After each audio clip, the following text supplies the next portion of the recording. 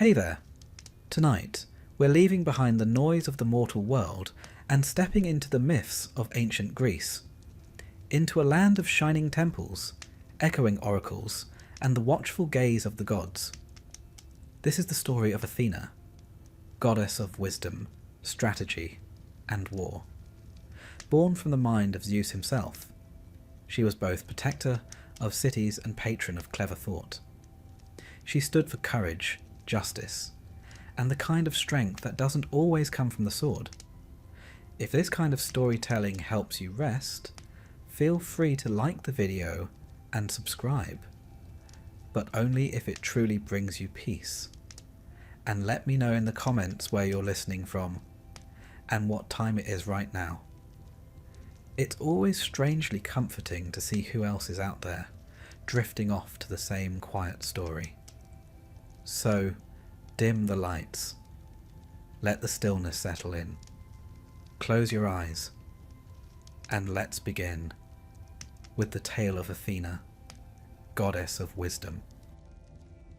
In the beginning, before gods and mortals had settled into their quarrels and arrangements, there was chaos. Not chaos in the messy bedroom sense, though no doubt that existed too, but chaos as the Greeks imagined it. A yawning void, a kind of cosmic soup out of which all things emerged. From this abyss came the earliest primordial beings, Gaia, the earth, and Uranus, the sky, and so forth. If you're feeling already a little drowsy, that's quite understandable. After all, the Greeks did have a habit of creating very long family trees for their deities. Entire generations of gods sprang forth before the more familiar Olympians even appeared on the stage. Zeus, father of Athena, belonged to the second or third great wave of divinity, and it is in his reign that our story truly begins. Now, the Greeks did not imagine their gods as distant abstractions, sitting far away in the clouds, doing nothing in particular. No, the gods were rather more human than that. Jealous, impulsive, argumentative, occasionally noble, but more often meddling in the affairs of mortals. Mount Olympus, their supposed residence, was less a place of unearthly serenity and more like the world's first squabbling royal court. Picture it, a grand hall above the clouds, filled with the clink of goblets, the smell of roasted meats, and the rather constant sound of divine bickering.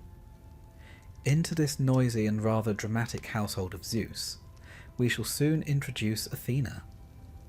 But before she makes her spectacular entrance, we must linger a little on her father, for he was a complicated character, both the king of the gods and, to put it politely, something of a philanderer. Zeus had a tendency to fall in love with, or at least into bed with, every goddess, nymph, and occasional mortal woman he encountered. He was, if nothing else, industrious in his affections. This habit frequently led to trouble with his wife Hera, who grew increasingly tired of his wandering eye. But from these divine escapades came many children, and Athena was one of the most remarkable. Now, Zeus's story with Athena begins with a goddess named Metis. Metis was not just any goddess. She was the goddess of wisdom, cunning thought, and wise counsel. She was clever in ways Zeus found both attractive and eventually a little alarming. For according to a prophecy whispered by Gaia and Uranus, the children of Metis were destined to be powerful. The first would be a daughter of great wisdom and strength, but the second, a son, would be so mighty that he might overthrow Zeus himself. And Zeus, who had only recently overthrown his own father, Cronus, was rather sensitive about being toppled from the throne. So, what was a god to do? In Zeus's case, the answer was both absurd and ingenious. He swallowed Metis whole. One moment she was beside him, and the next she was tucked away inside his stomach. The Greeks often told stories like this, wildly improbable, yet somehow resonant. By swallowing Metis, Zeus absorbed her wisdom, and he thought he had cleverly avoided the risk of fathering a dangerous son. But of course, myths have a way of taking unexpected turns. Some time later, Zeus began to suffer from a terrible headache. Not the ordinary kind brought on by too much wine or Hera's sharp words, but something far more severe.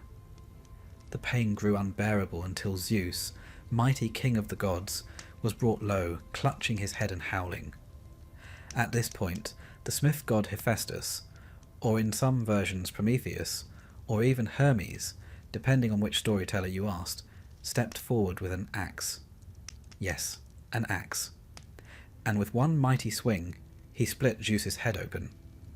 Out sprang Athena, fully grown and clad in gleaming armour, brandishing a spear and shield, and letting out a war cry that echoed across heaven and earth. One can imagine the scene.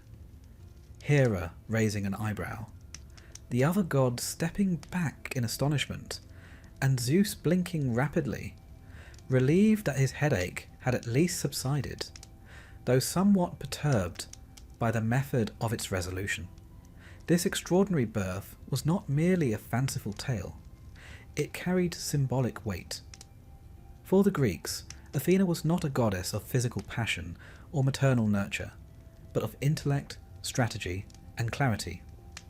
She emerged not from the womb, but from the mind, embodying the very concept of wisdom born from thought. In a culture that prized cleverness and cunning as much as brute force, this origin was deeply significant. Now, it may strike us today as strange to have gods born from foreheads and swallowed mothers, but in the context of ancient Greece, myths were not simply entertainment. They explained the world. They embodied truths in metaphorical form. And in Athena's case, her unusual birth emphasized her uniqueness among the gods. She was quite literally a child of thought. Let us pause for a moment to reflect on what wisdom meant to the ancient Greeks. To them, wisdom was not the accumulation of trivia, nor merely a storehouse of facts. It was the ability to discern the right course of action, to balance cunning with justice, and to guide oneself and others through complexity. Athena represented this ideal. She was the steady hand on the tiller, the calm mind in the storm. Where other gods rushed headlong into trouble, she considered, planned, and chose her moves carefully. In short, she was the embodiment of strategy. But she was not solely about thought and reflection. The armour in which she appeared reminded all that wisdom, to the Greeks, was not divorced from strength. Rather, it guided strength, lending it purpose. A spear thrust without thought was Ares' domain, bloody, chaotic, and uncontrolled. But a spear wielded with calculation, aimed at precisely the right moment, in precisely the right place, that was Athena's art. Athena's birth, then, set the tone for her role in mythology. From the moment she emerged, she was different, independent, formidable, yet balanced by fairness. She was a goddess who could walk the battlefield and the courtroom, the workshop and the temple, all with equal grace. As the Greeks looked up at their star-filled skies, they would tell these tales not merely to amuse, but to anchor themselves in meaning. They believed that wisdom, strategy, and the civilizing arts were gifts of the gods, and they saw in Athena the highest expression of these virtues. Her very existence reminded them that victory was not always won by the strongest arm, but often by the keenest mind. Historically speaking, Athena's story reflects how much the ancient Greeks valued intellect alongside physical prowess. Their city-states thrived not just through military power, but through diplomacy, architecture, and governance. The very act of storytelling, these elaborate myths passed from generation to generation, was itself a kind of wisdom sharing. And so Athena was not only a goddess on Olympus, but also a mirror of the Greek ideal of a balanced, thoughtful life. One mustn't forget, too, the element of humour embedded in these tales. Imagine, if you will, poor Zeus, the mightiest of gods, felled not by an enemy titan or a rebellious hero, but by an excruciating migraine. That the solution required a celestial axe to the skull makes one wonder whether the Greeks, when recounting this myth around their fires, chuckled a little at their great god's expense. It would hardly be the first or last time Zeus found himself the butt of a divine joke. In the centuries that followed, poets, sculptors, and playwrights all returned to this dramatic moment of Athena's birth. Temples rose in her honour, plays invoked her name, and philosophers pondered her qualities. But at the heart of it all remained this strange, powerful image, a goddess of wisdom leaping, armed and radiant, from the very head of her father. And so, as we drift gently from this chapter of our tale, we leave Athena standing tall and bright, her armour gleaming, her owl perhaps perched nearby, and the other Olympians still a little stunned at the spectacle. It is the dawn of her story, and already she shines as something different, something necessary, a reminder that in the dance of gods and mortals, wisdom has its rightful place alongside strength. Zeus, as we established in the first chapter, was a god of many appetites and even more anxieties. Though he held the title King of the Gods, he was forever glancing nervously over his shoulder, watching for the next rival who might unseat him. After all, the Greek divine family tree had a rather repetitive pattern. The sun rises, the father falls. Uranus was overthrown by Cronus, and Cronus was in turn overthrown by Zeus. If you were in Zeus's sandals, you'd be wondering whether your crown came with a built-in expiration date. And then there was that prophecy. Ah, the Greeks loved a prophecy. If there wasn't a prediction to unsettle things, you could be sure someone would invent one. In this case, the prophecy said that Metis, the goddess of wisdom and cunning thought, would bear children of extraordinary power. First a daughter, wise and strong, and then a son destined to surpass his father. For Zeus, who had only just secured his throne, the prospect was about as welcome as a thunderstorm during a picnic. So he did what any sensible, all-powerful deity would do. He swallowed Metis whole. Yes, rather drastic. And no, he did not chew. The Greeks left us with many images of gods swallowing their offspring, or in this case their lovers. But one must assume the scene looked somewhat undignified. A great king of Olympus, sitting there, gulping down the goddess of wisdom like a particularly inconvenient oyster. But swallowing Metis did not mean the story was over. Far from it. You see, wisdom cannot be so easily contained. Metis, within the cavernous halls of Zeus's stomach, continued to live, continued to think, and most importantly, continued to create. Soon, she bore a child within Zeus, one who would make her entrance in a fashion unlike any other. Now, when we say Zeus developed a headache, we must remember that this was not your average, mild inconvenience. No amount of herbal tea or a nap in a darkened room would suffice. This was a god-sized headache. The pain was said to be so fierce that Zeus staggered about, groaning and clutching his brow. The other Olympians, one imagines, must have looked on with a mixture of concern and curiosity. Concern because Zeus's distress was frightening, and curiosity because gods are not usually prone to migraines. The solution came in the form of an axe. Hephaestus, the divine blacksmith, was summoned. Now, Hephaestus was not one to question a peculiar request. His whole life, after all, was peculiar. Cast from Olympus as a baby for being lame, He had made his way back into divine society through sheer craftsmanship. So when Zeus bellowed for someone to split open his skull, Hephaestus took up his hammer and axe without hesitation. Perhaps he even thought, at last a project with a bit of flair. And so, with one mighty blow, Hephaestus struck Zeus on the head. Out sprang Athena, fully grown, gleaming with divine light, clad in armour, shield in one hand, spear in the other. She did not stumble or cry out. She shouted a war cry so fierce that the heaven shook. The gods gasped, mortals below trembled, and Zeus, relieved of his splitting pain, must have blinked several times in astonishment. What a moment it must have been. Imagine it, the sky cracking open, a goddess born not in infancy, but in perfection, her eyes bright with intelligence, her bearing noble and resolute. She had no childhood, no awkward years of growth, no dependence on parents. She was, from her very first breath, complete. But myths are never just about spectacle. This extraordinary birth had a deeper symbolism. Athena did not emerge from the womb, but from the head, the seat of thought, intellect and vision. This told the Greeks that she was not merely another goddess of the hearth or field, but the embodiment of wisdom itself.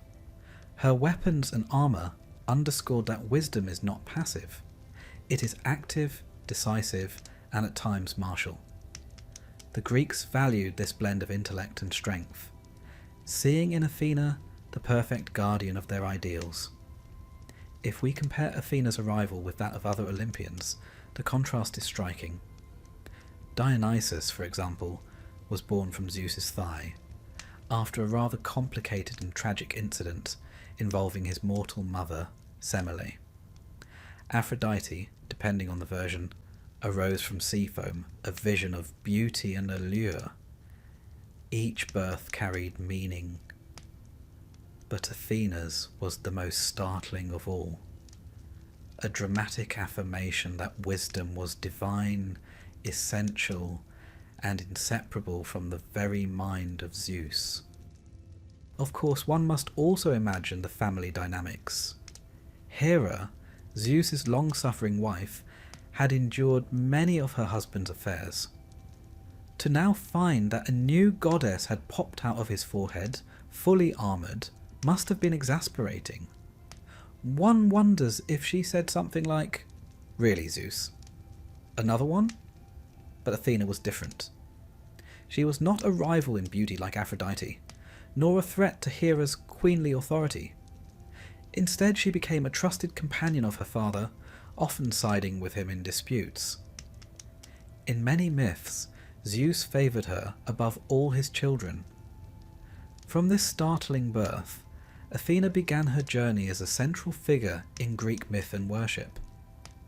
She was not the goddess of wisdom in the abstract sense, but of practical wisdom, strategy, craftsmanship, justice, and skill. To the Greeks, she represented the best of civilization, the order and knowledge that set them apart from the chaos of barbarism. Historically speaking, we can see why the Greeks would elevate such a figure. Their society valued cleverness, or metis, the very quality embodied by Athena's mother. Odysseus, one of their greatest heroes, was known not for sheer brawn, but for his cunning strategies, and Athena was often portrayed as his divine patron. To survive in a world of shifting alliances, dangerous seas, and hostile neighbours, wisdom was as necessary as strength. Even the way Athena was depicted in art reflected these values. She was often shown wearing a helmet, carrying a spear, and bearing the aegis, a shield adorned with the head of Medusa. The owl, symbol of watchful wisdom, became her sacred creature. Where Aphrodite was shown with flowing hair and seductive charm, Athena stood upright, resolute, her expression calm yet commanding. She was beauty tempered by dignity, power balanced by restraint. The Greeks also associated her birth with the idea of balance between male and female principles. Though she sprang from her father alone, she carried within her the wisdom of her mother, Metis. She represented a union of masculine strength and feminine intelligence, qualities the Greeks saw as essential to harmony. It is worth noting, too, how later cultures interpreted this myth. The Romans adopted Athena as Minerva, goddess of wisdom and crafts. Renaissance thinkers, centuries later, saw her as a symbol of rationality and virtue. To this day, her image adorns libraries, universities, and even coins, a reminder that knowledge and strategy remain timeless virtues. But let us return to that moment of her birth, because it is easy to lose sight of the sheer theatricality of it all. One can imagine the Olympians leaning back in astonishment, perhaps even applauding. Apollo, ever the musician, might have struck a celebratory note on his lyre. Hermes, quick-witted and irreverent, perhaps made a joke at Zeus's expense. Next time, father, try an aspirin. Even the usually dour Hades might have cracked a smile in his shadowy realm below. And there stood Athena, unflinching, radiant, her armour catching the light of Olympus. A goddess unlike any before her. A goddess who would come to shape the fate not only of heroes, but of entire cities. For from the mind of Zeus, the Greeks believed, had come the very essence of wisdom itself, clothed in human form, ready to walk among gods and mortals alike. As you listen, you might imagine the hush that followed her war cry, the calm after the storm, the moment when all of Olympus recognized that something new had entered the world. It was not merely the birth of a goddess, but the birth of an idea. The idea that thought, strategy, and wisdom could stand shoulder to shoulder with strength, courage, and passion. And so we leave this chapter with Athena newly born, standing proud and luminous on Olympus, the daughter of thought itself, her presence already reshaping the divine order. The headache may have been Zeus's, but the blessing was humanity's. For in that moment, wisdom had found her voice. Athena, as we know, came into the world in a manner that was both startling and singular. No childhood, no tender lullabies, no need for careful nurturing. One moment, Zeus was clutching his head in pain, and the next, a goddess of wisdom and war stood before him, radiant and fully grown. It was, one might say, a birth that rather skipped the messy middle. From the very beginning, then, Athena was set apart. And so it is no wonder that her life, too, was different from the pattern of most gods and goddesses. While others concern themselves with love affairs, rivalries, or the complicated business of producing heirs, Athena chose a path of complete independence. She was Athena Parthenos, the Virgin Athena. This title was so central to her identity that the greatest temple ever built in her honour was named for it, the Parthenon, the Temple of the Virgin. Now, when the ancient Greeks called her Virgin, they meant something far more profound than what the word usually suggests in our modern conversations. Virginity, in Athena's case, was not about abstinence alone. It was about self-possession. It meant that she was not defined by marriage, by motherhood, or by any entanglement with another. She was her own being, sovereign and complete, answering to no man, no god, and no mortal. This independence was unusual for a female figure in Greek myth, and it made Athena an object of fascination. The Greeks often contrasted her with other great goddesses. Hera, for instance, was the ever-watchful wife, forever preoccupied with Zeus's affairs and forever cross about them. Demeter was the archetypal mother, whose identity was tied to her beloved daughter, Persephone. Aphrodite was passion embodied, swept this way and that by desire, causing mortals and immortals alike to lose their wits. Against this tapestry of feminine figures, Athena stood alone, serene, untouchable, not distracted by longing or tied down by obligation. It was not that she was cold, far from it. Athena cared deeply for justice, for her city, for the heroes she chose to guide. But her care was measured, her affection deliberate. She did not swoon into the arms of lovers or lash out in jealous rages.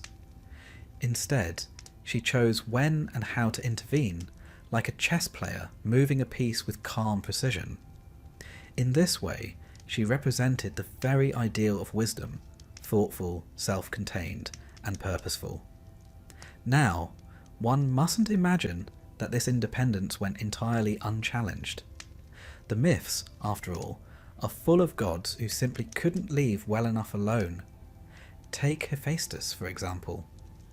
The smith god, brilliant though he was, found himself overcome with desire for Athena.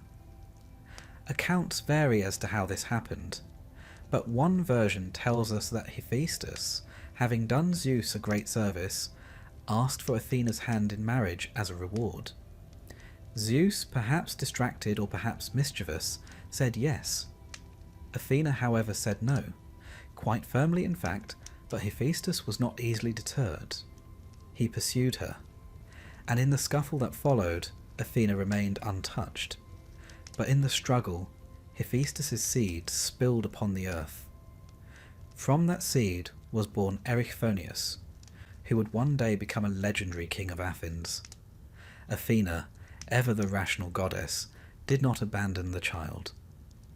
She raised Erichthonius with care, placing him in a chest and entrusting him to the daughters of Cecrops, the first king of Athens. But her own virginity remained intact. Even in this most compromising of myths, her independence was preserved. There were other stories too that reinforced this identity. One of the most famous is the tale of Tiresias. He was a mortal who, quite by accident, stumbled upon Athena while she was bathing. Now, this was a grave offence, though entirely unintentional. No mortal was permitted to look upon the virgin goddess unclothed. Athena, unwilling to let such a breach pass, struck him blind, but in her characteristic fairness, she also granted him the gift of prophecy, so that his loss was balanced by a new power. It was a harsh lesson, but also a just one. Athena's virginity was not to be violated, even by chance. Her independence was echoed in the rituals of her worship. In Athens, young maidens known as archephoroi took part in sacred duties for the goddess.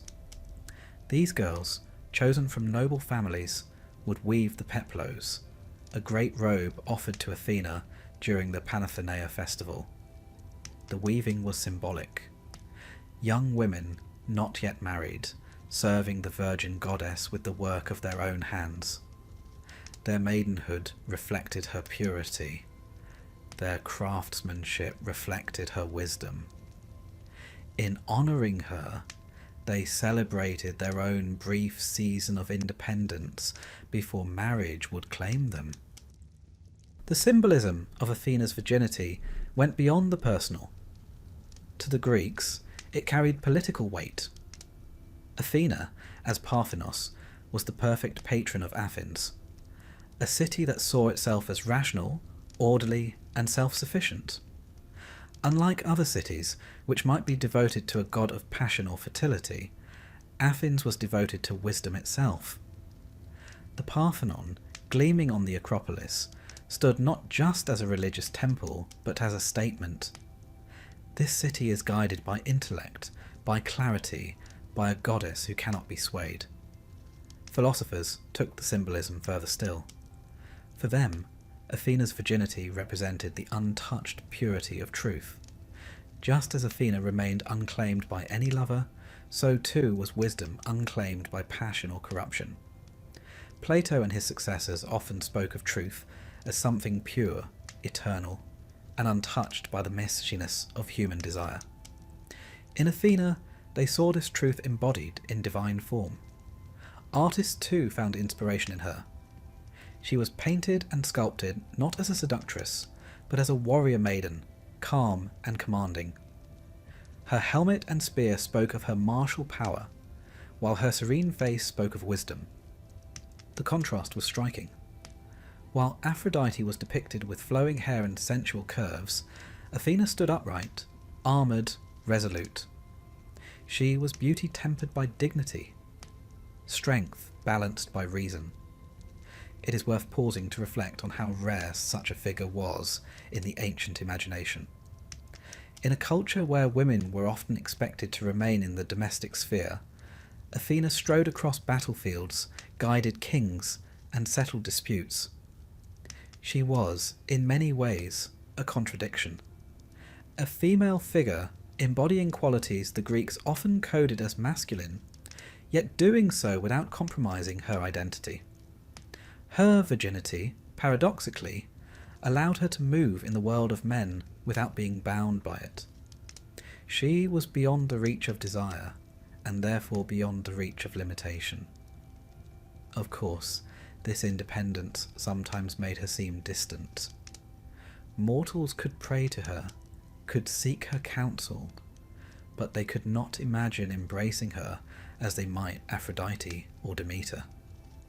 Athena inspired reverence rather than intimacy. She was the goddess you turned to for guidance, not for comfort. Yet in this distance lay her power. She was the calm in the storm, the voice of reason when all others shouted in anger. The Romans, when they adopted her as Minerva, emphasized this quality even more. They saw her as the goddess of intellect, crafts and professions, the patron of scholars, artisans and strategists. In their hands, she became a symbol of civic life, the guiding intelligence of the empire. And when Renaissance thinkers rediscovered her, they embraced her virginity as a mark of her incorruptible nature. To them, she was the personification of reason, standing above the passions that so often led humanity astray. Yet for all this lofty symbolism, the Greeks themselves never forgot the humour in their myths. Imagine the poor Tiresias stumbling onto a bathing goddess and being struck blind for his trouble.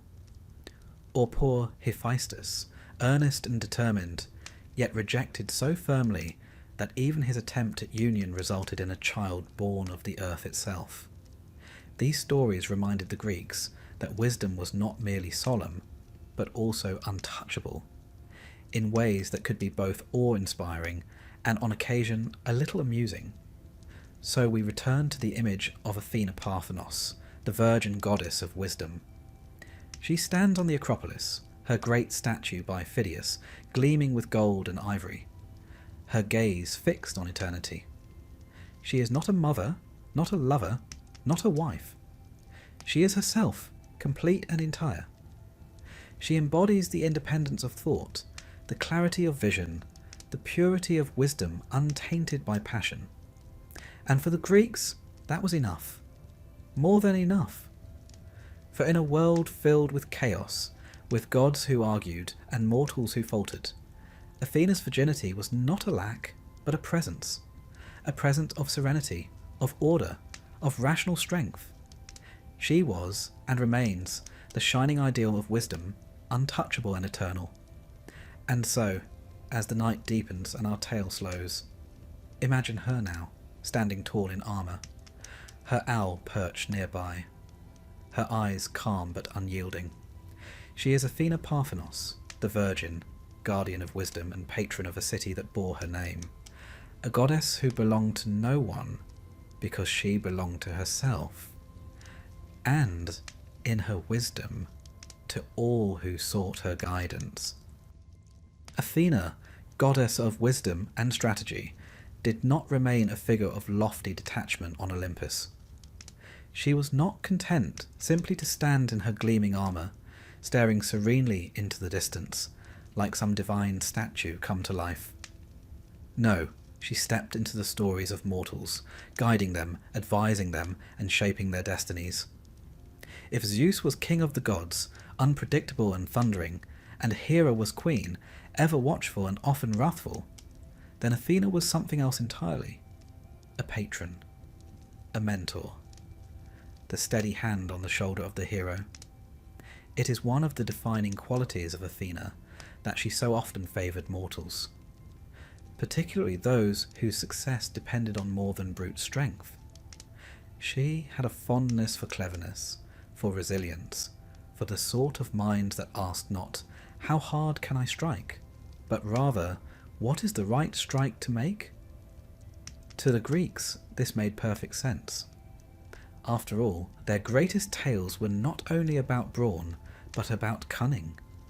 And who better to embody that than Athena? Let us begin with Perseus, one of the earliest and most famous of her protégés.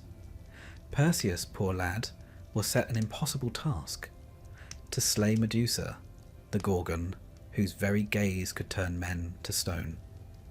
Hardly the kind of monster one could face with a bit of bravado and a sharp sword. But Athena, along with Hermes, stepped in to help. She gave Perseus a polished bronze shield, instructing him to use its reflection to look upon Medusa without meeting her eyes directly. It was brilliant, really. A monster whose eyes could petrify? Very well, don't look at her eyes at all. With Athena's clever trick, Perseus crept upon the Gorgon, struck, and carried off her head. This was not merely a tale of monster slaying. It was a lesson in strategy. When brute force will not do, wit and foresight must carry the day. One imagines the Greeks listening to this tale around their hearths, nodding sagely. Yes, they would think, wisdom triumphs where strength alone would fail. And indeed, Medusa's head itself became part of Athena's arsenal, set upon her shield or aegis, a reminder that terror can be turned into protection when guided by intellect. Athena's guidance was not limited to heroes fighting monsters. She also aided those struggling with the unpredictable twists of life. Consider Heracles, the great strongman of Greek myth. Famous for his immense strength, Heracles might seem an unlikely favourite of Athena. Yet even he, the mightiest of mortals, required her wisdom. During his famous 12 labours, Athena often appeared to offer advice or tools. When he faced the Stymphalian birds, whose razor-sharp feathers rained down like arrows, it was Athena who gave him a rattle to startle them from the trees, making them easy targets. Even Heracles, it turned out, needed strategy alongside strength. And then there was Bellerophon, tasked with defeating the Chimera, that fire-breathing beast with the body of a lion, the head of a goat rising from its back, and the tail of a serpent. A creature so inconveniently designed that one imagines the gods chuckling when they cobbled it together. But Athena, ever generous with her clever ideas, provided Bellerophon with a golden bridle. With it, he tamed Pegasus, the winged horse, and from the skies struck down the monster. Again, the lesson was clear. Wisdom provides the means to conquer even the most fearsome foe. But of all Athena's mortal favourites, none captured her devotion more than Odysseus. If ever there was a man after her own heart, it was the wily king of Ithaca. Odysseus was not the strongest of the Greeks who fought at Troy, nor the most handsome, nor even the noblest. But he was clever. He could weave words into persuasion, spin plots within plots, and devise tricks that left even the gods impressed. During the Trojan War, it was Odysseus who conceived the idea of the wooden horse, a stratagem so audacious that it has echoed through history as the very symbol of cunning victory. And who do you suppose whispered encouragement, nudging the idea along? Athena, of course. The goddess who prized intellect above brute force must have been delighted.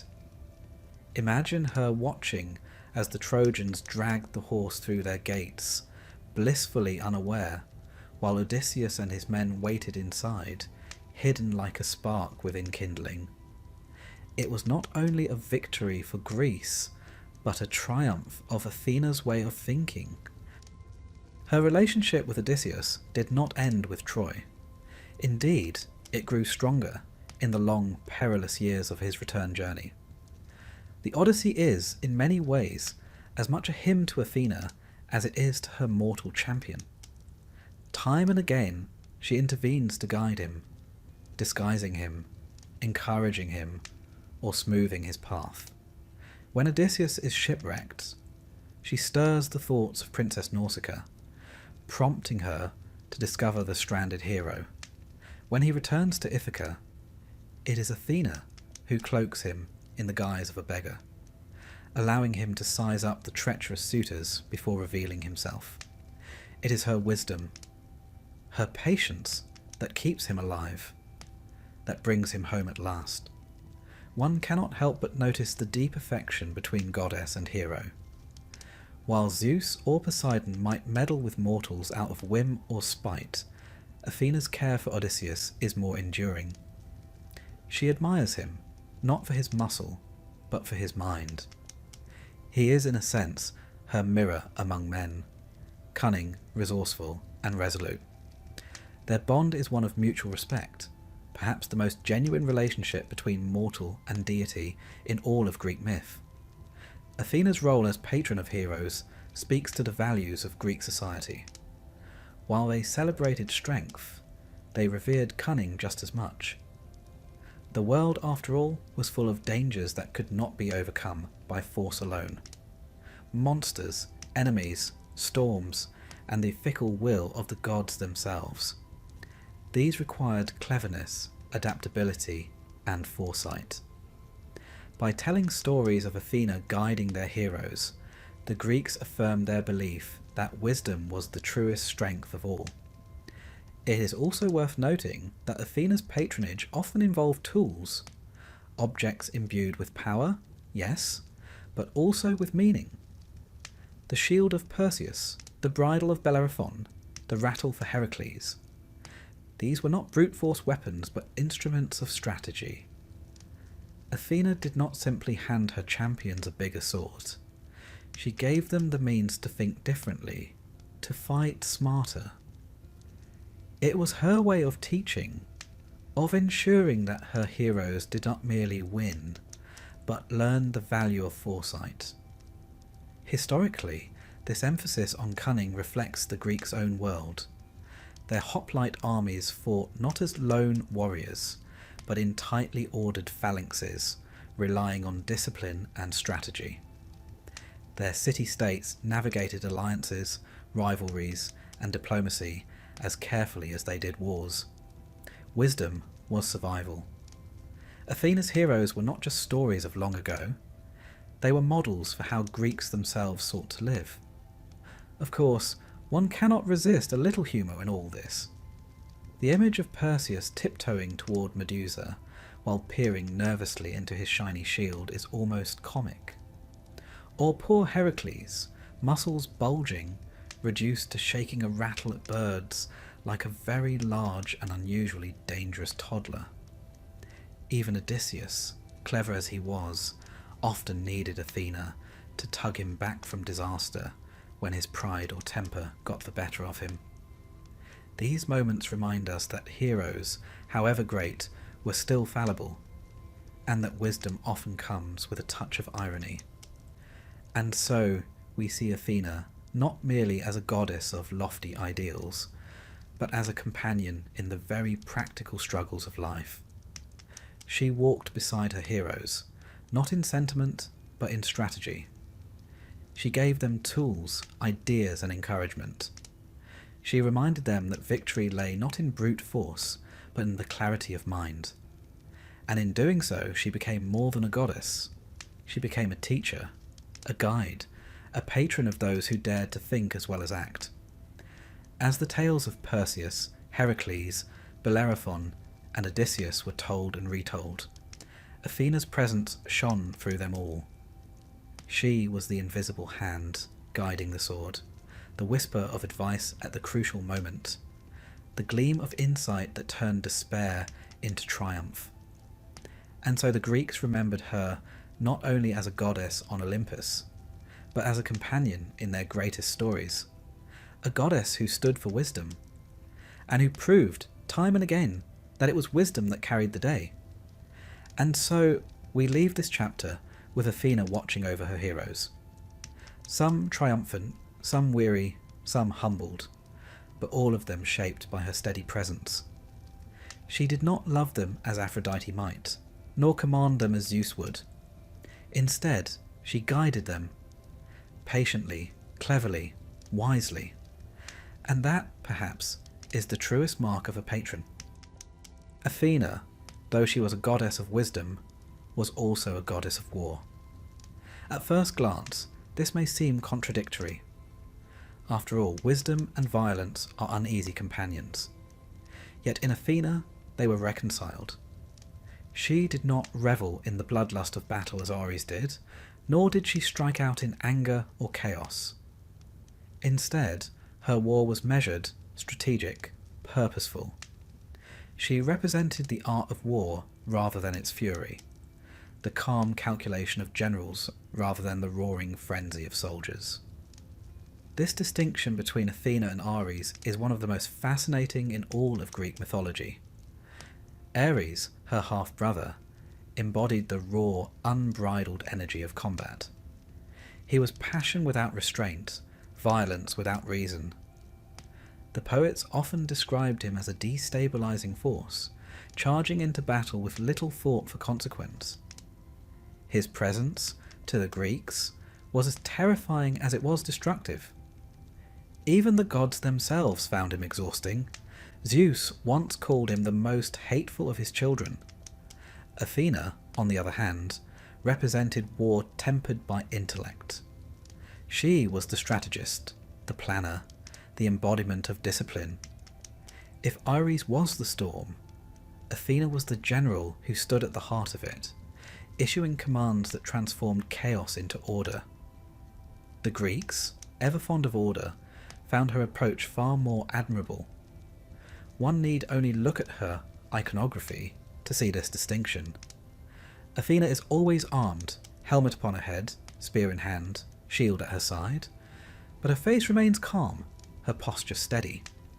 She is not charging, not raging, but standing ready. Her aegis, often adorned with the head of Medusa, is a symbol not of fury, but of protection. She is the defender of cities, the guardian of civilization. Indeed, Athena was known above all as the goddess of polis, the city. The Greek city-state was not merely a collection of houses and walls. It was the foundation of their culture, their politics, their identity. To defend the polis was to defend the very essence of Greek life. And Athena, rational and disciplined, was the perfect protector. This protection was not only military. Athena taught the arts of war, the disciplines that made victory possible. She was said to have invented the chariot, to have guided the building of ships, to have taught men how to craft weapons. These were not instruments of destruction alone, but tools of defence, ensuring that cities could survive in a world of threats. To the Greeks, her gifts were practical, essential, and enduring. Consider the famous contest between Athena and Poseidon for the patronage of Athens. Poseidon, god of the sea, offered the Athenians a salt spring, or in some versions a mighty horse, symbol of war. Athena, in contrast, offered the olive tree.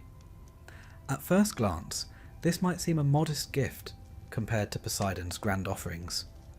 But the olive tree symbolized peace, sustenance, and prosperity.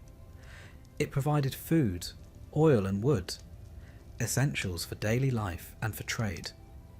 Athena's gift was practical, lasting, and wise. The Athenians chose her, and in doing so declared their devotion not to raw force, but to reasoned strength. Yet one must not think of Athena as a pacifist. She was not against war. She simply insisted that war be just.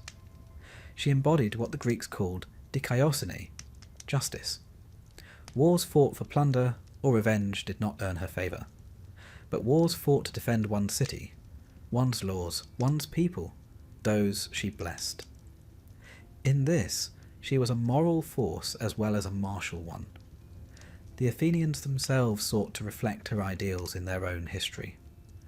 Their victories were remembered as triumphs not merely of strength, but of strategy. The Battle of Marathon, where the vastly outnumbered Athenians repelled the Persians, was seen as an Athena-like victory. Clever tactics and discipline overcoming brute force. The later naval battle of Salamis, where cunning and planning triumphed over sheer numbers, carried the same flavour. One can imagine the Athenians whispering prayers to Athena as their triremes sliced through Persian waters. The Romans, too, saw the appeal of Athena's warlike wisdom when they adopted her as Minerva. They admired discipline, strategy, and civic order, and in Minerva they saw all of these. Rome's armies were not mobs of fighters, but carefully organised legions, drilled to perfection. Their victories, like those of Athens before them, owed as much to structure and foresight as to courage. Minerva's presence was clear in every Roman camp. But let us return to Athena herself, and the myths that shaped her warlike identity. One of the most striking tales is her confrontation with the giant Enceladus during the Gigantomachy, the great war between gods and giants. Enceladus was a fearsome opponent, but Athena faced him with calm determination. She crushed him beneath the earth, and in later tradition, his struggles were said to cause the rumblings of Mount Etna. Here, Athena's victory was not just one of force, but of inevitability, order triumphing over chaos. There is also her involvement in the Iliad. Though the poem is filled with Ares' raging presence, Athena's calm influence is equally vital. She aids the Greeks, but always with purpose. When Achilles, enraged, nearly strikes down Agamemnon at the start of the epic, it is Athena who seizes him by the hair and counsels restraint. Her intervention averts disaster, at least for a time. Later, she guides Diomedes in battle, granting him clarity and courage, helping him wound even the gods who opposed him. She does not fight recklessly, but with precision, ensuring that her champions strike where it matters most. Athena's martial wisdom extended beyond the battlefield into the realm of strategy and invention. She was said to have taught mortals how to fortify their cities, how to plan their defences, how to craft armour. These were not acts of destruction, but of preservation.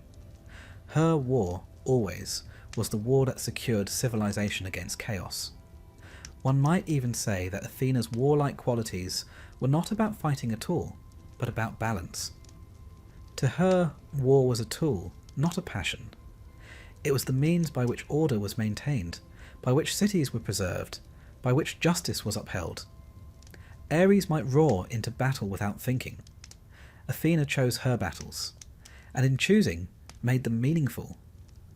There is a quiet humour too, in the contrast between Athena and Ares. Imagine them side by side, Ares, bellowing, charging headlong, smashing indiscriminately. Athena, standing calm, spear poised, waiting for the exact moment to strike. It is a contrast that poets and storytellers relished.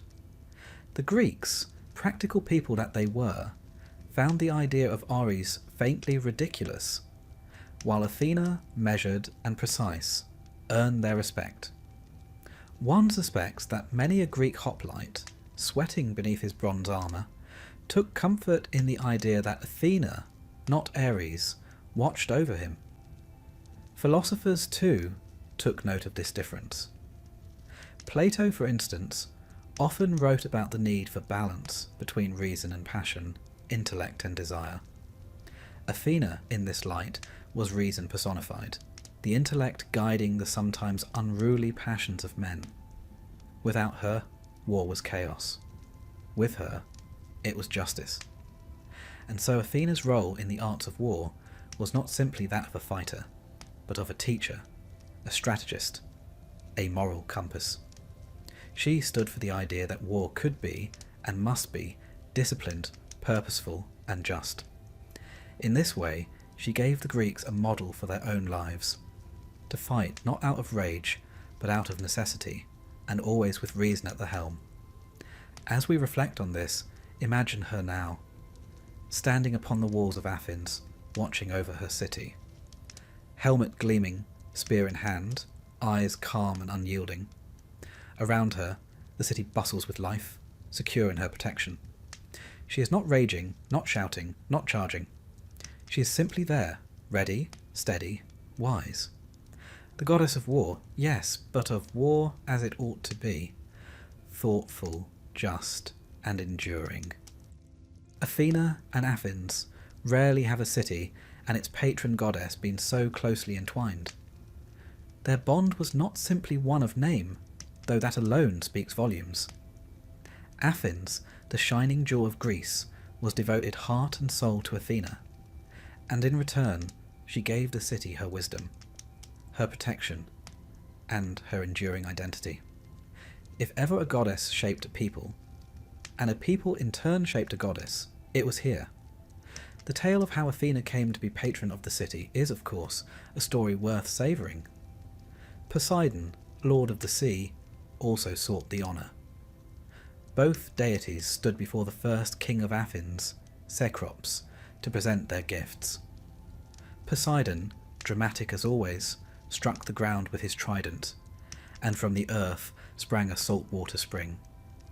In some versions, he produced a war horse instead, stamping it from the soil with a flourish. A fine spectacle, one must admit. Athena, by contrast, offered something quieter, humbler, the olive tree. Its branches promised fruit for food, oil for light and cooking, and wood for tools and trade. At first glance, Poseidon's offering had the flash, the glory. But Cecrops, wise man that he was, and the Athenians with him, saw the deeper value of Athena's gift. The olive tree was not for show, but for survival. It meant prosperity, stability, and peace, and so they chose Athena. It was a moment that defined not just their city, but their identity. Athens was not to be a place of rash power or of spectacle alone. It was to be a city of reason, of practicality, of measured wisdom. The olive tree became its symbol, as enduring as the goddess herself. Indeed, the sacred olive was said to stand upon the Acropolis, a living reminder of Athena's gift. When the Persians sacked Athens in 480 BCE and burned the Acropolis, the olive was reported to have sprouted again the very next day. To the Athenians, this was no accident. It was their goddess reassuring them that she still watched over her city. And what a city it became. Under Athena's patronage, Athens grew into the cradle of democracy, philosophy, art, and science. To be sure, it had its flaws, as all cities do. But its ambition, its vision, its determination to marry wisdom with civic life, all these reflected Athena's influence. She was not simply their goddess. She was their ideal. The crowning expression of this devotion was the Parthenon. Perched atop the Acropolis, gleaming in marble, it was dedicated to Athena Parthenos, the Virgin Athena. Designed by the great architects Ictinus and Callicrates, adorned with sculptures by Phidias, the Parthenon was not only a temple, but a statement. It declared to the world that Athens was the city of wisdom, of order, of civilization itself. Inside stood Phidias's colossal statue of the goddess, fashioned of gold and ivory. She towered over worshippers, spear in hand, shield at her side, the serpent Erichthonius coiled at her feet. Her very presence was overwhelming. Imagine the awe of a humble Athenian stepping inside, gazing up at her radiant form, and feeling the weight of her protection. To stand before Athena Parthenos was to stand in the presence of both divinity and civic pride. Athena's influence extended beyond temples and statues. She was woven into the very fabric of Athenian life. The Panathenea, a great festival held every 4 years, honoured her with processions, sacrifices, and competitions. Athletes, poets, and musicians all competed in her name, their victories crowning not just themselves but their city. The centrepiece of the festival was the presentation of the peplos, a great robe woven by maidens of noble families, offered to Athena's statue. This act symbolised the city's devotion, binding its people together in service to their goddess. And yet, while Athena stood as the city's protector, her relationship with Athens was not without complexity. The city's devotion to wisdom and democracy was often tested by ambition, by hubris, by the temptations of power. At times one imagines Athena watching with a mixture of pride and exasperation, much like a patient teacher observing unruly pupils. The Athenians, after all, were clever, but not always wise. Consider their empire, built upon the tribute of other city-states. What began as a noble league to resist Persia gradually turned into domination. Athens, under Pericles, shone brilliantly, but at the cost of resentment from others. The Peloponnesian War that followed was a tragedy of Greek history, pitting Athens against Sparta in a conflict that drained them both. One suspects that Athena might have sighed, spear in hand, as her city stumbled into folly. Yet even in failure, Athens remained true to her spirit. Its philosophers sought wisdom. Its playwrights probed the depths of human nature. Its artists reached for beauty that endures to this day. Socrates, Plato, and Aristotle, all products of this city, asked questions that shaped the course of Western thought. Their inquiries into justice, truth, and reason were, in their way, offerings to Athena, reflections of her enduring gift. Athena's identity and Athens' identity were so tightly bound that to speak of one was to invoke the other. For centuries, coins bore her image on one side and her sacred owl on the other. The owl, with its great unblinking eyes, became a symbol of wisdom in its own right.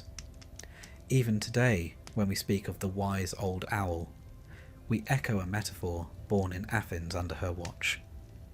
This intertwining of goddess and city has outlasted the ancient world. The ruins of the Parthenon still crown the Acropolis, drawing pilgrims from every corner of the globe. Though the gold and ivory statue is long gone, the spirit of Athena lingers in the stones, in the olive groves, in the very idea of Athens as a beacon of wisdom. Tourists may climb the hill with cameras and water bottles instead of offerings and incense, but the sense of awe remains. There is humour too in how human the Athenians were, despite their lofty ideals. For all their devotion to Athena, they were still prone to squabbles, to vanity, to the sort of errors that no goddess could entirely prevent. One can imagine Athena, owl perched on her shoulder, shaking her head fondly as her city once again managed to turn a clever scheme into a messy debacle.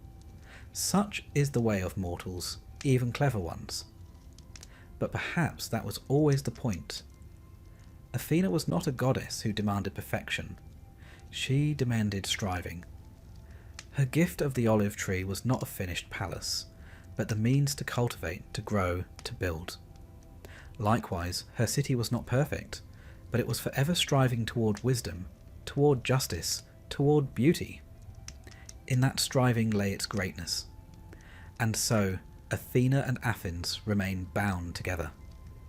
The goddess who sprang fully formed from the head of Zeus found her earthly home in a city that forever sought to embody her virtues. The city that bore her name gave her worship, festivals, temples, and devotion. Together, they became a symbol for the ages, the union of wisdom and power, of divinity and humanity, of striving and guidance. As night falls upon our tale, picture the Acropolis rising above the city, its marble glowing in the last light of sunset. At its heart, the Parthenon, once gleaming with colour and gold, now a silent ruin but still proud. And above it all, imagine Athena standing watch, calm and steadfast, her spear gleaming, her eyes unblinking. She is Athens, and Athens is hers. A bond unbroken, a legacy eternal. Athena's influence did not rest only in temples or in the stories of heroes. She lived too in art. From the earliest black figure pottery of archaic Greece to the Renaissance canvases of Florence, her image has been painted, carved and sculpted more than almost any other deity. If the myths told who Athena was, then the art showed how mortals saw her, how they imagined her, revered her, and sometimes even dared to humanize her. When one pictures Athena, it is not difficult to imagine the broad outlines. She is always armed, but never wild. Helmet upon her head, spear in hand, shield close by. She looks at once ready for battle and serenely above it. She is not charging like Ares, foaming at the mouth. Nor is she reclining like Aphrodite, all soft curves and alluring smiles. No, Athena stands tall, composed, calm, the very embodiment of Sophrosyne, self-control. One of the earliest depictions of Athena comes from the black figure vases of the 6th century BCE. Here she appears stiff, formal, her helmet pulled low, her spear upright. She is less a person than a presence, the eternal guardian. Even in this rigid form, one can sense the dignity with which the Greeks viewed her.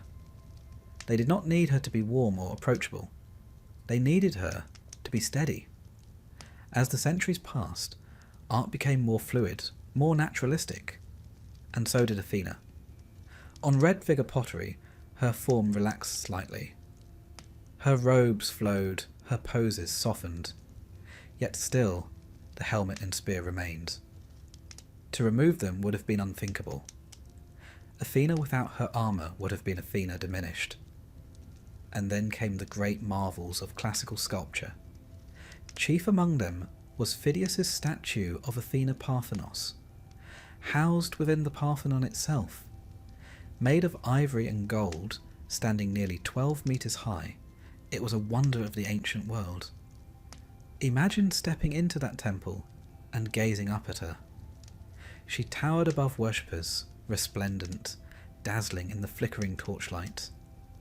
In one hand she held Nike, the goddess of victory, tiny by comparison, as if to remind all that victory itself was but a trinket she could carry.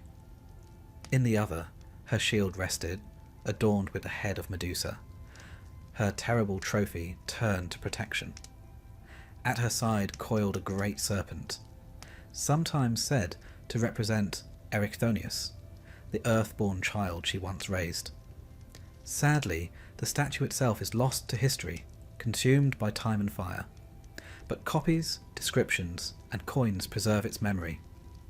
It must have been overwhelming, both in scale and in meaning. This was no gentle goddess offering blessings.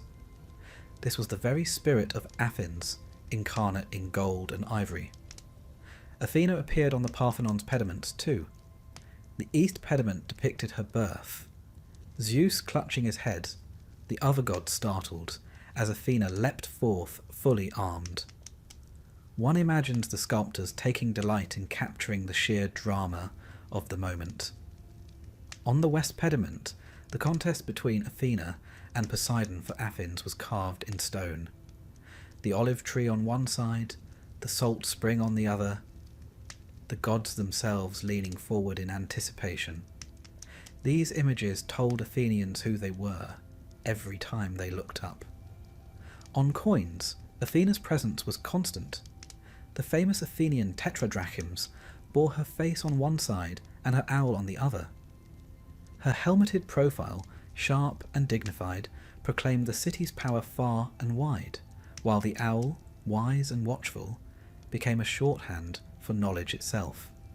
Even today, the phrase bringing owls to Athens survives, the ancient equivalent of carrying coals to Newcastle, meaning to offer something to a place already overflowing with it.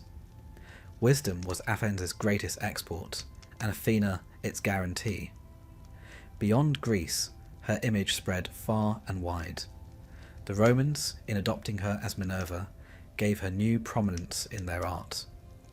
Temples to Minerva dotted Rome and its provinces, and statues of her stood in forums and libraries. She was the protector of craftsmen, of knowledge, of civic order, the goddess most at home in marble colonnades and libraries of scrolls. Where Jupiter reigned and Mars fought, Minerva advised. Her statues reminded Romans that intellect and strategy were the pillars of empire. Centuries later, in the Renaissance, Athena enjoyed a rebirth. Humanist thinkers, steeped in classical texts, saw in her a perfect symbol of their ideals. Wisdom married to strength, intellect guiding power. Artists like Botticelli painted her as a serene figure, sometimes with an owl, sometimes restraining a centaur, an allegory of reason taming passion. In Florence, she became almost a civic mascot, embodying the city's own self-image as a place of learning and discipline amid the chaos of the world. Her symbolism, in truth, is endlessly adaptable. To the Athenians, she was their patron. To the Romans, she was civic order. To Renaissance thinkers, she was reason personified. To modernity, she is wisdom itself. Her owl still perched in countless university crests and emblems.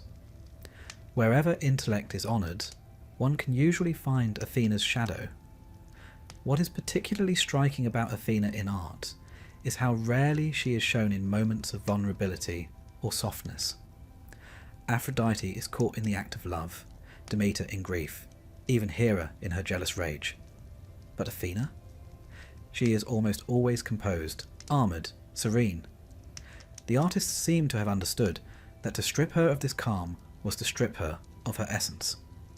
She is wisdom unshaken, order unbroken. And yet, despite her solemnity, there is humour hidden in some depictions.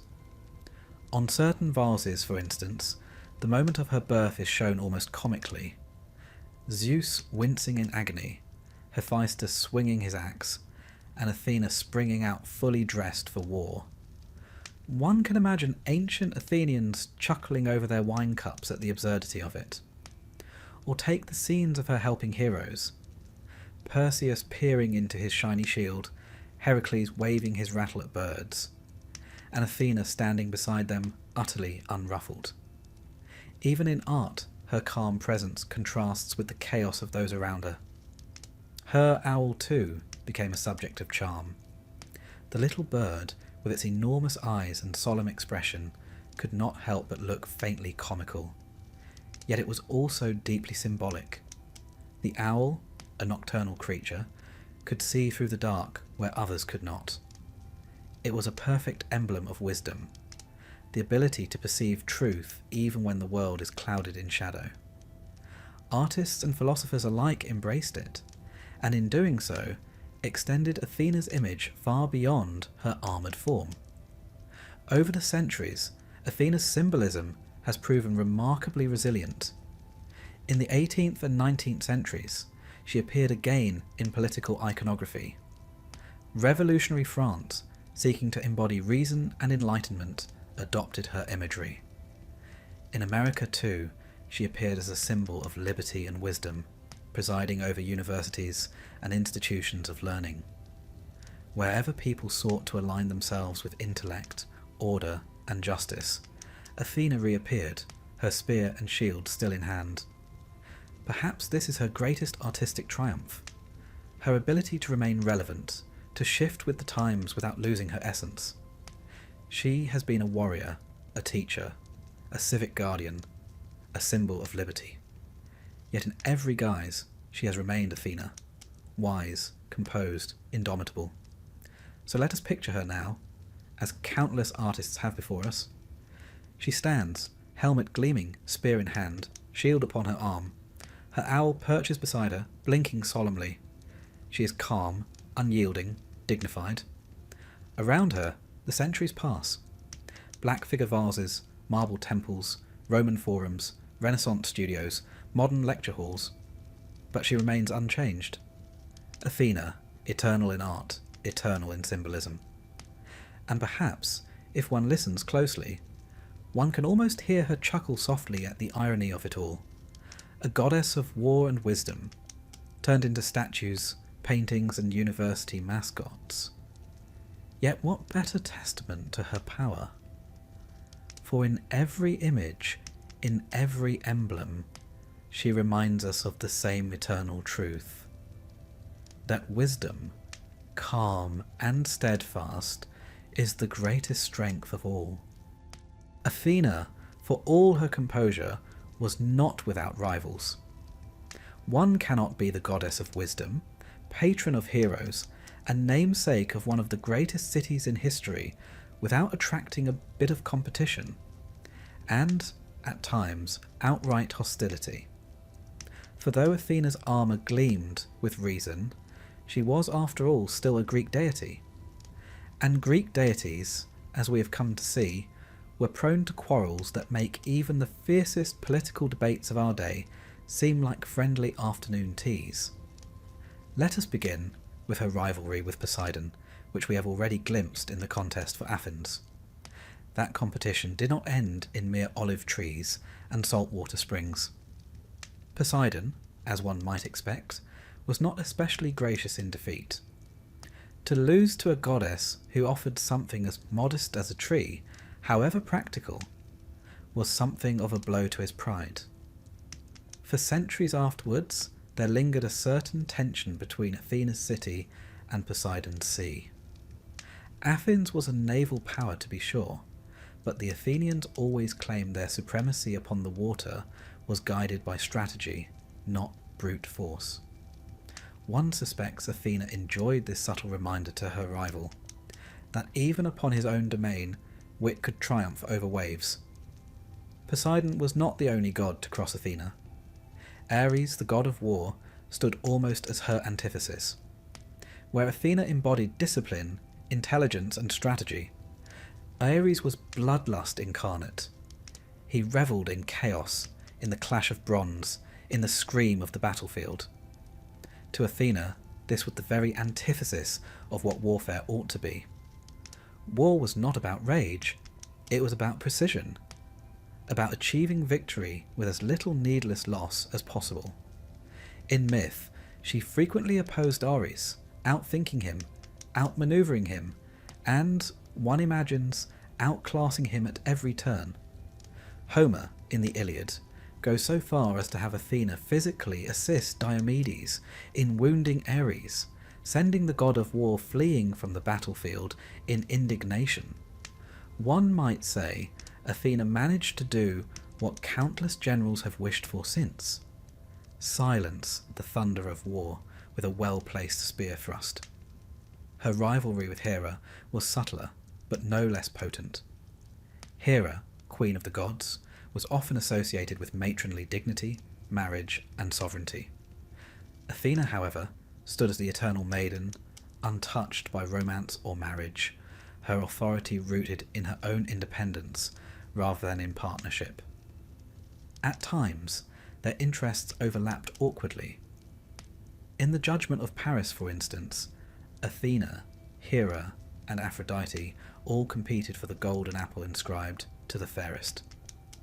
The result, as you may recall, was a beauty contest of divine proportions. Paris awarded the apple to Aphrodite, swayed by the promise of Helen's love, thereby snubbing both Hera and Athena. The fallout was nothing less than the Trojan War. It is worth noting, though, that Athena did not sulk quietly. She threw herself into the conflict, siding with the Greeks, guiding Odysseus, protecting Achilles, and foiling the Trojans whenever possible. Her wrath was not the shrill jealousy of Hera, nor the seductive machinations of Aphrodite, but the cold fury of reason scorned. Paris had chosen passion over wisdom, and Athena ensured he paid dearly for it. Then there are mortals, poor, hapless mortals, who occasionally dared to challenge or offend her. One of the most famous tales is that of Medusa. In some versions, Medusa was a priestess in Athena's temple, a woman of great beauty. When Poseidon assaulted her within those sacred walls, Athena punished not the god, Zeus forbid such a breach of patriarchal solidarity, but the woman, transforming Medusa into a gorgon with serpents for hair and a gaze that turned men to stone. From a modern perspective, this seems harsh, even unjust. But in the mythological context, it underscores Athena's fierce protection of her sacred spaces. To violate her temple was intolerable, regardless of circumstance. And so, Medusa became a living warning: never defile the sanctity of the goddess. Yet, in an odd twist of fate, Athena later aided Perseus in slaying Medusa, providing him with the mirrored shield that allowed him to approach without looking directly at her. It was as if Athena herself wished to contain and redirect the horror she had unleashed. Perhaps even more famous is her rivalry with Arachne, a mortal woman of extraordinary talent at weaving. Arachne boasted that her skill surpassed even that of the goddess. Such hubris, as we know, rarely ended well in Greek mythology. Athena, disguised as an old woman, warned her against such arrogance, but Arachne persisted. And so the two engaged in a contest. Arachne's tapestry was flawless, and worse still, it depicted the many scandals of the gods, Zeus's disguises, Poseidon's excesses, Apollo's indiscretions. It was, in short, a work of art both brilliant and damning. Athena, unable to fault the craftsmanship, could not abide the insolence. In her fury, she destroyed the tapestry and struck Arachne. Overcome with despair, Arachne hanged herself. Yet Athena, in a final twist, transformed her into a spider, condemning her to weave forever. Thus was born the arachnid, and thus too the word arachnophobia. If nothing else, Athena ensured that Arachne's weaving continued eternally, though one suspects most spiders would have preferred a less dramatic origin story. These rivalries reveal an important side of Athena. Her wrath was not wild or uncontrolled, but it was real. She was not above punishing those who defied her, and her punishments were often permanent, etched into the fabric of myth and nature alike. She demanded respect, not through terror, but through consequence. Where Ares might smash an enemy in rage, Athena would craft a punishment that lingered, that served as a reminder to others for generations. And yet, even in her wrath, there was a peculiar logic. Medusa became a warning, Arachne a lesson in humility, the Trojans a reminder of the folly of ignoring wisdom. Unlike the capricious wrath of other gods, Zeus hurling thunderbolts in pique, or Poseidon drowning sailors on a whim, Athena's anger was always tied to principle. She did not lash out randomly. She punished arrogance, sacrilege, folly. In short, she punished precisely those failings that opposed wisdom. It is here we see the genius of Athena's character. She was a goddess who demanded both reverence and responsibility. To revere her was not simply to offer sacrifices at her altar, but to embody her values, respect for order, for intellect, for the sanctity of what was sacred. To fail in this was not just an insult to her, but a failure of wisdom itself. And wisdom, as the Athenians knew, always exacts a price when ignored. There is, of course, a touch of humour to be found in all of this. Imagine, if you will, poor mortals realising too late that they had crossed Athena. Arachne, so confident at her loom, only to end up scuttling across ceilings for eternity. Paris, so delighted with Aphrodite's bribe, only to find himself the cause of a decade-long war. Medusa, turned from a beauty admired by all to a horror feared by all. One can almost hear the other gods chuckling as Athena, calm and composed, delivered her pointed lessons. And yet, behind that humour lies a serious truth. Athena's rivalries and wrath underscore her nature as a goddess who valued respect above all. To honour her was to honour wisdom itself. To defy her was to invite consequences not merely divine, but inevitable. For to ignore wisdom, in life as in myth, is always to court disaster. Thus, in her rivalries with gods and mortals alike, Athena revealed the sharper edge of her wisdom. It was not enough to admire her. One had to heed her. She was protector, yes, but also judge. Her spear was not always raised against armies. Sometimes it pointed directly at arrogance, folly, and disrespect. And woe to those who found themselves at the tip of it. As the night deepens, picture Athena once more. She stands, spear in hand, her gaze steady. Around her linger the echoes of her rivals. Poseidon's waves crashing impotently against her olive tree. Ares sulking with his wounds. Arachne weaving in her eternal exile. Medusa glaring forever in stone. All of them, in their own ways, testify to her power.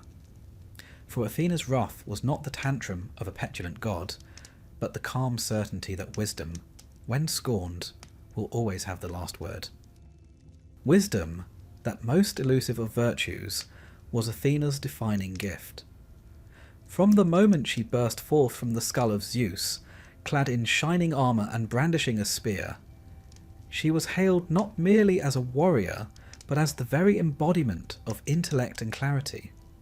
Yet while many deities boasted domains of power, thunder, sea, love, death, Athena's dominion was subtler, and in many ways far more formidable. For what use are thunderbolts without strategy? What use is brute strength without foresight? What use is love without discernment? The Greeks, a people who valued both spectacle and substance, understood this. And so, in Athena, they created a goddess who bridged heaven and earth with wisdom. It is no accident, then, that her city, Athens, became the birthplace of Western philosophy. In its bustling agora, its shaded colonnades, and its sacred groves, some of the greatest minds of antiquity wrestled with questions of justice, virtue, and truth. And though they may not have always invoked her name directly, Athena's influence was everywhere.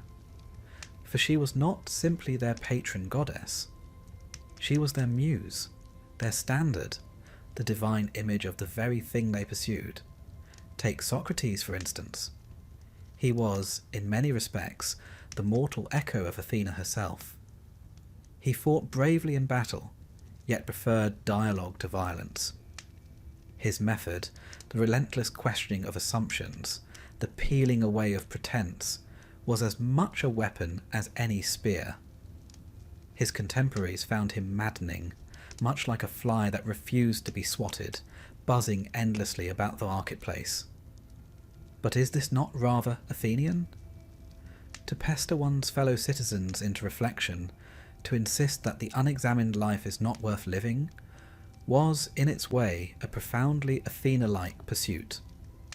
One suspects the goddess, perched upon the Acropolis, watched Socrates at work with quiet approval, though perhaps with a faint smile at his tendency to go barefoot.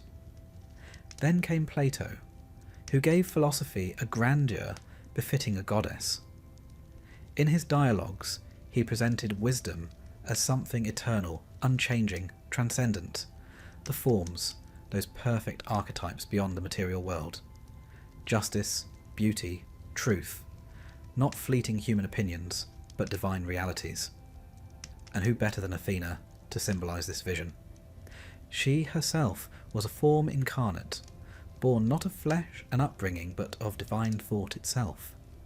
Just as Plato taught that true knowledge is recollection of higher truths, so too Athena seemed less born than remembered, stepping into existence fully formed, as though she had always been there, waiting for Zeus to finally crack open his head. Plato's academy, established in a sacred grove not far from the city, might well be seen as a temple to Athena in all but name. Students gathered there not to sacrifice goats or pour libations, but to offer the sacrifice of their certainties, to let their assumptions be slain upon the altar of dialectic. And what deity better suited to preside over such rituals than Athena? For she demanded the same as Plato, not blind belief, but the courage to think. If Plato gave wisdom its wings, Aristotle clipped them slightly, preferring to observe matters closer to the ground, where his teacher soared into the realm of eternal forms. Aristotle preferred the buzzing of bees, the growth of plants, the behaviour of citizens. He catalogued, dissected, classified. He insisted that knowledge began not in some divine recollection, but in the senses. To know the world, one had to study it carefully. This, too, is profoundly Athenian. For Athena was not only a goddess of lofty ideals, but of craft, of weaving, shipbuilding, metalwork. Aristotle's insistence on phronesis, practical wisdom, was her spirit at work. The recognition that wisdom must be useful, that it must guide action, not merely dazzle the mind. And what of the Stoics? They too were children of Athena. Their philosophy emphasized self-control, reason, the acceptance of fate with dignity. To them, the highest good was to live in accordance with nature, guided by rationality rather than passion. One imagines Athena nodding approvingly, her shield resting at her side. For was she not the very embodiment of rational order against the chaos of impulse? The Stoics, like Athena, distrusted Ares' rage, Aphrodite's distractions, and Dionysus's intoxications. They sought instead a serenity modelled on her calm poise. Even the Epicureans, who pursued tranquillity through modest pleasures, might be said to echo her spirit, albeit with more wine and olives.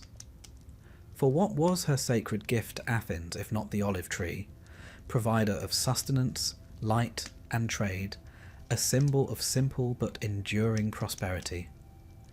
If Epicurus's garden was filled with laughter and conversation, it was nourished by the same olive oil that Athena first bestowed. Of course, philosophy did not remain confined to Athens. As Rome rose, Athena became Minerva, and her association with wisdom endured. Roman statesmen and generals, ever practical, found her image appealing. She appeared in forums, in libraries, in schools of rhetoric. Cicero, the great orator and philosopher, often spoke of wisdom as the guiding principle of a just republic. One can almost see Minerva leaning over his shoulder as he wrote, whispering reminders to temper passion with reason, eloquence with prudence. In the Middle Ages, when philosophy intertwined with theology, Athena's presence dimmed somewhat. Christianity preferred its own saints and symbols, and pagan deities were politely, or sometimes impolitely, set aside. Yet she did not vanish. Instead, she re-emerged in the Renaissance, reborn as a symbol of reason amid a world rediscovering classical learning. Botticelli painted her restraining a centaur, reason taming passion. Scholars adorned their works with her owl. Libraries crowned their facades with statues of Minerva, as though to declare that learning was sacred. In Florence, in Paris, in Oxford, Athena found new temples, not in marble but in universities. The Enlightenment too embraced her. Philosophers like Voltaire and Kant did not call upon her name directly, but their exaltation of reason, their insistence on clarity and progress, was profoundly Athenian. And indeed, images of Minerva adorned Enlightenment engravings, standing for the triumph of rationality over superstition. She was everywhere reason was invoked, her owl ever watchful. Even in our own age, her symbolism persists. University crests display her likeness. Statues of her adorn courthouses, linking wisdom to justice. Military academies adopt her as patroness of strategy, and her owl, humble creature though it may be, remains the most recognisable emblem of wisdom in the world. Perhaps it is fitting that this bird, with its comically large eyes, became her companion.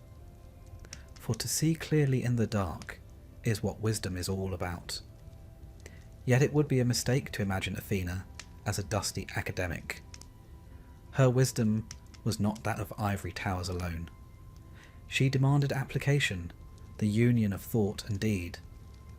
This is where philosophy and mythology meet most beautifully. For while philosophers debated what justice meant, Athena was depicted guiding heroes to enact it.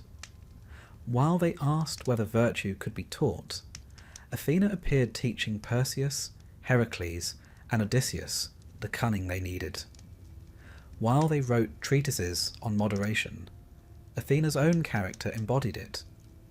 She was the answer to their questions, made flesh, or rather made divinity.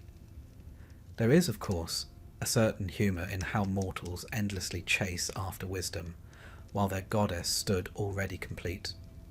Socrates badgering citizens, Plato drawing diagrams in the sand, Aristotle cataloguing shellfish, all the while Athena calmly observing, as though to say, yes, yes, you're getting warmer. If one listens closely, one might almost hear her chuckle. For mortals, wisdom is a lifelong pursuit. For Athena, it was simply who she was. And yet, perhaps that is precisely why the Greeks imagined her so. They knew wisdom was not easy, not automatic, not guaranteed. They knew it required patience, discipline, and effort. By personifying it in Athena, they gave themselves both an ideal to strive toward and a comfort, that somewhere beyond their fumbling debates, wisdom already existed, serene and eternal, guiding them onward. So let us picture her now, in her most philosophical guise. She is not striding across the battlefield or punishing the arrogant. Instead, she is seated in a shaded grove, perhaps at Plato's academy, her owl perched beside her. Socrates approaches with a question, Plato with a theory, Aristotle with a notebook. She listens patiently, her grey eyes steady, her helmet set aside for the moment. She does not answer directly, for wisdom, after all, must be sought, not handed out, but her presence reassures them. They are on the right path. And as the centuries pass, her figure remains, in Roman forums, in Renaissance canvases, in Enlightenment treatises, in modern universities. Wherever human beings strive to understand, to reason, to see clearly through the shadows, Athena is there. Eternal, unblinking, calm, the goddess of wisdom, forever our companion in the search for truth. When a civilization fades, one might expect its gods to fade with it. After all, what are deities if not the reflections of the people who imagined them? And yet, remarkably, some gods refuse to vanish. They persist, reshaping themselves in new cultures, new languages, and new forms. Athena is one of these enduring figures. From the marbled steps of the Parthenon to the lecture halls of modern universities, her presence lingers. She is not merely a goddess consigned to dusty textbooks of mythology. She is, in many ways, still alive, woven into our symbols, our institutions, and our imaginations. The story of Athena's legacy begins in Rome. As the Greek world waned and Rome rose to power, the Romans, with characteristic practicality, adopted the Greek pantheon wholesale. Zeus became Jupiter, Aphrodite became Venus, and Athena became Minerva. Now, Minerva was not a wholly new invention. She had existed in the Italic tradition before Greece's influence. But when she absorbed Athena's qualities, she became something greater, the Roman goddess of wisdom, crafts, and strategy. In Rome's libraries and temples, Minerva's statue stood tall, reminding citizens that knowledge was as vital to empire as legions and laws. Cicero, the great Roman orator, once declared that wisdom was the mother of all virtues. One imagines Minerva nodding approvingly at such rhetoric, perhaps with a wry smile at the endless speeches of Roman senators. For the Romans, wisdom was a civic virtue, essential for governance. It was not enough for a general to command soldiers. He must also command prudence. It was not enough for a senator to propose laws. He must also foresee consequences. Here, in the corridors of the Roman Senate, Athena, now Minerva, walked unseen, her presence felt in the demand for reason amid passion. With the fall of Rome and the rise of Christianity, one might expect Athena's story to end. Pagan gods were cast as relics of a superstitious past, or worse, as dangerous temptations. And yet, Athena did not entirely disappear. Instead, she transformed. In medieval Europe, she became an allegory, her name repurposed to represent divine wisdom. The Virgin Mary sometimes absorbed elements of Athena's imagery, a figure of purity, protection, and guidance. Scholars of the Middle Ages, steeped in classical texts, continued to reference her in allegories, seeing in her not a rival to their faith, but a symbolic companion. By the time of the Renaissance, Athena emerged again with renewed splendour. Europe, rediscovering its classical roots, found in her the perfect emblem for humanist ideals. Artists like Botticelli painted her not as a distant Olympian, but as an allegory of reason taming the wild impulses of humankind. In one famous painting, she seizes a centaur by the hair, restraining brute force with calm intellect. It is, if you will, a rather direct metaphor, the triumph of rationality over savagery. And in that image, we glimpse how Athena's legacy evolved. No longer simply a goddess to be worshipped, she became a symbol, a language through which ideas of wisdom, reason, and civilization could be expressed. This symbolism only deepened during the Enlightenment. In a Europe that prized science, reason, and progress, Athena, or Minerva, was everywhere. Engravings of the period often depicted her guiding philosophers, holding books and compasses instead of spear and shield. Universities adopted her owl as their crest. In Paris, revolutionary thinkers invoked her as the patroness of liberty and rational thought. In Britain, too, she appeared atop neoclassical buildings, serene and unyielding, a stone guardian of learning.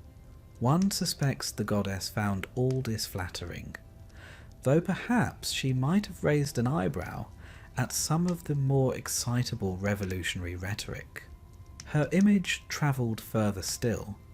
Across the Atlantic, in the newly founded United States, Athena's legacy took root in the architecture of democracy itself.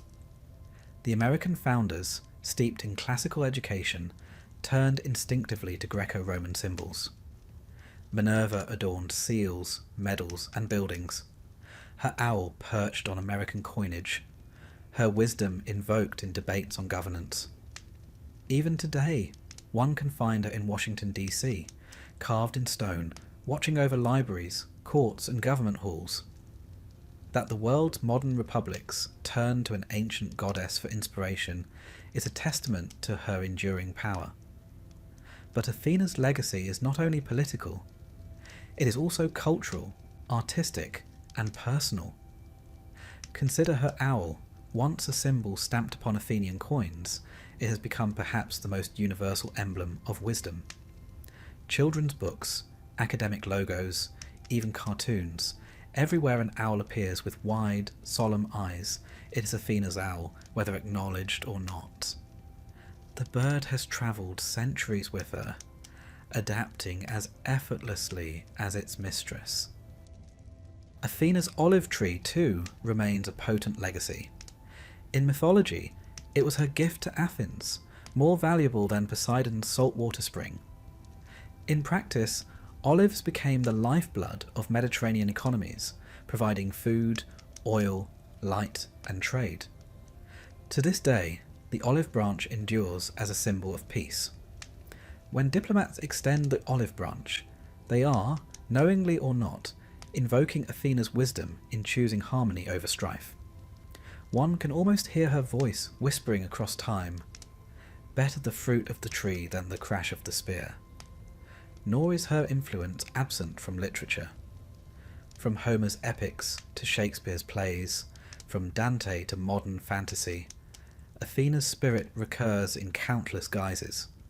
She is the wise guide, the rational voice, the protector of heroes. In many ways, she is the archetype of the mentor, the one who arms mortals not with weapons alone, but with cunning and foresight. Modern audiences may not always recognize her, yet when they see a character who blends intelligence with strength, compassion with clarity, they are witnessing her legacy. It is perhaps in education, however, that Athena's presence is most keenly felt today. Universities across the world bear her symbols. Statues of her stand in libraries. Her name graces academic societies. Her owl adorns crests and diplomas. Students may groan at exams, mutter about essays, and complain about late-night study sessions, but they do so under her silent gaze. She is there in every pursuit of knowledge, every late-night candle, every attempt to pierce the darkness of ignorance. If Zeus represents power, Poseidon the sea, and Ares the fury of war, then Athena represents something quieter but more enduring, the human thirst to understand. And she has become, in modern times, more than a Greek goddess. She is a symbol for women in power, for the blending of intellect and leadership. Where once the world imagined leaders as men of brute force, Athena offers another archetype, the leader of clarity, of strategy, of calm authority. Feminists and scholars alike have turned to her as an emblem of strength without violence, of independence without isolation. Her virginity, once a symbol of chastity, is now often reinterpreted as autonomy. Athena belongs to no one but herself, an eternal symbol of sovereignty. All this raises an intriguing question. Why does Athena endure when so many other deities have faded? Why her, and not, say, Ares or Artemis? Part of the answer surely lies in her domain. Wisdom is never out of fashion. Battles come and go, seas rise and fall, passions burn and fade, but the pursuit of wisdom, however elusive, remains. Athena embodies not just a Greek ideal, but a human one. She is the voice within us that asks for patience when anger tempts us, for strategy when rashness beckons, for understanding when ignorance threatens. As long as humans strive to be more than animals, Athena remains relevant. There is also her remarkable adaptability. Unlike gods tied to specific rituals or natural phenomena, Athena represents a quality that can be reshaped across time. She can be a goddess of philosophy, a patroness of democracy, a muse of science, a symbol of feminism. She can stand in temples, in parliaments, in laboratories, or in novels. Wherever wisdom is sought, she can appear, changing her attire as needed, but never her essence. And so, as we bring this story to a close, let us picture her one final time, not only as the gleaming warrior striding across Homer's battlefields, nor solely as the patroness of ancient Athens. Let us see her as she has always been and always will be, calm, poised, unyielding, with her owl beside her and her olive tree at her back. She does not shout like Zeus or rage like Ares. She does not seduce like Aphrodite or intoxicate like Dionysus. She simply endures, her wisdom steady as a flame in the dark. And in that endurance lies her true legacy. For while empires have risen and fallen, while languages have shifted and cultures have transformed, Athena remains. She is the quiet certainty that wisdom matters, that reason must temper power, that clarity must guide action. She is, in short, the eternal companion of humanity's better self. So, as you close your eyes tonight, imagine her watching over you, not sternly but kindly, like a teacher who knows you will get the answer eventually, even if you take the long way around. Her owl blinks in the moonlight, her spear rests beside her, and her grey eyes are gentle yet knowing.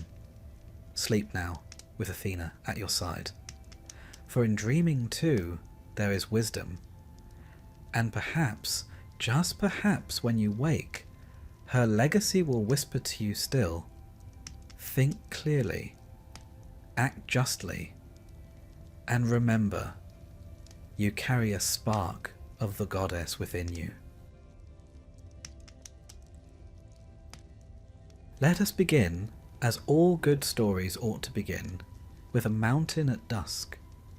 Not just any mountain, mind you, Mount Olympus, the divine residence of the gods, where the clouds gather like courtly drapery and the air smells faintly of ambrosia, and perhaps, on occasion, burnt offerings wafting up from the mortal world far below.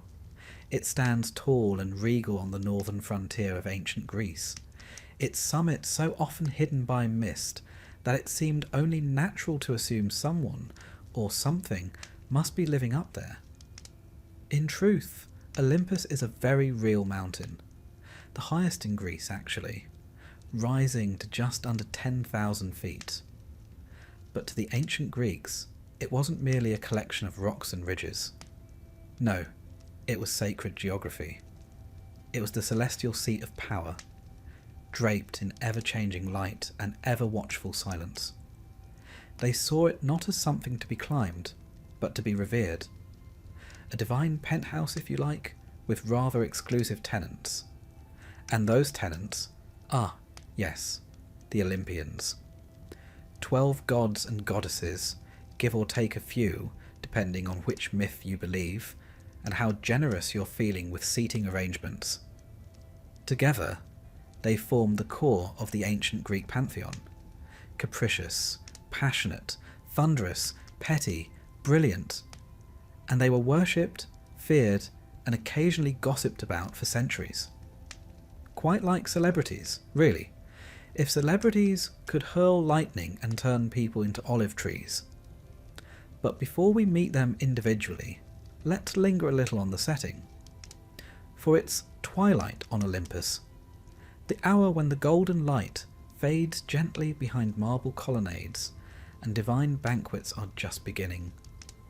Imagine wide halls gleaming with polished stone, lyres playing softly in the background, and long tables groaning with impossible fruits, cheeses aged by the winds of prophecy, and wine so potent they'd make a satyr weep with joy.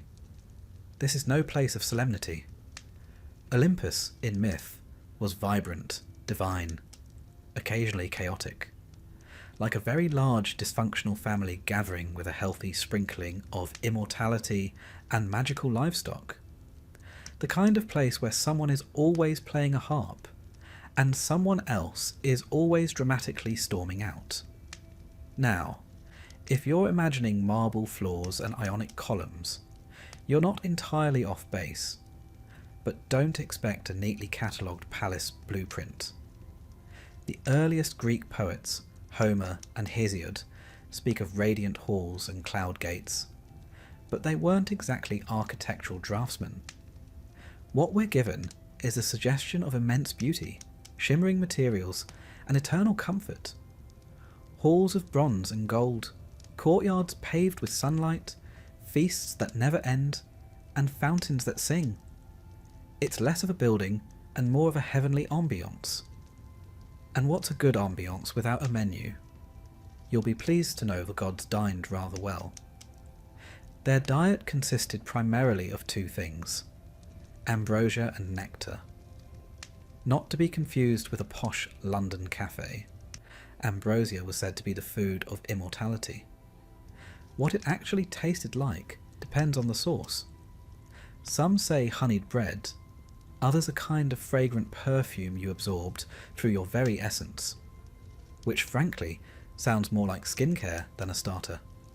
Nectar, its liquid companion, flowed like sunlight in a chalice, served in cups of gold, and kept everyone in a perpetually divine state of health, youth, and likely a mild buzz. The gods didn't age. They didn't get ill. They didn't suffer the usual indignities of mortal life, apart from emotional outbursts, which, if anything, they had in abundance. The divine lifestyle was not without its duties, however. Each god had a portfolio, so to speak. Zeus, for example, handled thunderstorms, law, and infidelity. Poseidon had dominion over the sea, earthquakes, and moody tridents. Athena took care of wisdom, war strategy, and glowering from behind shields. Each Olympian had their domain, and while some took their roles seriously, others used them as an excuse to meddle in mortal affairs or skip staff meetings altogether. One might imagine that a day on Olympus involved quite a lot of sitting around looking powerful, which, to be fair, it probably did. But it also meant making decisions. Would a hero succeed in his quest?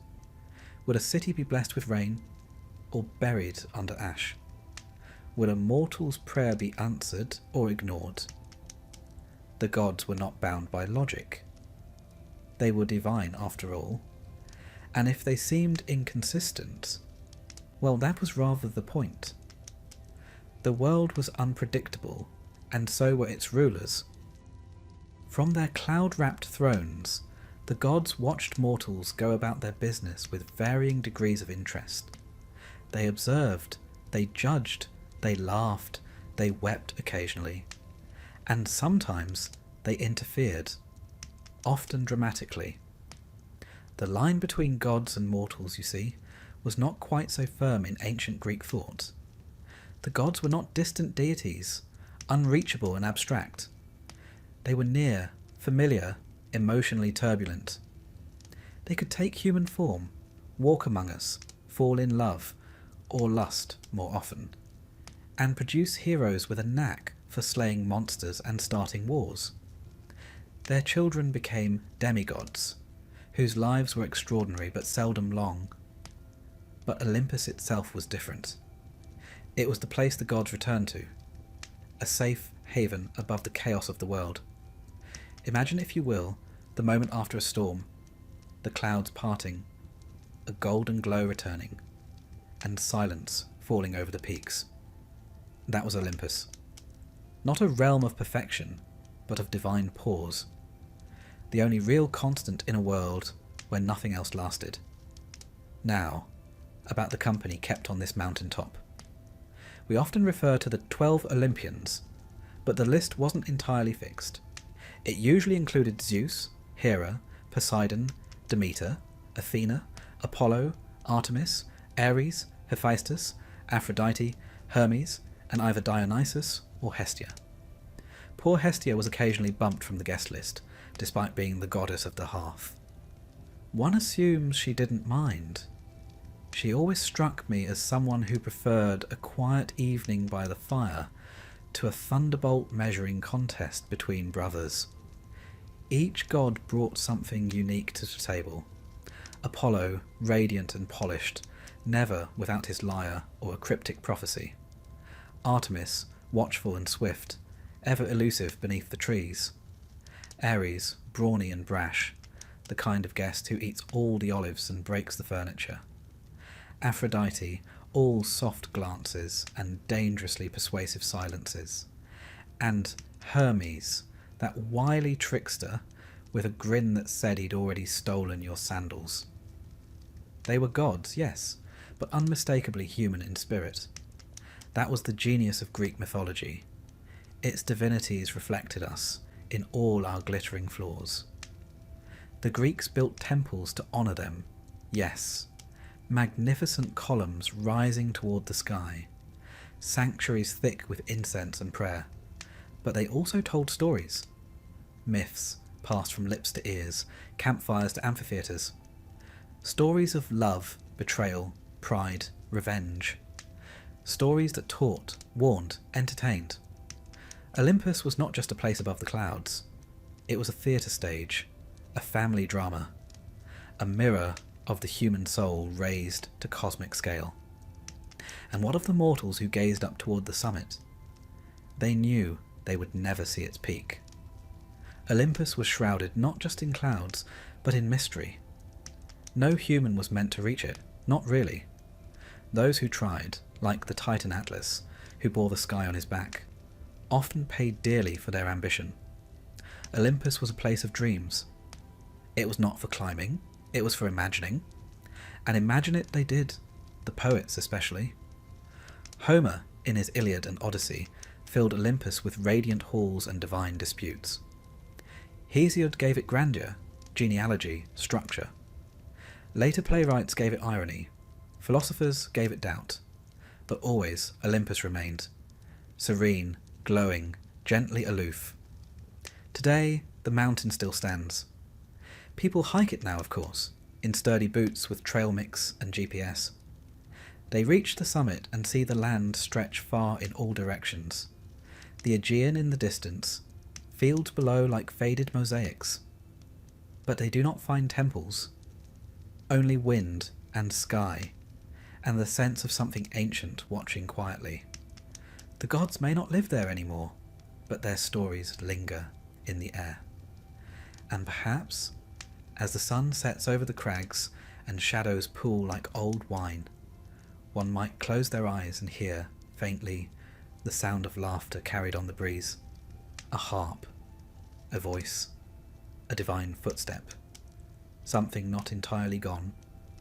So let us leave Olympus now, with a gentle step and a quiet heart.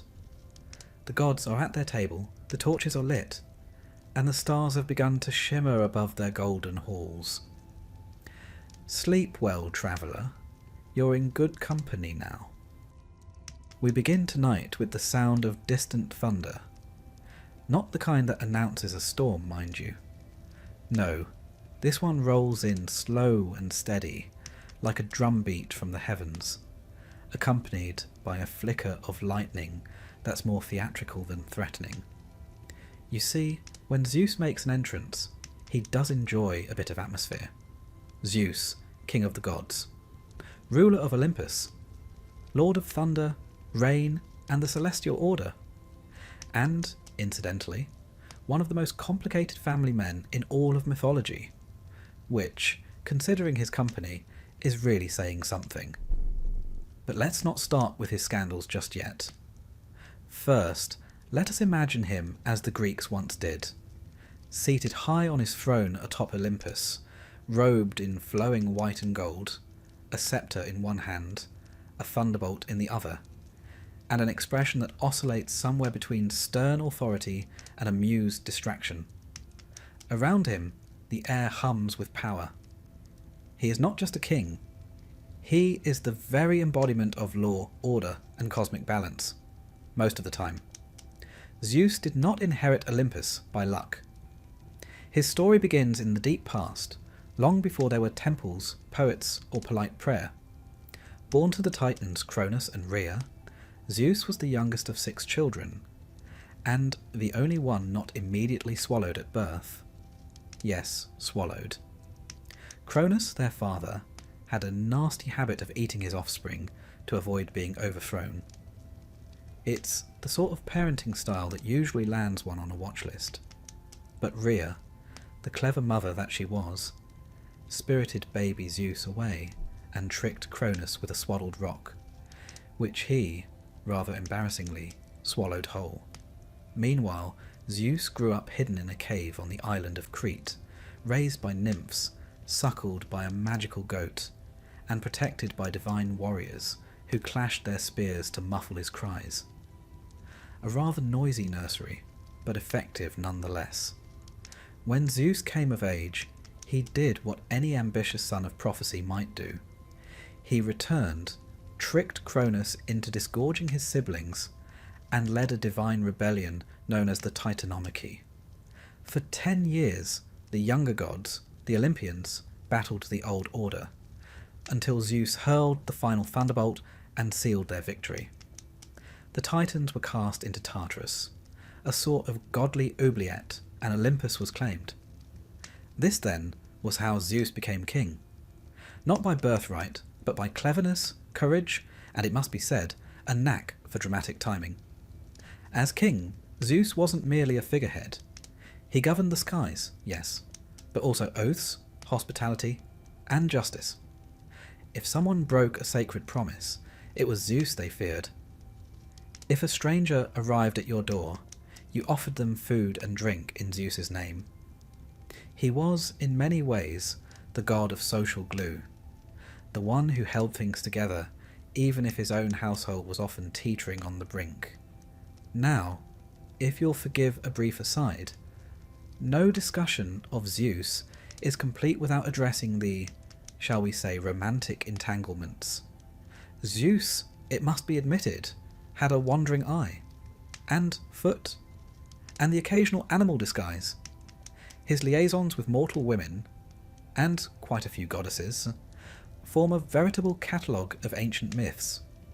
Sometimes he approached them in the form of a handsome man, other times as a swan, a bull, a shower of golden light. Whatever works, I suppose. These unions produced many of the great heroes of Greek mythology: Heracles, Perseus, Helen of Troy, Minos, and so on. Each was born of a different woman, each destined for a different path, and each a small stitch in the grand tapestry of Zeus's legacy, though perhaps not the sort of legacy Hera, his wife, had in mind. Ah yes, Hera, queen of the gods, goddess of marriage, and long-suffering spouse of the most prolific philanderer in Olympus. Their marriage, as immortal as it was, would not be described as tranquil. Hera was dignified, intelligent, and ferociously proud. Zeus, for his part, loved her, in his own way, but that didn't stop him from repeatedly testing the limits of her patience. If you've ever attended a family dinner where no one mentions the elephant in the room, and then Zeus turns into that elephant, well, you begin to get the idea. Their quarrels were the stuff of legend. Sometimes Hera would attempt to outwit or even overthrow her husband. Once, she orchestrated a rebellion among the Olympians, and Zeus had to be rescued by a 100-armed giant named Briareus. Another time, he suspended her from the sky by golden chains as punishment. Not his finest moment, to be sure. But always they reconciled, or at least reached a détente. Immortality is a long time, after all. One does get used to things. Yet Zeus's story is not all mischief and lightning. He was also the arbiter of cosmic balance. When mortals committed crimes or acted with hubris, that dangerous blend of arrogance and defiance, it was Zeus who issued judgment. He sent omens. He dispatched the Furies. He struck down the proud. But he also rewarded virtue. He upheld the sacred bonds of guest and host. And he listened to prayer. The Greeks saw him as the great anchor of divine authority. His image adorned temples, coins, and statues across the ancient world.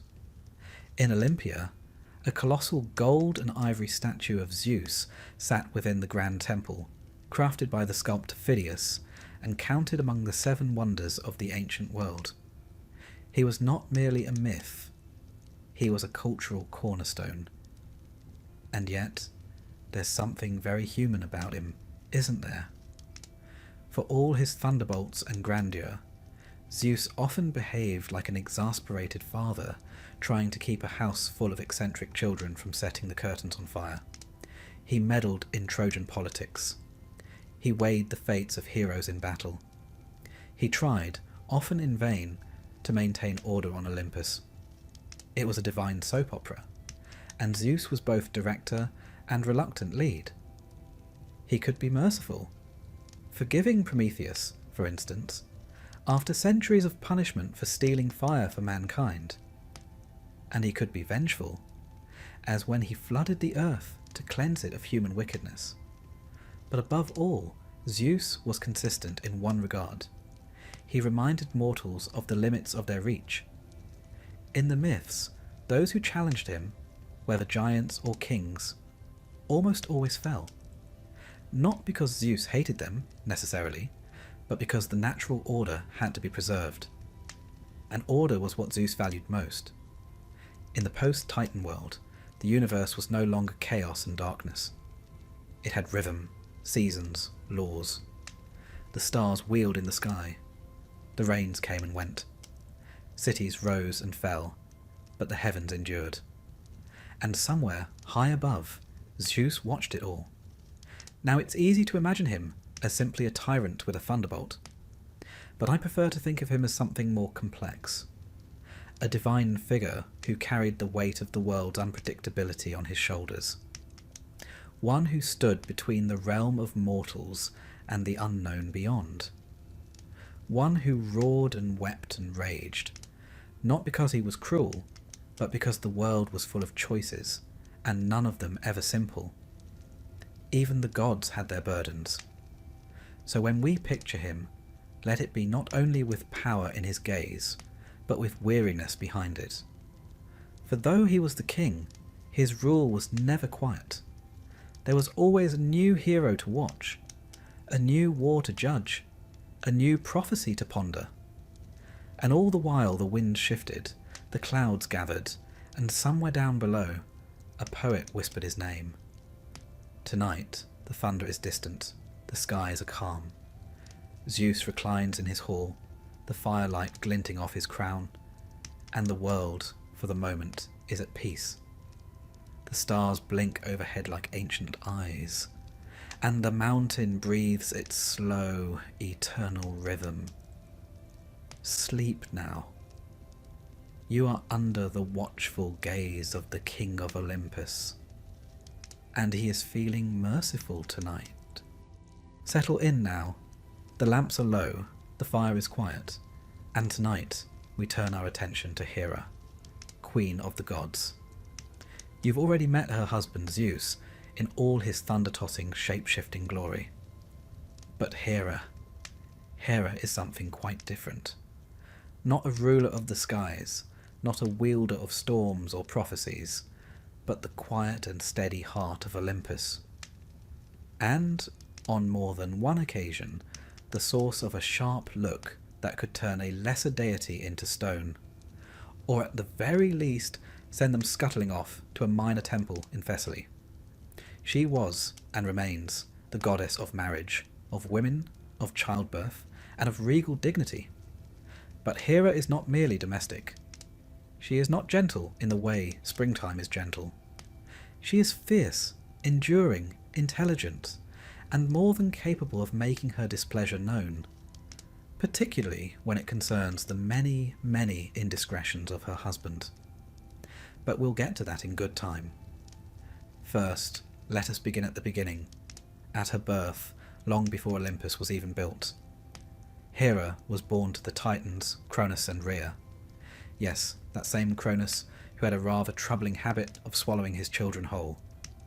Hera, like her siblings Hestia, Demeter, Hades and Poseidon, vanished into the belly of her father until Zeus, the youngest and savviest of the lot, rescued them all. One does not typically think of rebirth as an act of digestion, but mythology rarely bothers with subtlety. When Zeus freed his siblings and overthrew the old order, Hera emerged into the world anew. Though younger than her brother husband, yes, mythology is like that, she quickly established herself not just as his consort, but as his equal in divine authority. She was not merely Zeus's wife, she was the Queen of Olympus, crowned in her own right. And how did they meet? Well, Zeus, naturally, pursued her with all the subtlety of a lightning storm. But Hera, clever and cautious, was not so easily impressed. She resisted his advances, holding him at bay until he employed one of his more peculiar courtship strategies. Disguising himself as a helpless cuckoo bird, he flung himself into her lap, trembling and pitiful. Touched by pity, she cradled the bird, at which point he transformed back into himself, and, in classic divine fashion, took her by surprise. It's not exactly romantic by modern standards, but in the mythological world it was practically a sonnet. Their marriage, however, was far from idyllic. Hera, the goddess of marriage itself, found herself bound to a husband whose fidelity was about as stable as a chariot with one wheel. Zeus's dalliances with mortal women, nymphs, and even other goddesses became the stuff of legend and tragedy. Each time he strayed, Hera's response was not silence or resignation. It was vengeance, measured, precise, and often deeply poetic. But let us be fair. Hera's anger wasn't blind rage. It was rooted in dignity, in a deep sense of what was proper, sacred, and just. She did not lash out without cause. When she punished, she did so with the calm certainty of a queen upholding order in a realm that seemed determined to unravel. Consider, for instance, the tale of Io, a mortal priestess whom Zeus fancied. When Hera came sniffing around, Zeus panicked and turned Io into a white cow. Hera, of course, saw right through this bovine charade. She accepted the cow as a gift, ever so graciously, and appointed Argus, a giant with 100 eyes, to guard her. Not the subtlest move, but effective. Zeus, desperate, sent Hermes to lull Argus to sleep with stories and music. And once all 100 eyes had closed, Hermes dispatched him. Hera was furious. She retrieved the cowgirl Io and placed Argus's many eyes onto the tail of her sacred bird, the peacock, a detail that endures in the bird's plumage to this day. That's the thing about Hera. She didn't forget. She memorialized. She took insults and carved them into the stars, into feathers, into stone. Not out of spite, but out of principle. Her world was order, and when it was disrupted, she responded accordingly. Another tale, this one involving Heracles, one of Zeus's many sons by another woman. Hera hated him from the moment he drew breath. She sent serpents into his cradle. She drove him to madness. She placed obstacles in his path at every turn. And yet, in an irony almost too perfect, it was Heracles, after his death, who was welcomed into Olympus and reconciled with Hera, even marrying her daughter Hebe. One imagines the family dinners were tense. But Hera was not merely an angry wife. That's a simplification, and an unfair one. She was the goddess to whom women prayed for safe childbirth, for a stable home, for the sacred bond of marriage to hold firm. She was protector and patroness of queens. Her temples were among the most splendid in Greece, particularly the great Heraion near Argos, where priestesses performed elaborate rituals and dedicated their lives to her service. She was also embodiment of regal poise. When Homer describes her in the Iliad, it's with a kind of awed reverence. Tall, proud, golden-eyed. She rides in a chariot pulled by peacocks, wears a crown that gleams with the fire of heaven, and speaks with a voice that can silence a room full of immortals. Even Zeus, for all his bluster, knew when to tread carefully around Hera. Their marriage, for all its strife, was also a political bond, a symbol of cosmic balance. Zeus representing raw power and law, and Hera representing loyalty, structure, and sacred tradition. Together they ruled not just Olympus, but the framework of the Greek cosmos. Their quarrels were myth, yes, but they also reflected the eternal struggle between freedom and fidelity, chaos and order, impulse and restraint. To worship Hera was not to adore gentleness. It was to honour strength wrapped in dignity. It was to recognise that the world needs not just storms, but boundaries. That love is not always sweet. Sometimes it is fierce, wounded, enduring. Sometimes it clenches its jaw and carries on for the sake of something larger than the self. She had her moments of compassion too. She aided Jason and the Argonauts. She watched over women in labour. She lent power to those who upheld justice. In some myths, she is a maternal figure, not soft, but solid. The kind of mother who might not kiss your scrapes, but who would stand between you and a charging bull without flinching. In art, she is nearly always majestic, seated on a throne, a sceptre in one hand, a lotus-tipped staff, or a pomegranate in the other. The pomegranate, as you might recall, being a symbol of fertility and the cycle of life, one that appears frequently in ancient depictions of divine queenship. Her sacred animals, beyond the peacock, include the cow, not merely for its docility, but for its association with nurturing and steadfastness. There's a reason the Romans called her Juno, and made her the chief goddess of their pantheon. Hera's archetype, the divine matron, both feared and revered, echoes across countless cultures. She is not a goddess who fades with time. She is one who endures it. And so we imagine her now, seated in her radiant hall, high above the clouds, the golden light of Olympus falling across her brow. The peacocks shuffle softly at her feet. The fires crackle low. A divine scroll rests beside her. Perhaps a new list of grievances, or a wedding invitation, or both. The gods around her quarrel and bicker, laugh and sulk, but Hera remains still, watchful. She does not always speak first, but when she does, Olympus listens. Tonight, her gaze is calm. Her court is quiet. Somewhere in the mortal world, a marriage is made, a child is born, a vow is kept, and the Queen of the Heavens for once is at peace. Sleep now, traveller. You rest beneath her watchful eyes, and she never forgets. The sea, even now, holds a kind of ancient silence, a deep, breathing presence beneath the surface, never quite still, never fully asleep.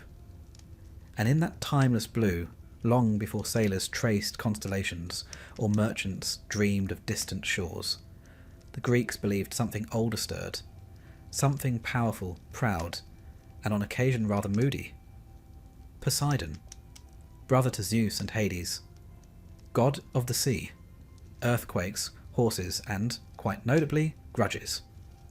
While Zeus ruled the skies and Hades reigned below, Poseidon claimed everything that foamed, surged, churned, and crashed. The sea, after all, was not merely water to the ancient Greeks. It was a force, a frontier, a mystery. And Poseidon was its sovereign. Imagine him now, tall, muscular, bearded like a storm-beaten king, hair tangled with salt and seaweed, his trident gleaming with the wet glint of dawn tides. He does not float above the clouds like his brother. He rides the crests of waves, pulled by hippocamps, those mythical seahorses with hooves of foam and manes like river reeds. When he speaks, it's with the low rumble of tectonic plates shifting beneath your feet. He is the voice of the ocean floor, old, rumbling, and not particularly patient. His realm is vast, not only the sea itself, but every inlet, spring, and underground stream.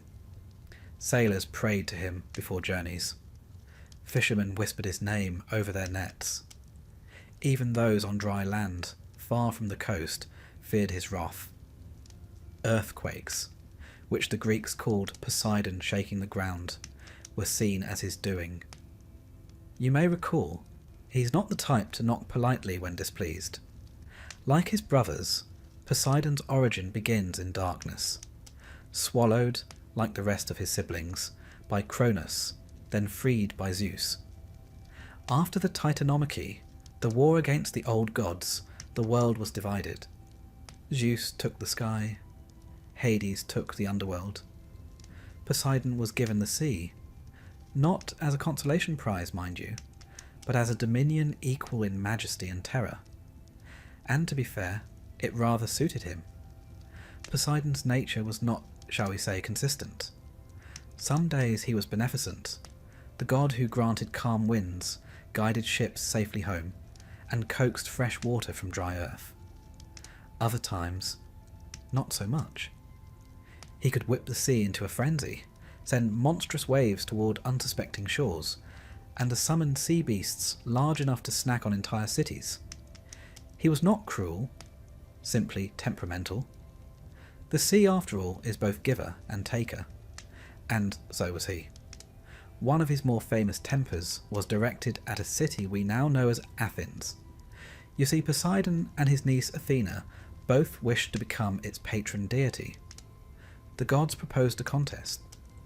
Each would present a gift, and the people would choose which god to honour. Poseidon struck the earth with his trident and produced a spring, though awkwardly it was salt water, which isn't terribly helpful inland. Athena, meanwhile, offered the olive tree, a symbol of peace, prosperity, and rather useful for cooking. The Athenians, ever practical, chose her. Poseidon, in classic form, did not take the loss well. He flooded parts of the land in retaliation, and though things eventually settled, it was clear losing was not something he tolerated gracefully. His relationships, like his tempers, were turbulent. He married a sea goddess named Amphitrite, one of the 50 Nereids. She initially fled his courtship, which involved a fair bit of chasing and the help of a dolphin. Yes, really. But eventually she relented, and they settled into what was, by Olympian standards, a relatively stable marriage. Their son Triton was half man, half fish, and often depicted blowing a conch shell to calm or summon the waves.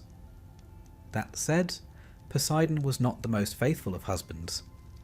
His list of lovers and offspring rivals that of Zeus, and includes mortals, nymphs, and even creatures of his own making. His most famous children include the winged horse Pegasus, born from Medusa's severed neck after Poseidon, rather undiplomatically, had pursued her in Athena's temple.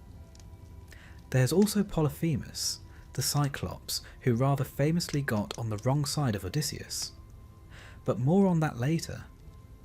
Poseidon's power was vast, but it was not always respected, especially by heroes who ought to have known better. Take Odysseus, for example. After blinding Polyphemus during his long journey home from Troy, he made the fatal error of taunting the Cyclops, whose father, of course, was Poseidon. This turned what should have been a 10-day voyage into a 10-year epic filled with shipwrecks, sirens, and sulking gods. The lesson? Never anger the man who controls your travel plans. Yet Poseidon was also a builder. He helped construct the walls of Troy, though when the king refused to pay him properly, Poseidon ensured the city would one day fall. Again, we return to the theme of divine memory. The Olympians, especially Poseidon, had long memories, and an even longer sense of justice when they felt slighted. Worship of Poseidon was widespread in coastal regions. The Isthmus of Corinth housed one of his major temples, a grand structure where sailors and seagoers offered sacrifices for safe passage. Horses were sacred to him, not just sea horses, but earthly ones too. He was said to have created the first horse, striking the earth with his trident.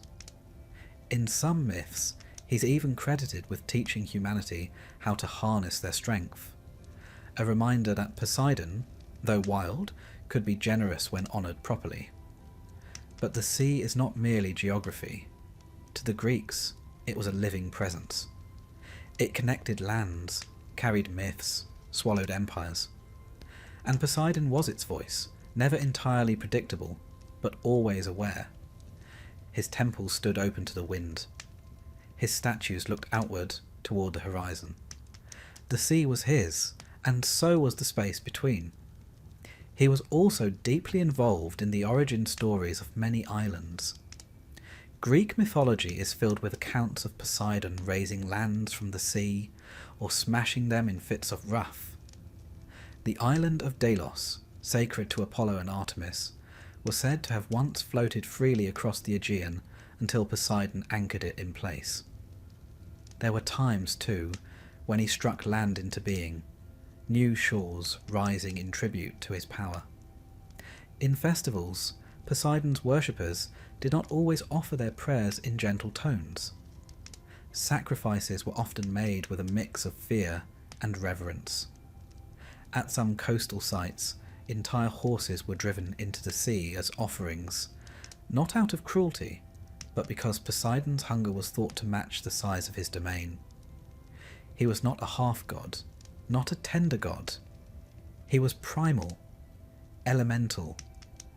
Even the Romans, who called him Neptune, retained this vision of a forceful, ocean-bound deity. His image persisted through empires, carved into stone, etched into coins, guiding ships long after belief in him had faded.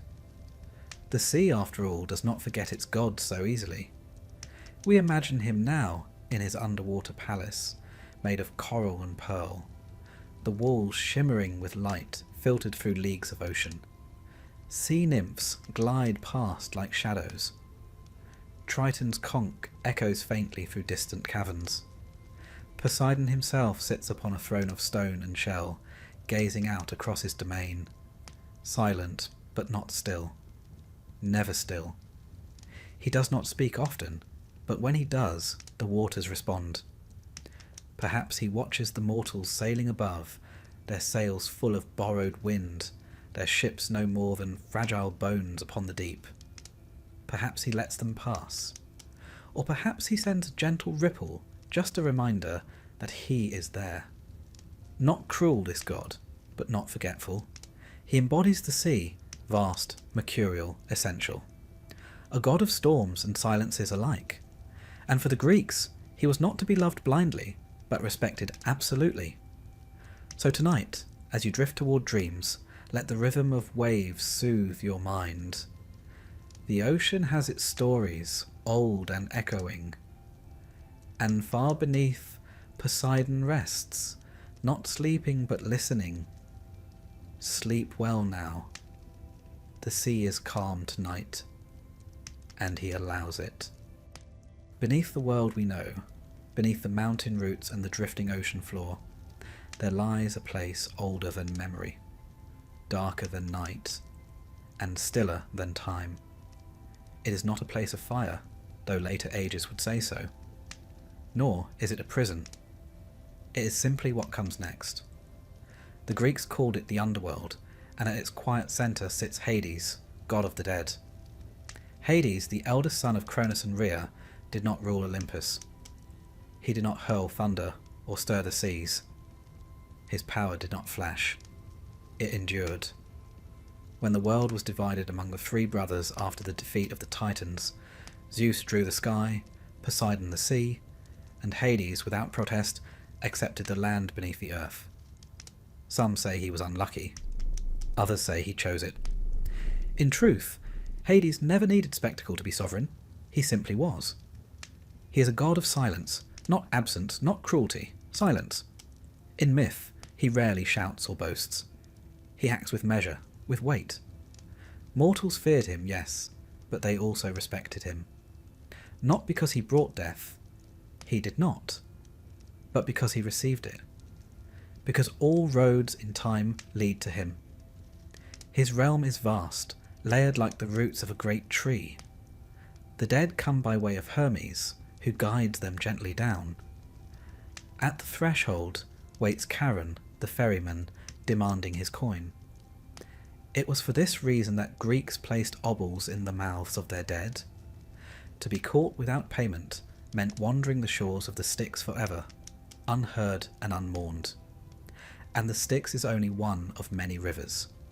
There is the Acheron, river of pain, the Cocytus, river of lamentation, the Phlegethon, which burns without consuming, and Lethe, river of forgetfulness, whose waters wash the mind to sleep.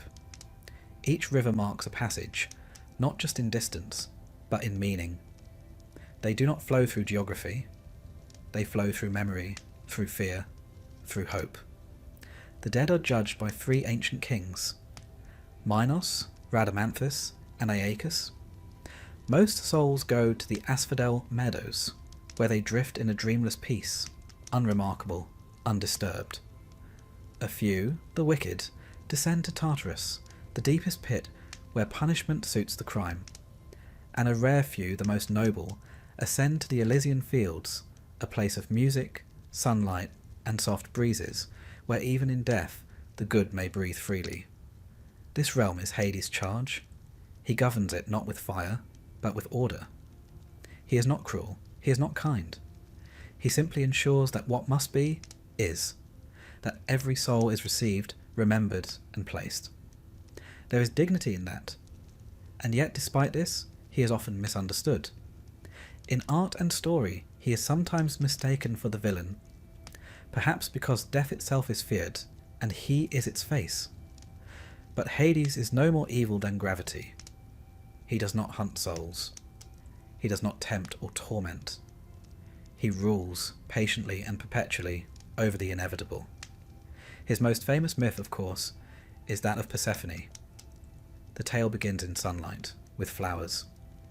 Persephone, daughter of Demeter, goddess of the harvest, was picking blooms in a field when the earth opened. Hades rose in his chariot of obsidian and took her, down, down, beneath the roots of the world. Demeter searched the earth, refusing to let crops grow until her daughter was returned. And so, at last, a compromise was made. Persephone would spend part of the year above with her mother, and part below with her husband. Thus came the seasons. Spring and summer for joy, autumn and winter for mourning. Was it love? Was it power?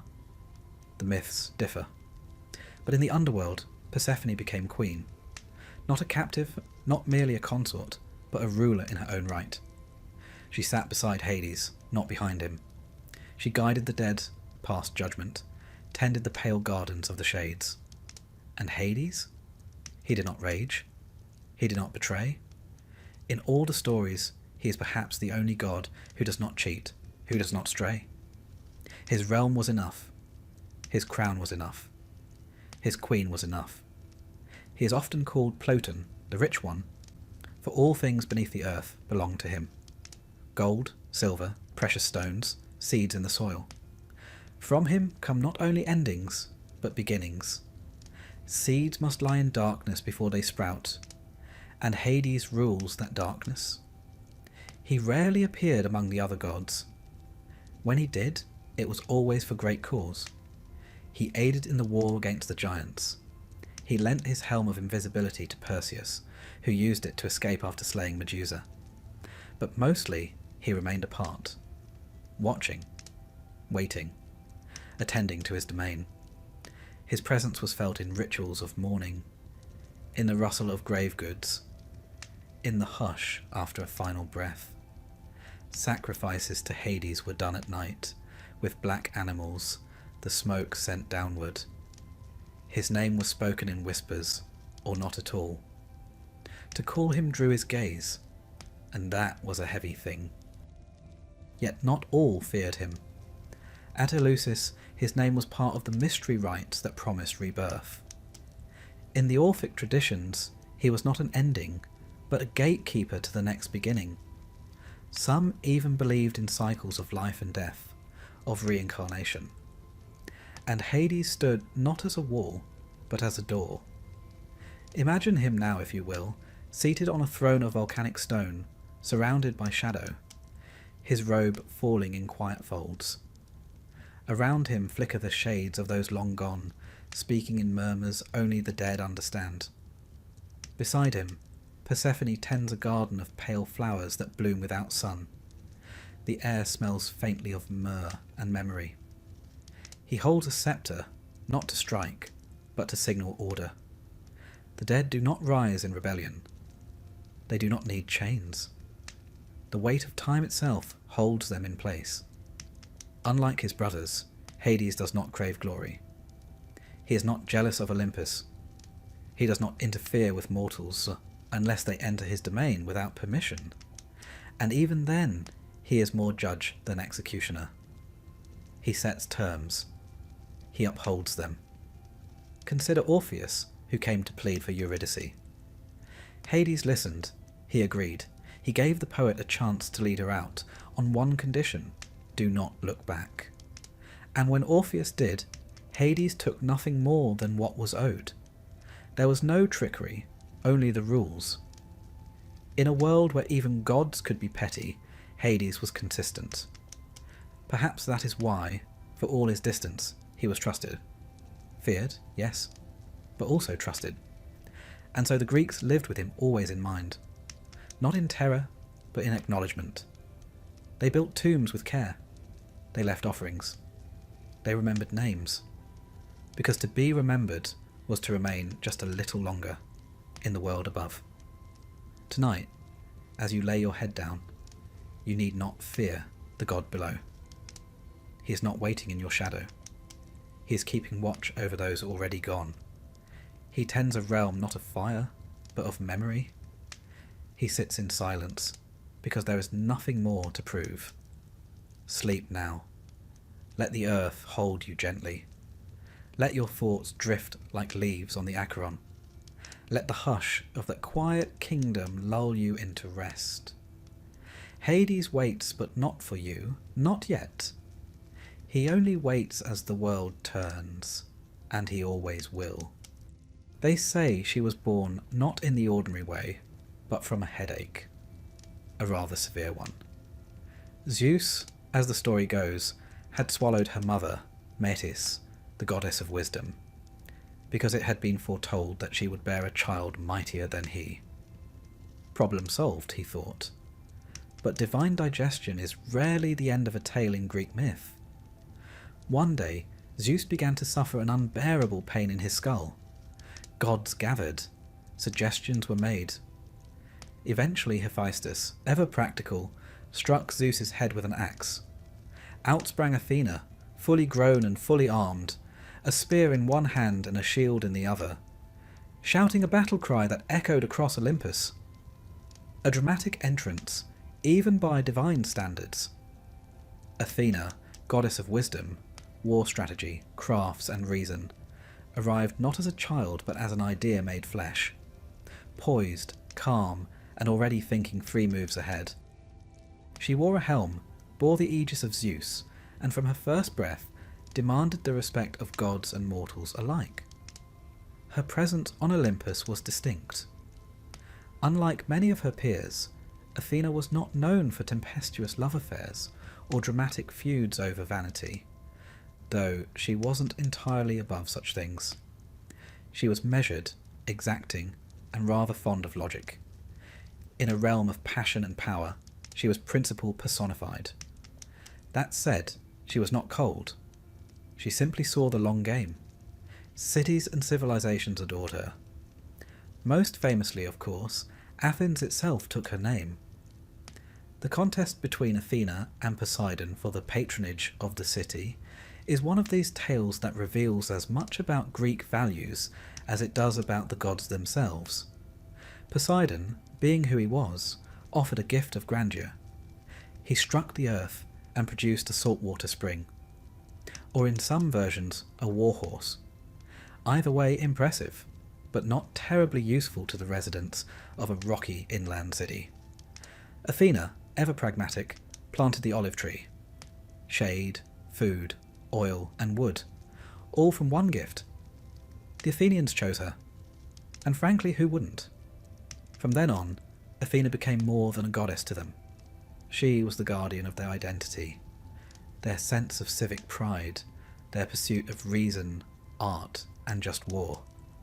Her temple, the Parthenon, still crowns the Acropolis today, its columns watching the Aegean like sentinels of marble. It remains not just a relic of ancient architecture, but a testament to her enduring spirit. Athena's approach to war was nothing like Ares' bloodlust. She preferred tactics, planning, the application of intelligence to conflict. She represented the mind in battle, not the frenzy. She advised heroes rather than charging in herself. Odysseus, in particular, earned her favour. His cunning, his guile, his talent for words over weapons, all were qualities she prized. She guided him home through storm and strife, always the voice of reason whispering beneath the chaos. But wisdom is not always gentle. Athena could be uncompromising, and when insulted her wrath was cold and enduring. Take the tale of Arachne, a mortal weaver whose skill was so great she dared claim superiority to the goddess herself. Athena, not known for indulging arrogance, challenged her to a contest. Arachne's tapestry was flawless, even daring to depict the gods in their less flattering moments. Athena, though impressed, tore it to shreds. She struck Arachne down, but, in a rare moment of mercy or poetic judgment, transformed her into the first spider, to weave forever. This balance of pride and precision defined Athena. She upheld honour, but never shied from asserting her place. She did not scream. She did not scheme. She simply stood her ground, and others yielded. She was also a patroness of crafts and invention. Pottery, weaving, architecture, all fell under her guidance. She inspired not just warriors, but artisans, philosophers, and lawmakers. Her symbol, the owl, denoted clear-sightedness, and was stamped on the coins of Athens. Wherever thoughtful hands shaped the world, Athena was there. Artists spoke her name before chiselling marble. Statesmen offered silent prayers before debating law. Curiously, she remained a virgin goddess, not in prudishness, but in independence. She did not marry. She did not pursue or yield to pursuit. Her loyalty lay with principle, not passion. This lent her a certain clarity, a steadiness untouched by the usual romantic entanglements that entangled her peers. She stood alone, and from deep solitude came strength. Even her friends knew to tread carefully. When Tiresias, the blind prophet, accidentally witnessed her bathing, Athena struck him blind. But in fairness, she also gave him the gift of prophecy to balance the scales. Firm but fair. That was her way. In art, Athena is almost always armed, but never aggressive. Her shield often bore the head of Medusa, a grim gift from Perseus after his fateful quest. According to some tales, she aided him by guiding his hand, lending him tools, whispering courage. But her choice to place Medusa's face on her shield? That was something more. A warning, perhaps, or a reminder that wisdom does not flinch from horror. It absorbs it, reflects it, uses it. Athena had no shortage of temples across the Greek world. In addition to the Parthenon, sanctuaries in places like Delphi and Sparta honoured her many aspects: warrior, lawgiver, protector. Festivals such as the Panathenea celebrated her birth and her role in civic life, combining athletic contests, sacrifices, and parades of woven robes made in her honour. In one such rite, young women would carry offerings in silence, their steps measured, their robes flowing like water under olive trees. Her epithets tell the story of her scope: Athena Parthenos, the maiden; Athena Polias, of the city; Athena Promachos, she who fights in front; Athena Ergane, the industrious; Athena Nike, bearer of victory. She was many things, but never distant. Even in myth, she is the goddess most likely to walk beside mortals, to speak plainly, to guide without condescension. She saw potential where others saw fault. She offered guidance, not flattery; expectation, not indulgence. There were contradictions, of course. She upheld justice, but stood silent when her fellow gods acted with less than noble intent. She punished women who crossed lines, yet empowered heroes to defy the odds. But perhaps that was her wisdom, knowing when to act and when to wait. Not every wrong needed to be shouted down. Some could be corrected with time, with silence, with the long view. Athena always had the long view. She rarely raised her voice, but when she did, it was the sound of clear judgment, like bronze striking bronze in the still air before battle. A single note, impossible to ignore. Her advice was often laced with calm warnings, softly spoken truths. In council, the gods might argue for hours, but when Athena spoke, the room fell still. Her logic was not easily refuted. Her presence was not easily dismissed. Imagine her now, seated on her marble throne, high in the halls of Olympus. Her eyes are cool and calm, scanning scrolls of mortal deeds. She does not smile often, but when she does, it is the smile of one who sees potential, not perfection. Her owl perches silently nearby, and outside, the stars wheel in precise procession. Every movement above reflects her mind below. Quiet, deliberate, constant. Somewhere below, a child learns to write. A potter turns a wheel. A general marks a map. A philosopher pauses mid-thought, wondering from where the insight came. And in all these things, Athena stirs. She is not the flashiest of gods, not the loudest, but she is the one whose name is whispered in libraries and courtrooms, in war rooms and workshops. She is wisdom in bronze, and tonight, as you close your eyes and drift toward dreams, know that she keeps watch, not in thunder or fire, but in thought, in structure, in the still strength of what is rightly built. Sleep now, and if you dream, let it be of olive groves and marble halls, of clear skies and steady hands. Athena is near, and she is thinking. In the soft glow before dawn, when the world holds its breath and the sky hesitates between silver and gold, two figures move through myth, twins, born of the same mother, destined to walk very different paths beneath the same ancient heavens. Apollo and Artemis, sunlight and moonlight, brother and sister, opposites and echoes. They were born on the island of Delos, a place said to have once drifted free in the sea until it anchored itself just in time to shelter their mother, Leto. Hera, ever so fond of revenge, and not at all fond of Zeus's many liaisons, had forbidden any land to receive Leto while she was pregnant. Delos, unrooted and wild, was not bound by such rules. And so, on that shifting soil beneath a curious sky, Leto gave birth to Artemis first, and then Apollo. From the beginning, they were not ordinary children. Artemis, it is said, helped deliver her brother, and thus became the goddess of childbirth and protector of the young. Apollo, radiant and golden, emerged second, but would come to embody light, music, poetry, prophecy, and healing. A resume so robust it might make even Hermes blink. The two were close, but distinct. Artemis claimed the wild, forests, mountains, creatures of the night. She roamed with her bow and hounds, untouched by civilization, untouched by men. A virgin goddess, her strength lay in independence, her power in her distance. She guarded the liminal spaces, dusk, wilderness, the edge of becoming.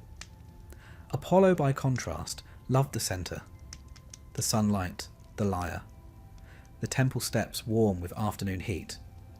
He ruled order and clarity, truth spoken through the lips of oracles, the measured beat of poetry, the clean line of sculpture. Where Artemis prowled under trees, Apollo strode into plazas, head lifted, every step in rhythm.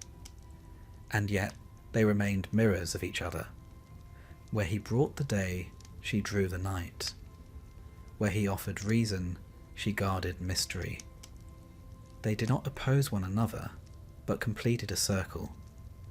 Apollo's most famous shrine was at Delphi, where the oracle of the Pythia would sit upon a tripod and speak his prophecies, often in riddles that twisted fate and free will into a single thread. Pilgrims came from across the Greek world to ask their questions and receive their cryptic answers.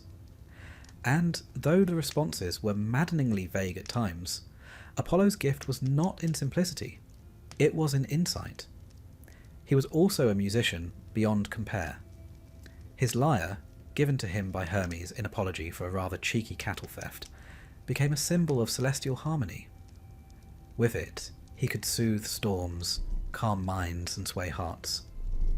His songs were not merely entertainment, they were structure, soul, cosmos turned into melody. But Apollo was not all light. His stories, like those of all the Olympians, carry shadows. He loved often and disastrously. Daphne, a nymph who fled him, was turned into a laurel tree to escape his pursuit. Coronis, whom he loved, betrayed him, and he struck her down, only to save their unborn child, Asclepius, god of medicine. His wrath was precise, his grief enduring. Artemis too had her shadows. She punished those who saw her without consent. Actaeon, a hunter, stumbled upon her bathing and was transformed into a stag, torn apart by his own hounds. She was protective to the point of fury, unyielding in her expectations. But she was also kind to those who honoured her solitude. She guarded the vulnerable, walked beside maidens, lent her strength to women in labour, and was invoked in the hush of moonlit prayers. Unlike her brother, Artemis built no cities. Her temples were often deep in forests or perched on cliffside paths. She preferred the company of nymphs, wild animals and stars, and yet her worship was widespread. From Ephesus to Broron, from Arcadia to Sicily, girls danced in her honour, shedding their childhood names in rites of passage that whispered of transformation.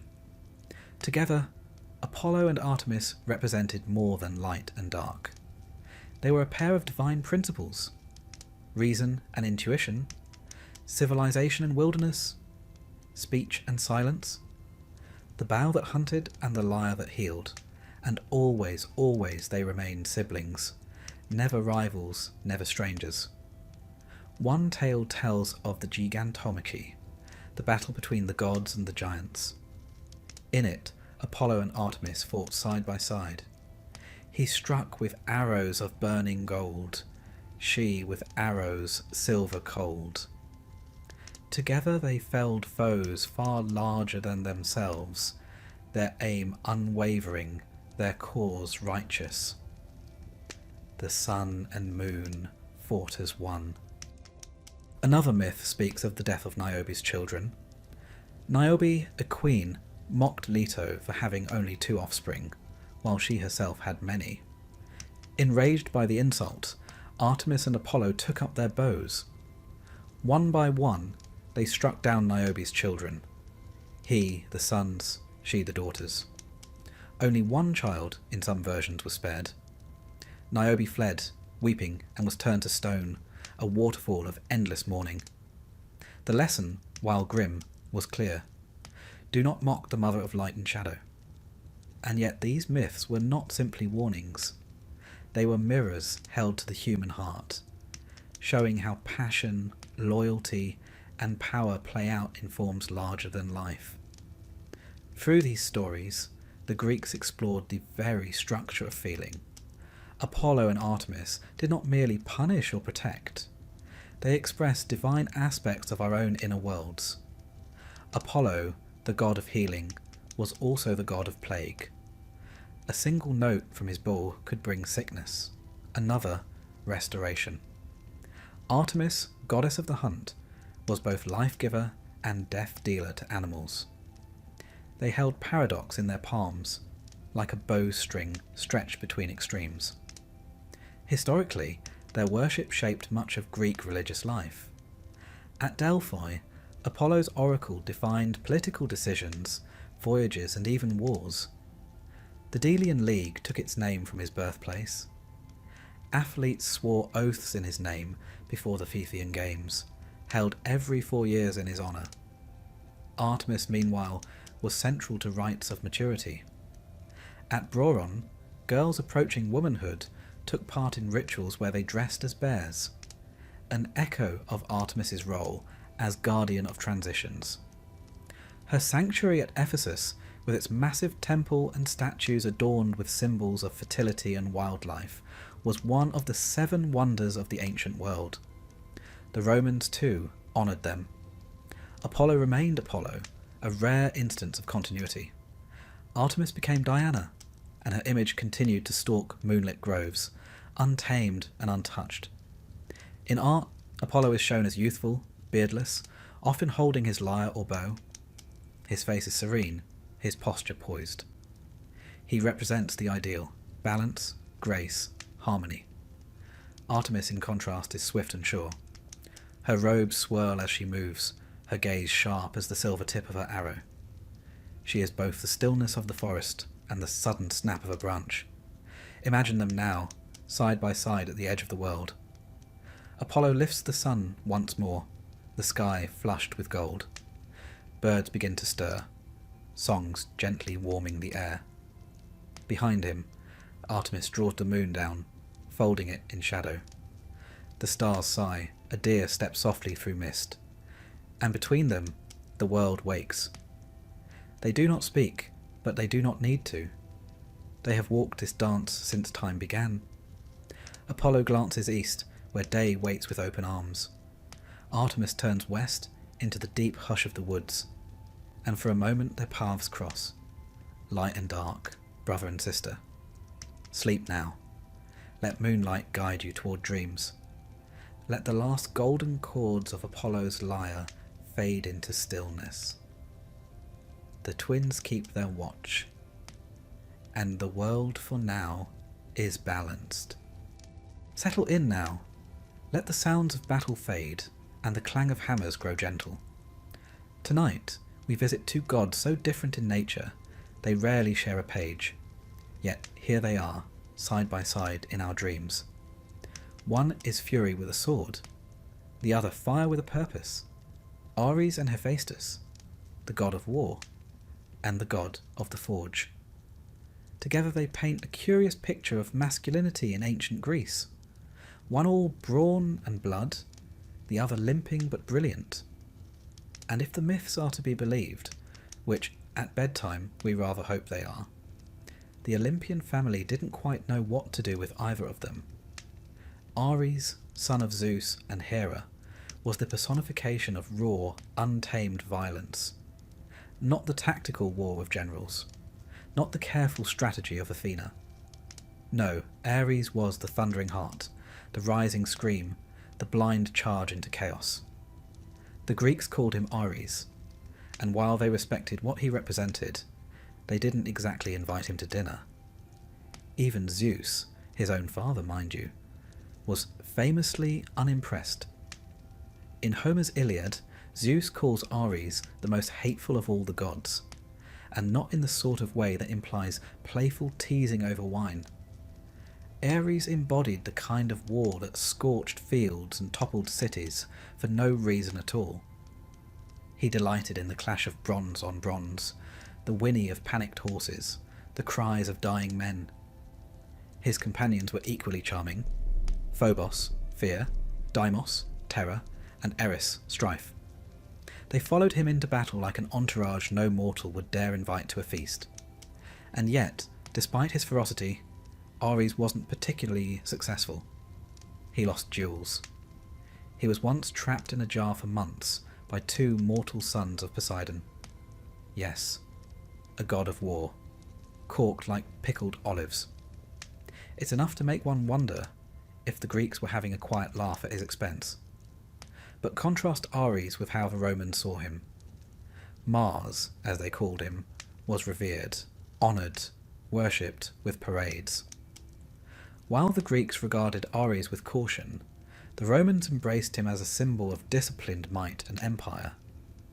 A curious shift, perhaps reflecting the values of a rising military power versus a culture that preferred wit, reason, and an afternoon of philosophy in the shade. Still, there's something almost endearing about Ares. He wears his passion plainly. He falls, And oh, how he falls, madly for Aphrodite, the goddess of beauty. And what a pair they made! She, radiant and sly. He, straightforward and smitten. Their affair, though secret, was not subtle. They were caught in the act by Hephaestus, her husband, who ensnared them in a net of his own making. Now, that brings us to our second god tonight, the quiet, smouldering power of the forge. Hephaestus, the divine blacksmith, son of Hera, and depending on which version you prefer, perhaps without a father at all. Some say Hera bore him alone in revenge for Zeus birthing Athena from his head. That's Olympian parenting for you, equal parts miracle and pettiness.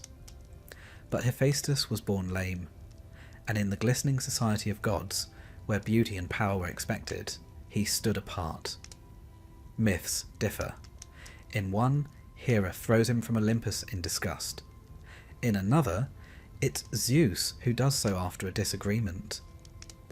Either way, the poor lad gets launched off a cloud and crashes into the sea, where kindly sea nymphs raise him. Now that would make for an awkward family reunion, wouldn't it? But Hephaestus doesn't brood forever. He learns, he builds. In time, he returns to Olympus, not with wrath, but with skill. And what skill it is. He creates thrones, automatons, palaces of bronze.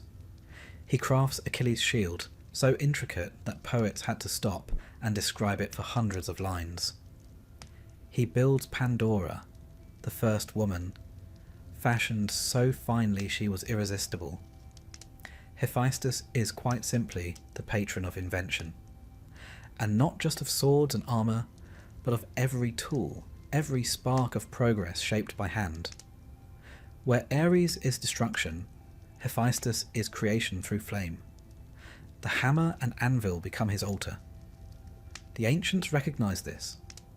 He had cults across Greece, especially in Athens and on Lemnos, the volcanic island that claimed to be his earthly home. There, fires were sacred, and every blacksmith was a kind of priest, echoing their divine patron in sweat and soot. In Athens, Hephaestus shared a temple with Athena, a pairing not romantic, but symbolic.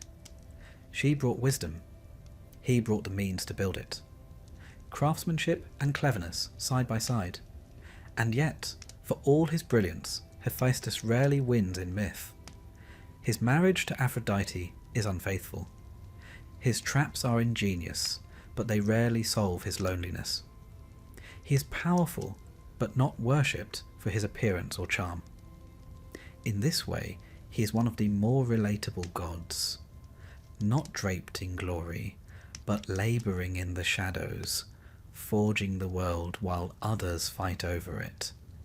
And maybe that's the secret. Because the Greeks, for all their love of myth, were practical. They built, they reasoned, they argued in the agora, and laid stones in perfect lines. While Ares might shout and wave his sword, Hephaestus quietly forged the hinge it swung on. Still, they're both part of the same divine family, and one imagines the dinners on Olympus were, well, complicated. Imagine it.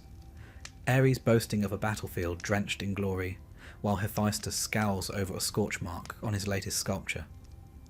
Hera sighs, Apollo plucks a judgmental chord. Dionysus refills everyone's cup. Aphrodite checks her reflection in a polished shield.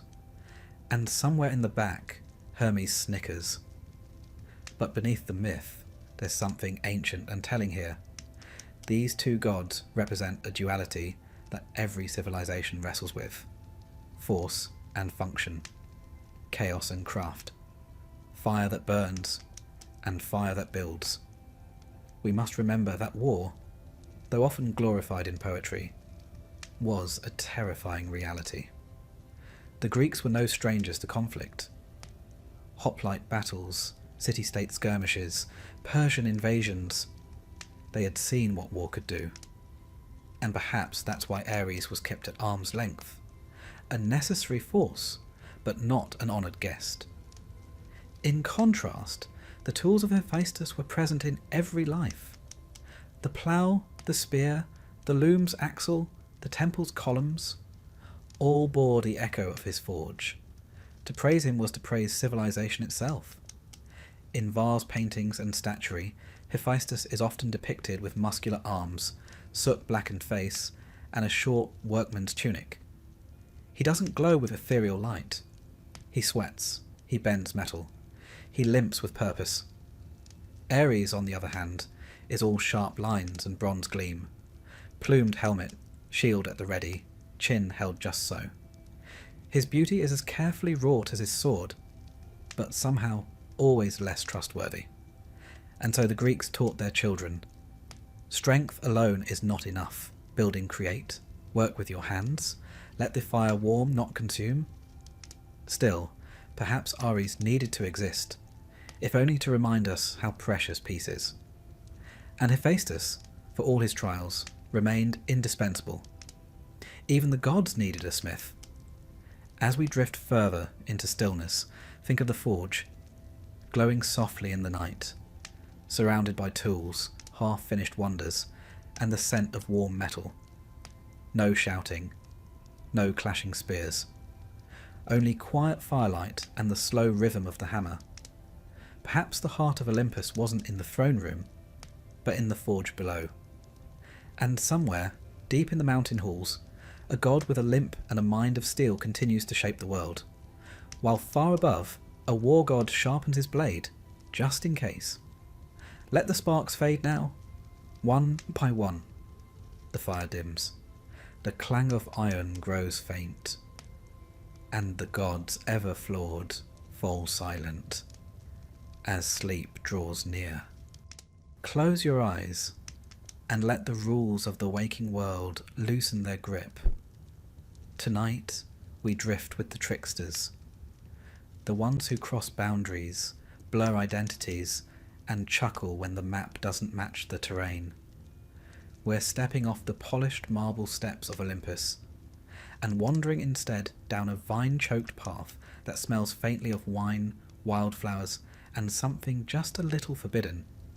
These are the gods of transition, of thresholds, of masks, mischief, and mystery. Dionysus and Hermes. One pours the wine, the other steals your sandals. And together, they lead us to the edges of what it means to be human. Let's begin with Dionysus. You may think of him as the god of wine, which he is, but he is so much more than that. He's the god of release, of madness and ecstasy, of letting go of the self. A paradox in Ivy, both comforting and terrifying. His origin story is tangled as it should be. Some say he was born of Semele, a mortal princess, and Zeus, who, in classic Zeus fashion, visited her in secret. But Semele, tricked by a jealous Hera, asked to see Zeus in his full divine form. And mortals, it seems, are not built for thunder. She perished in flame, and Zeus, in a rather creative act of divine obstetrics, rescued the unborn Dionysus and sewed him into his own thigh. Yes, you heard that right. Dionysus was born, again, from Zeus's leg. It's not elegant, but it's memorable. From the moment of his birth, Dionysus lived between worlds, mortal and divine, Greek and foreign, male and feminine, sane and not so sane. He wandered, he grew, and wherever he went, vines burst through the earth. Panthers followed him. Women, called maenads, danced barefoot in the woods, possessed by his presence. And behind the joy, there was always a shadow of danger. Because Dionysus is not just the god of wine, he is the god of what wine does. He is the one who shows you who you really are, or who you're trying very hard not to be. To the Greeks, Dionysus embodied the part of life that broke through structure. He was worshipped in ecstatic rites, sometimes at night, sometimes deep in the woods. The Orphic mysteries and Bacchic festivals allowed initiates to slip free from identity, gender, class, duty, and taste, for a moment, the freedom of dissolution. it wasn't always peaceful. Pentheus, a proud Theban king, tried to suppress the cult of Dionysus. The god, disguised as a gentle priest, lured him into observing the women's rites. But Pentheus was torn apart, quite literally, by his own mother, driven mad by the god's power. And yet, Dionysus wasn't a villain. He was balance. He came at the end of winter. He came after loss. He was the return of vitality, the wild joy that reminds us we're alive. And for all his chaos, he was beloved. Temples rose in his name. Theatres were built in his honour. The city Dionysia festival in Athens became the birthplace of tragedy and comedy alike. A sacred celebration of storytelling, masks, and human emotion. Because theatre, like Dionysus himself, walks the line between illusion and truth. Now turn from the forest and follow the flutter of wings. Or is it just a whisper of sandals on marble? Hermes is here. If Dionysus teaches us how to lose control, Hermes shows us how to navigate it. The messenger god, the guide of souls, the trickster with a grin that suggests he's already stolen whatever it is you're looking for. Hermes is the god of transitions, of travel, commerce, invention, and thievery. He is the protector of boundaries, and the one who slips right through them. Born in a cave, he was walking and stealing before the end of his first day. One of his first acts? Stealing Apollo's cattle. And not only stealing them, disguising his footprints by walking backward and crafting sandals out of bark. By sunset, he'd invented the lyre, made from a tortoise shell and gut strings, and charmed his way out of punishment by offering it as a gift to Apollo. That's Hermes, fast, clever, and just disarming enough to get away with it. But he's not just a jokester. Hermes had a vital role in Greek religion. He was Psychopompos, the soul guide, the one who led the dead to the underworld. Not judging, not punishing, simply escorting. A quiet presence at the moment of death, neither feared nor worshipped too loudly, but always needed. To the ancients, he was in the crossroads, the boundaries between fields, the liminal places where magic happens. Travellers left offerings to him in the form of Hermes, stone pillars topped with his head, often with an anatomically conspicuous addition carved just below. These stood as guardians of movement, fertility, and cheeky reminders of divine presence in the everyday. Hermes was also the god of merchants, of trade, negotiation, and yes, the occasional scam. But in the ancient world, that was part of the game. Commerce was sacred, and Hermes, ever adaptable, was both its protector and its jester. He appears everywhere, on coins, in plays, in dreams, a flicker of winged sandals across the sky. And here's where things get interesting. Because while Dionysus and Hermes are not often paired directly in myth, they are spiritual cousins. They are both liminal. They both connect opposites. Life and death, mortal and divine, order and chaos. They are gods of change. And in the ancient world, change was something to be respected, even feared, because it reminded people that the line between the civilized and the wild was thinner than we like to admit. In some Orphic traditions, Dionysus is linked with the soul's rebirth, torn apart by titans, reborn in fire. Hermes, meanwhile, appears in esoteric texts as a keeper of hidden knowledge, later merging with Egyptian Thoth to become Hermes Trismegistus, father of alchemy and the mystical arts. Between them, these two gods whisper a strange truth, that transformation is divine, that the in-between is sacred. The Greeks understood this. Their myths weren't meant to be consistent. They were meant to reflect life, messy, contradictory, and beautifully uncertain.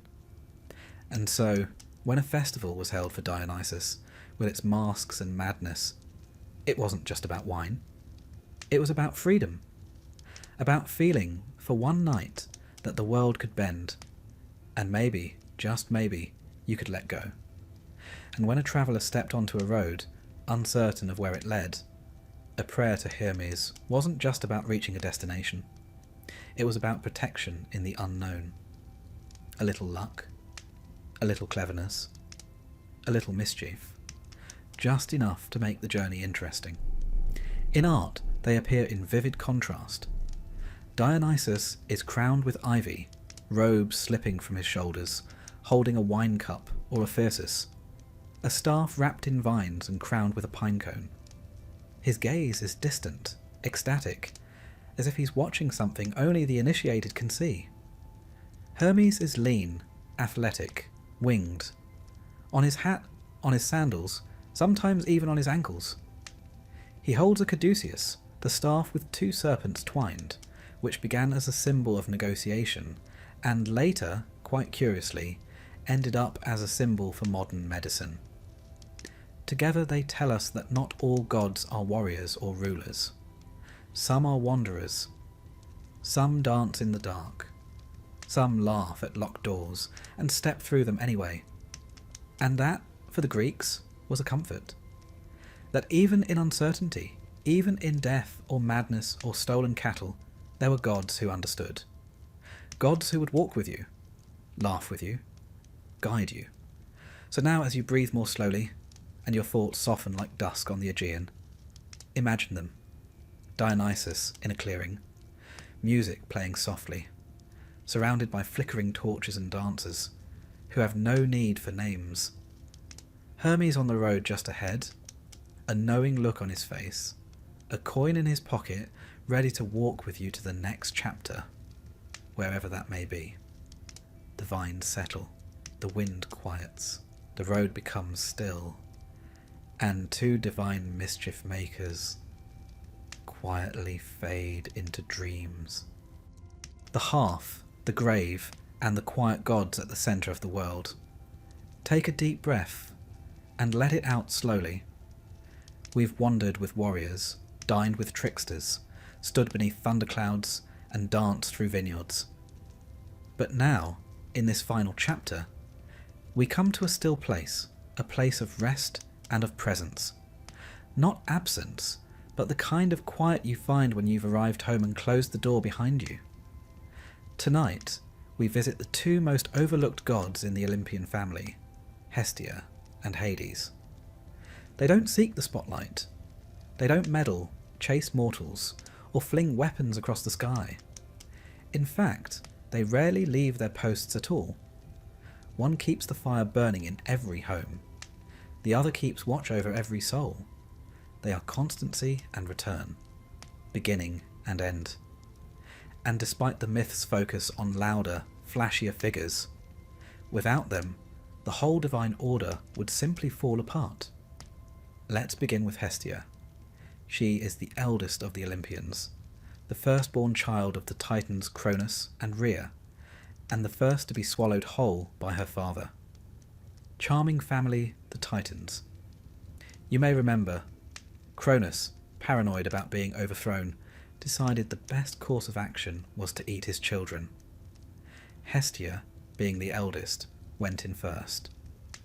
When Zeus eventually forced Cronus to regurgitate his siblings, with the help of a rather aggressive herbal tonic, Hestia was the last to emerge, and so she was both the firstborn and the last released, making her, quite poetically, the Alpha and the Omega of the Olympian order. Yet for all that drama, Hestia is perhaps the least dramatic deity of them all. She doesn't rage, she doesn't seduce or scheme, she doesn't even go on adventures. Instead, she simply remains. Hestia is the goddess of the hearth, the sacred fire at the centre of every Greek home, temple, and city. The hearth wasn't just a place to warm your hands or boil lentils, it was the spiritual anchor of life. Families gathered around it. Offerings were made at it.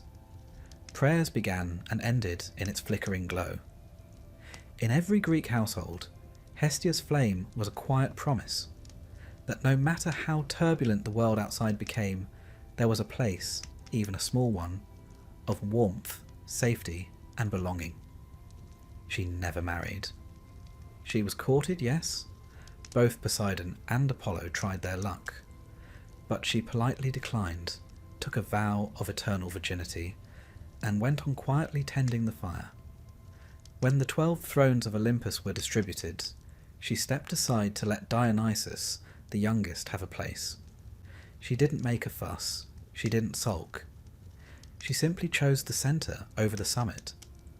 And in that centre, she became the most constant presence in all Greek life. In cities like Athens, a sacred flame to Hestia burned in the Prytaneum. The public hearth kept ever alight. When a colony was founded, fire was taken from that hearth and carried across the sea so that the new settlement could begin with Hestia's blessing. In this way, she linked the old world and the new, one glowing ember at a time. She had no grand temples, because every home was her temple. She had no epic poetry, because her story was not one of conquest or calamity. She simply was. She made every rite, every offering, and every home possible. Even at the start of any public or private sacrifice, the Greeks invoked Hestia first. Before the meat hit the altar, before the libation was poured, there was Hestia. At the end, as the last drop of wine spilled and the smoke rose skyward, there she was again. To us that might seem modest, but to the Greeks it was reverence of the highest sort. If Athena was the mind of the city and Artemis its wild edge, Hestia was its heart, quietly beating, never drawing attention, but always there. Now shift with me from the hearth to the depths of the earth, to another god who rarely spoke, but who ruled over far more than most realized. Hades, lord of the underworld. He, too, was a child of Cronus and Rhea, and he too was swallowed and later rescued by Zeus. When the war against the Titans was won, the 3 brothers, Zeus, Poseidon, and Hades, cast lots to divide the cosmos. Zeus drew the sky, Poseidon the sea, and Hades drew the lot of the underworld. Now let's be clear, he wasn't cast down. He didn't lose. He simply got the job no one else wanted. Quietly, responsibly, and without complaint. And for that reason, he was misunderstood. In later ages, especially in Roman and Christian-influenced retellings, Hades was twisted into a demonic figure. But to the Greeks, he wasn't evil. He was inevitable. His realm wasn't hell. It was simply after, the natural destination of every mortal life. To them, Hades was a somber, dignified ruler. Strict, yes, but not cruel. In fact, he's one of the few gods who is never shown cheating on his wife or interfering in mortal affairs just for fun. His name means the unseen one, and his helmet, the famous helm of darkness, allowed him to move invisibly, even among gods. A fitting symbol for a god whose work was constant but invisible. He ruled with fairness and order. He kept the shades of the dead from wandering, and ensured that each soul received its due, whether in the sunless meadows of Asphodel, the blissful fields of Elysium, or the shadowy depths of Tartarus for the truly wicked. He was feared, yes, but fear can be respectful. In fact, people avoided speaking his name altogether. Euphemisms like Pluton, meaning wealth giver, became common. After all treasures of the earth came from below. Gold, silver, crops, stability. Hades, in this guise, wasn't the god of doom, but of hidden riches. And then there's Persephone, the queen of the underworld, his equal in title and power. The myth is well known. Hades falls for Persephone and carries her off to his realm. Her mother, Demeter, goddess of the harvest, grieves, and the earth withers. Eventually, a deal is struck. Persephone will spend part of the year with Hades and part with her mother.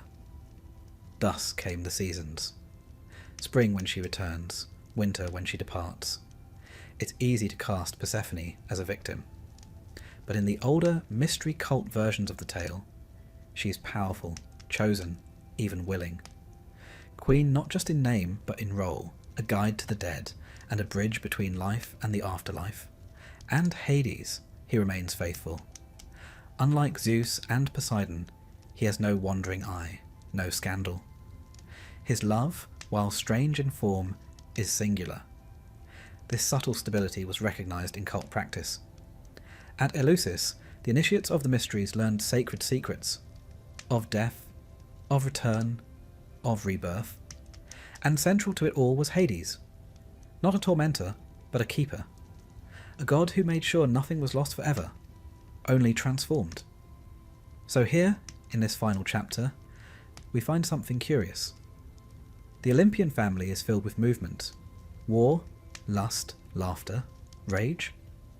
But at either end, bookending the myths like candles on a shrine, are two figures who do not chase, who do not flee, who simply hold. Hestia at the centre of the home, Hades at the centre of the earth. One keeps the fire burning, the other welcomes the flame when it fades, and neither boasts, though they touch every moment of life. From the first breath by the cradle to the last sigh at the tombstone, Hestia and Hades are there. In art, they are quiet. Hestia appears veiled, seated, serene, a modest woman holding a flame. Hades, often bearded and reserved, sits beside Persephone, sometimes with a cornucopia, a reminder that what lies beneath nourishes what grows above. And perhaps that's the lesson the Greeks left us. That glory isn't always loud, that power doesn't always parade, that the greatest forces in life are those that simply endure. So now, let the fire burn low, let the earth cradle your thoughts. In one corner of the hearth, a flame flickers, constant, unbothered by wind or time. Far below, in quiet halls of stone, a king walks the corridors of memory, steady and patient. And in between, everything we are. Let Hestia hold your dreams. Let Hades guard your rest. And let sleep take you gently, where the gods who stayed home still keep their watch.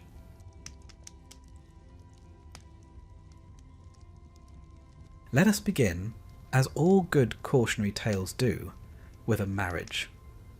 Not just any marriage, mind you, but the sacred union between the king and queen of the gods themselves, Zeus and Hera. On Mount Olympus, their relationship was held up, not as an ideal, but more as a constant source of divine tension, storm clouds, and the occasional herd of transformed cows. Now, marriage in the ancient Greek world was considered a societal pillar, albeit one built on decidedly patriarchal stone. It involved alliances, dowries, and heirs. Love was optional. Respect was negotiable. Fidelity? Well, let's not be silly. And in that regard, Zeus and Hera were deeply traditional. Their marriage began inauspiciously. Zeus, the thunder-wielding lord of the skies, had first attempted to court Hera politely. She was unmoved. So, in a move that tells you everything you need to know about him, Zeus transformed himself into a shivering little bird. Hera, ever maternal, took pity and held the trembling creature to her breast. Whereupon Zeus promptly transformed back and took advantage of her sympathy in a way that would not pass muster in any modern courtroom. Hera, shamed and cornered, agreed to marry him. The gods celebrated for 300 years, and the two were considered a cosmic match. But from the very start, their union was less a story of divine harmony and more an extended exercise in competitive vengeance. Zeus was, to put it mildly, not faithful. He pursued mortals, nymphs, and even the occasional divine relative with an enthusiasm bordering on the athletic. Danae, Io, Leda, Semele, Europa. The list of his conquests would require its own Homeric catalogue. and each liaison was accompanied by a transformation. A golden shower, a swan, a bull, even a particularly aggressive cloud. This was not mere philandering. This was performance art. Now, Hera, as goddess of marriage, might have been expected to preserve domestic order with grace and patience. But patience was not her strong suit. No, Hera's love language was spite, and her preferred method of communication was targeted torment. Not against Zeus, mind you, but against his lovers and the children that resulted. Io, a priestess of Hera, was seduced by Zeus and promptly transformed into a white cow to hide her. Hera, seeing through the ruse, requested the cow as a gift. She then appointed the 100-eyed Argus to guard her new bovine prisoner. When Argus was later slain by Hermes, Hera memorialized him by placing his eyes on the tail of the peacock. A petty flourish, if ever there was one. Semele, mother of Dionysus, was tricked by Hera into asking Zeus to reveal his full divine form. He did. She perished in a blaze of celestial overkill. Hera won Semele ashes. Leto, another lover, was harassed across the world by a furious Hera who forbade her from giving birth on any land under the sun. Leto finally found refuge on the floating island of Delos, where she delivered Artemis and Apollo. It was said even the land trembled at Hera's wrath. And of course, there was Heracles. Zeus's favourite illegitimate son, born to the mortal Alcmene. Heracles became the lifelong object of Hera's ire. She sent snakes to his cradle. She drove him mad so he would kill his own family. And when he set off on his famous 12 labours, it was Hera who ensured that each task was as miserable as possible. One might almost call it constructive parenting, if not for the malice. Yet Hera's vengeance was not limited to mortals. She once attempted a coup against Zeus himself, enlisting Poseidon and Athena in a plot to bind him in unbreakable chains. It failed, of course.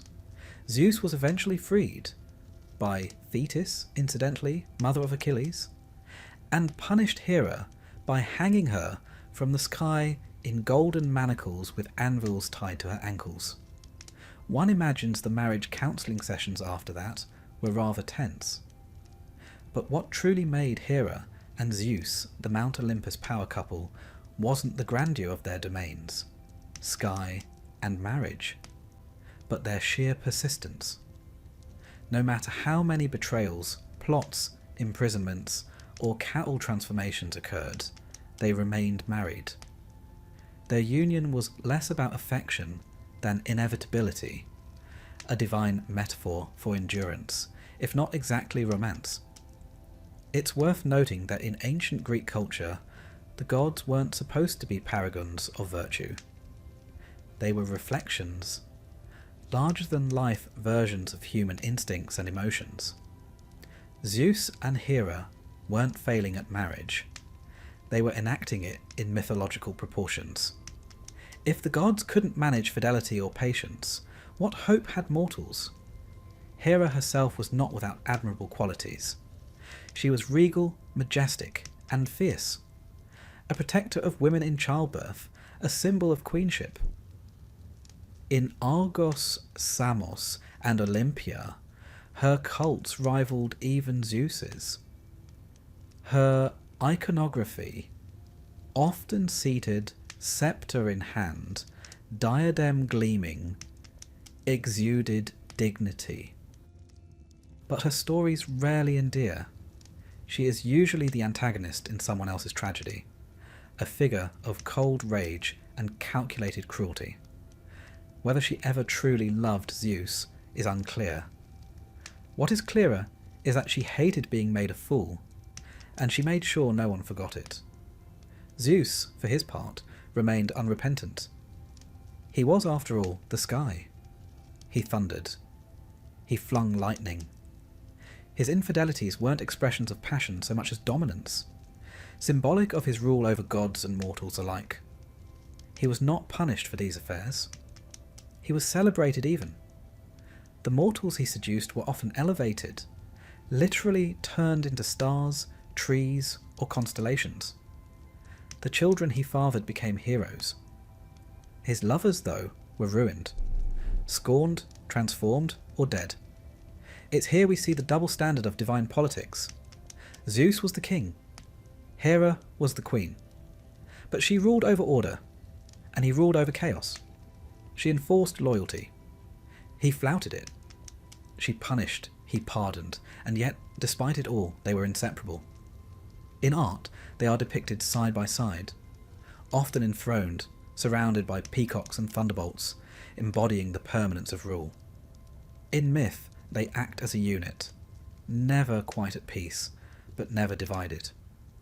There's a particularly curious tale, preserved in some later sources, where Hera attempts to regain Zeus's attention by withdrawing from him entirely. She retreats to the ends of the earth. Zeus, finding her absence unsettling, stages an elaborate ruse.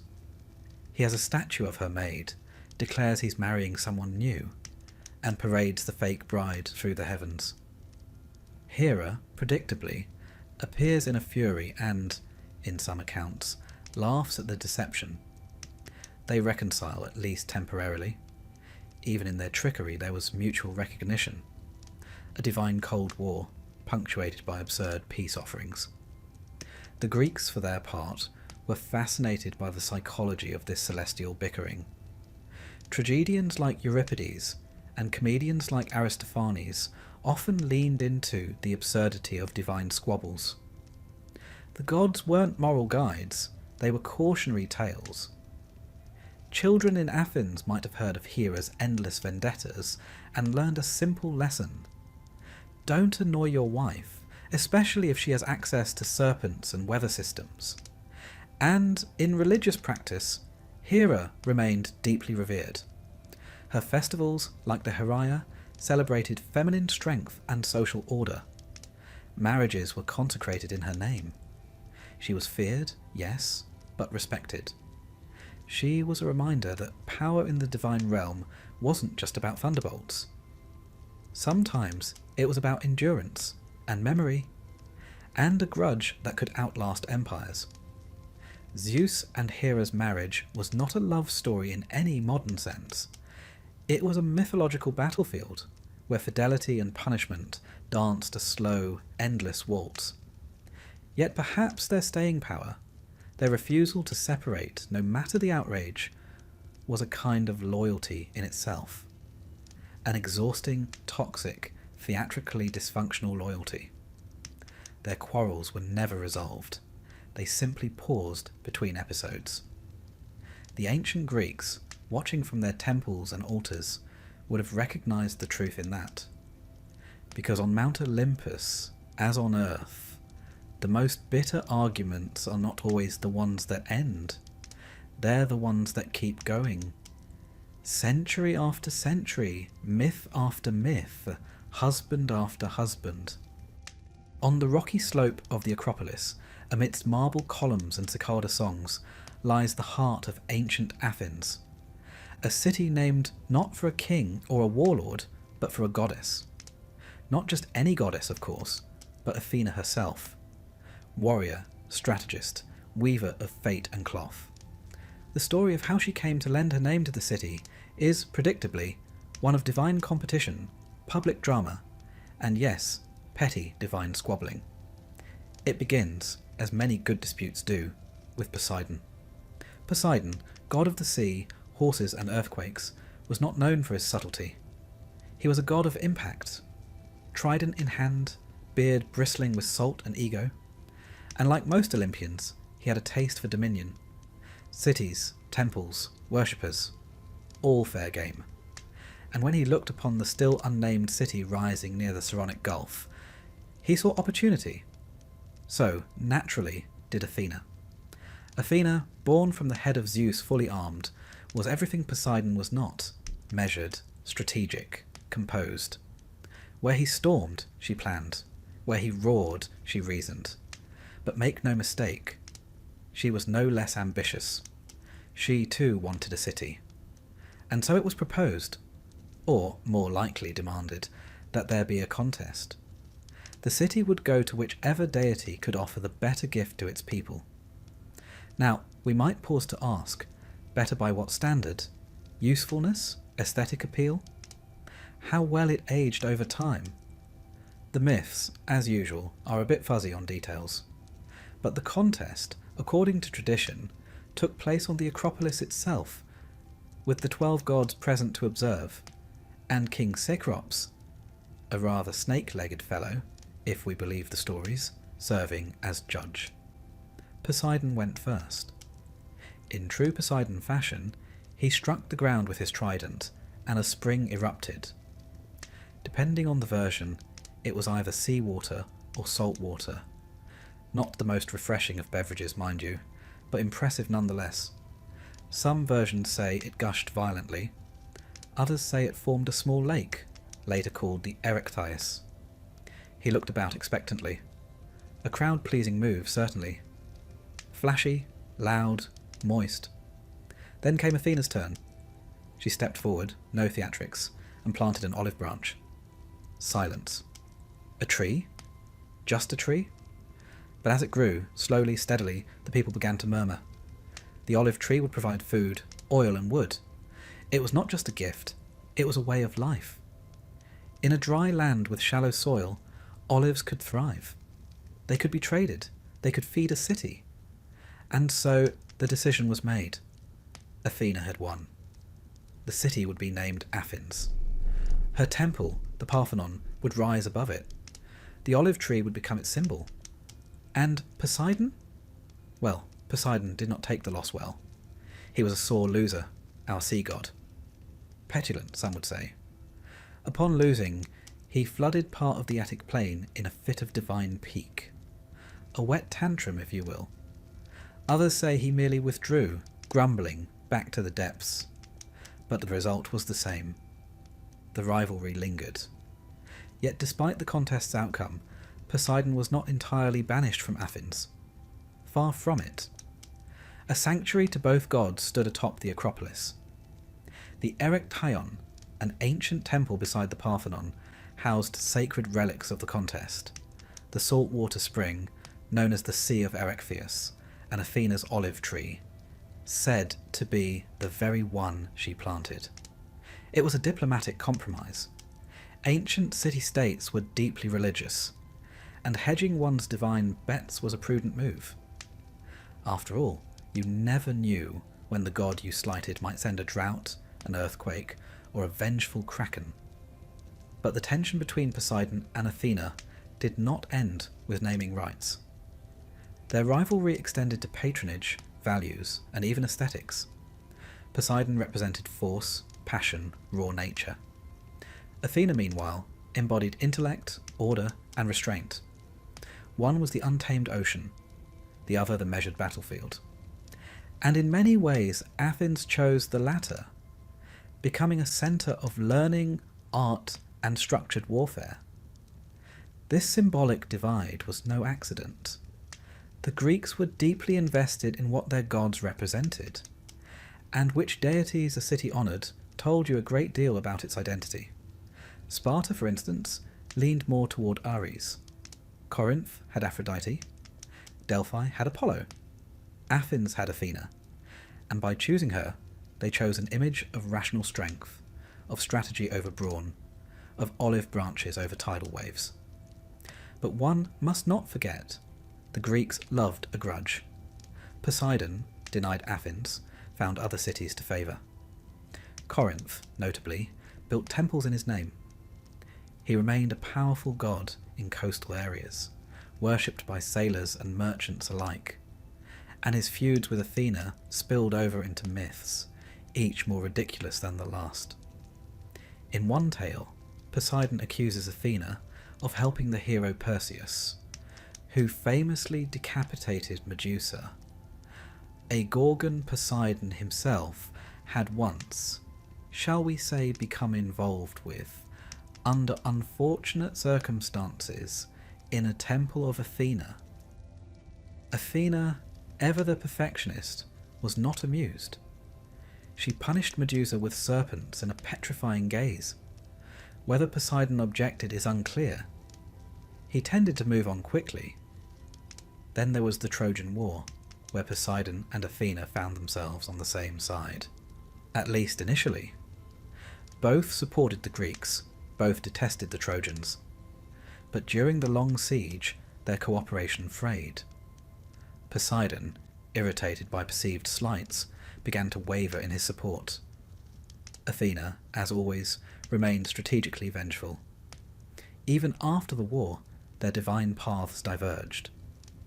Athena aided Odysseus, guiding him home. Poseidon did the opposite, delaying, punishing, sending storms, and making the poor man's journey a decade-long exercise in patience. That Odysseus survived at all is a testament either to Athena's cleverness or to Poseidon eventually getting bored.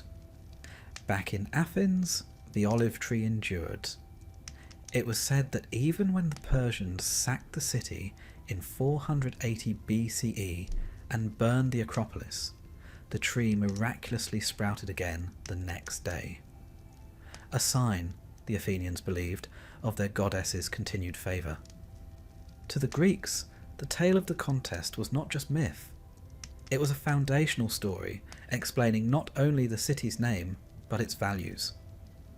The olive tree symbolised peace and prosperity. Athena's victory reinforced the city's image as a place of wisdom, craft, and measured might. Poseidon's loss, meanwhile, served as a kind of cautionary tale, a reminder that flashiness and force do not always win the day, that sometimes the quiet gift, the tree instead of the spring, can shape history. Of course, one might argue that the real pettiness lay in the fact that the gods needed a contest at all. Why not share the city? Why not co-patron it peacefully? But this is Olympus we're talking about, where compromise is considered suspicious and grudges are passed down like heirlooms.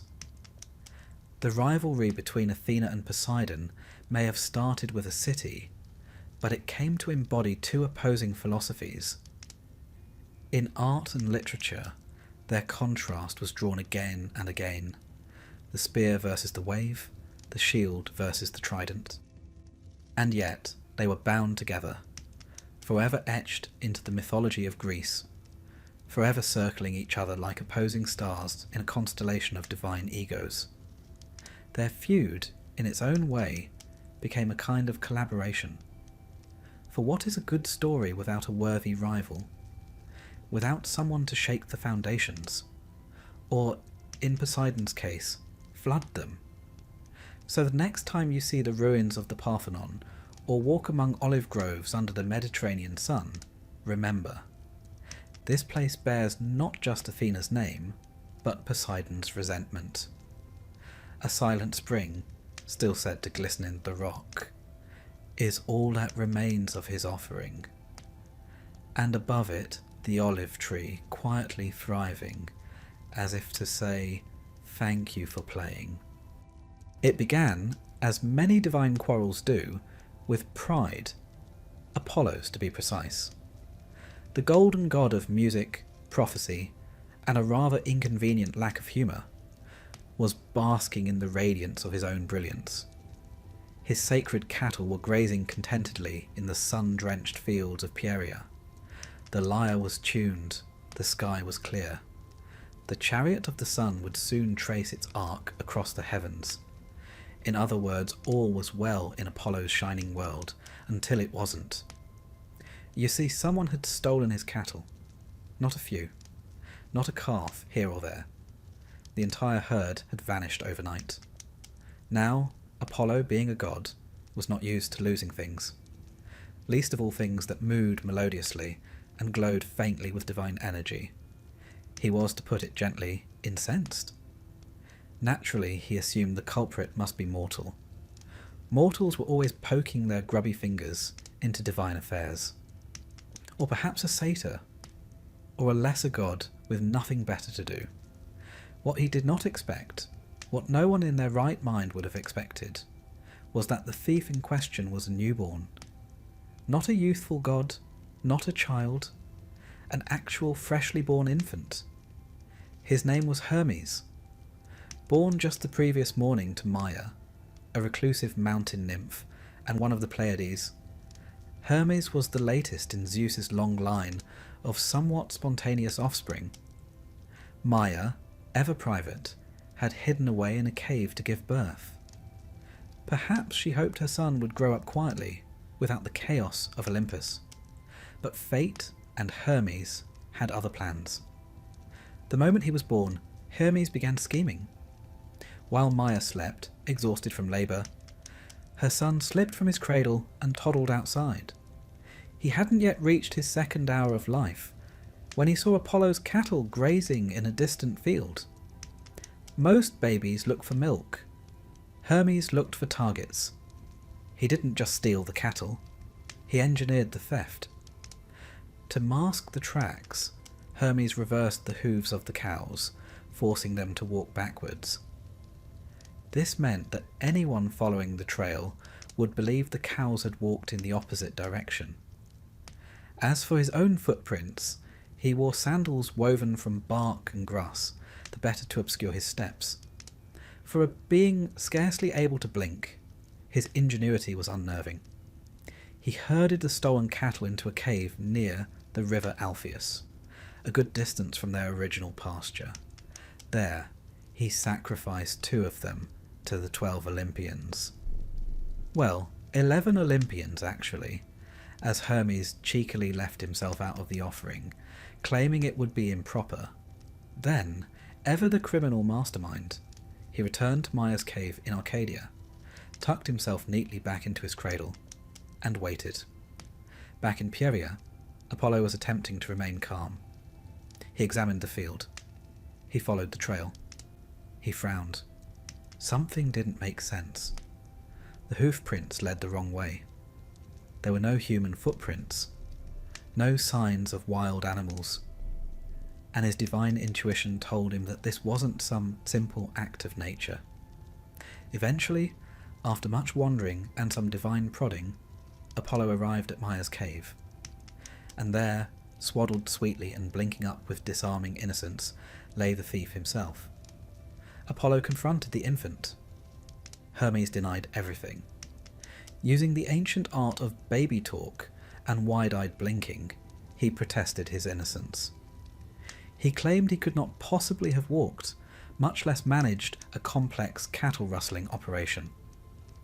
"Look at me," he cooed. "Do I look like someone who can steal livestock?" Apollo was not amused. Dragging Hermes from his cradle, gently, one assumes, Apollo stormed up to Olympus and demanded justice from their father, Zeus. The king of the gods listened intently as Apollo laid out his case. A theft had been committed.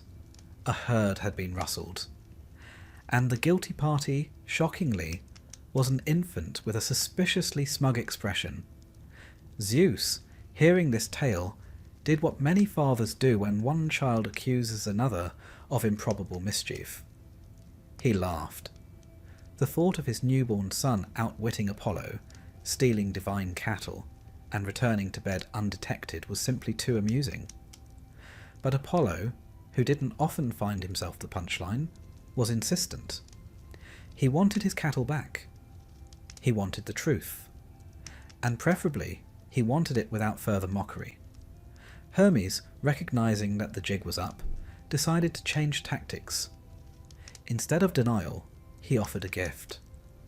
During his brief period as a fugitive, Hermes had invented something entirely new. A musical instrument made from the shell of a tortoise, with strings stretched across its hollow back.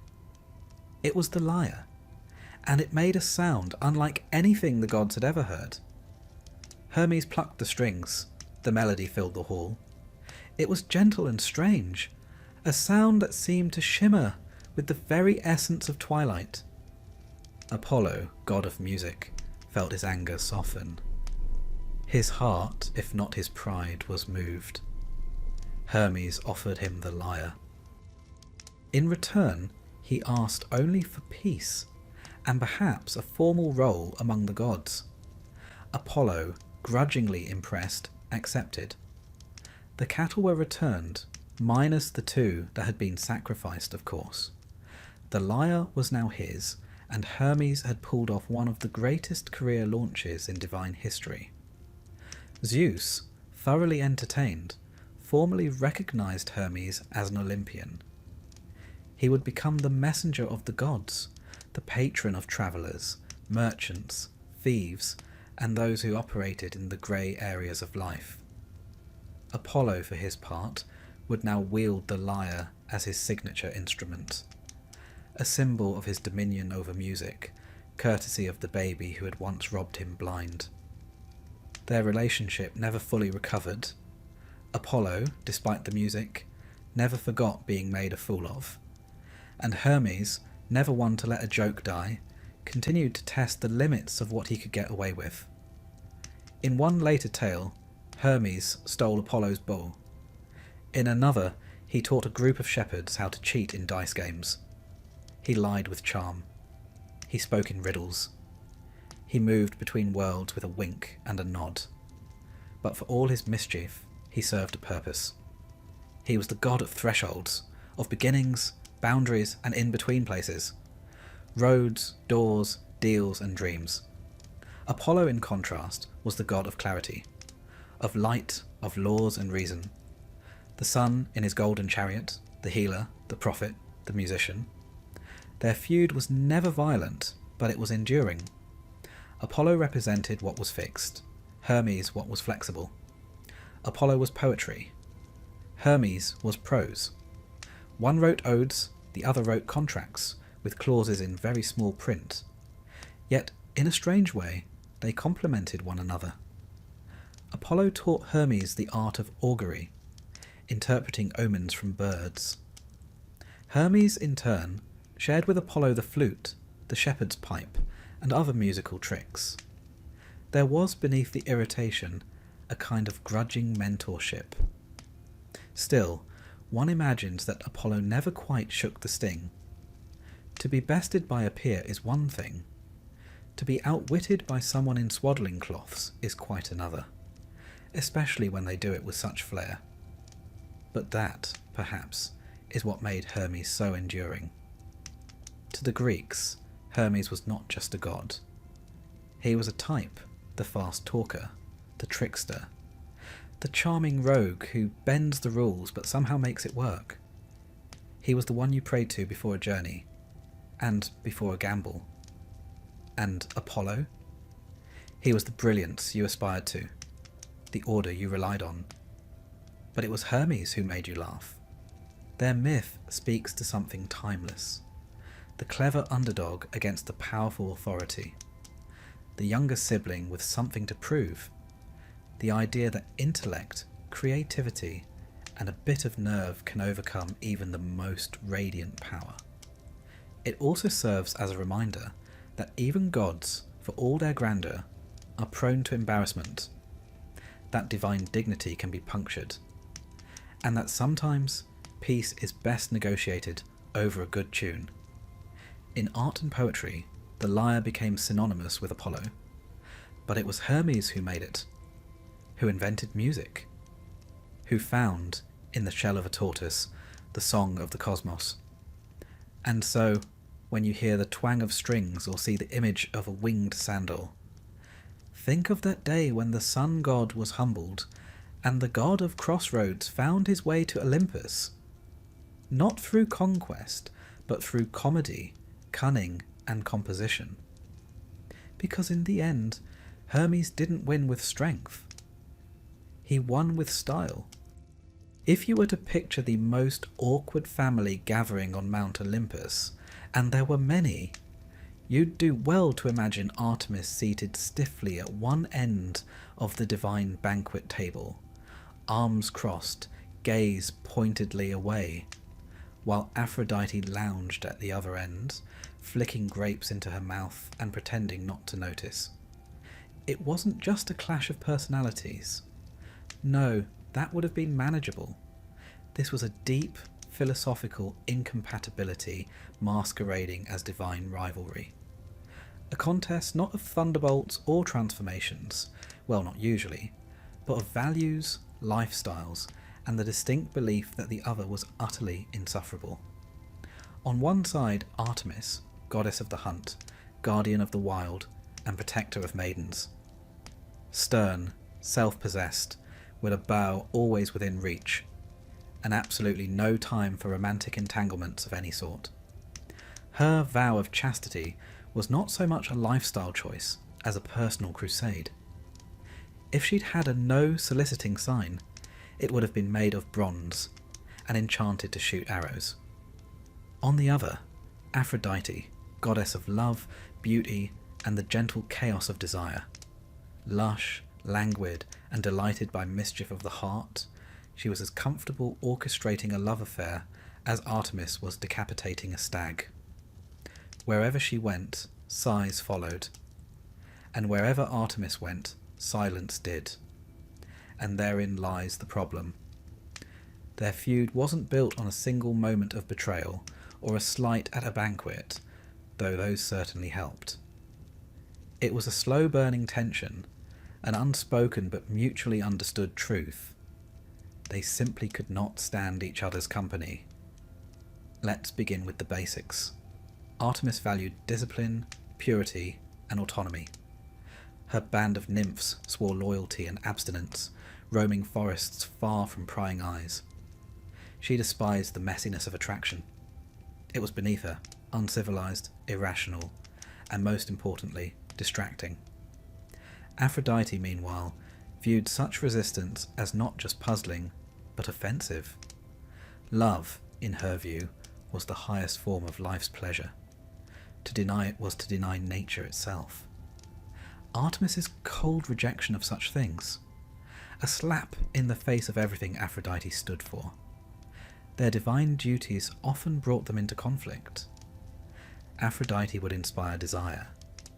Artemis would punish those who acted on it. Take, for instance, the case of Hippolytus, a noble young man devoted to Artemis. He shunned love entirely and gave all honour to the virgin goddess. Aphrodite naturally took this as a personal insult. Not just indifference, but disdain. And no one disdains Aphrodite without consequences. So she orchestrated a tragic chain of events. She caused Hippolytus' stepmother, Phaedra, to fall desperately in love with him. He rejected her, horrified.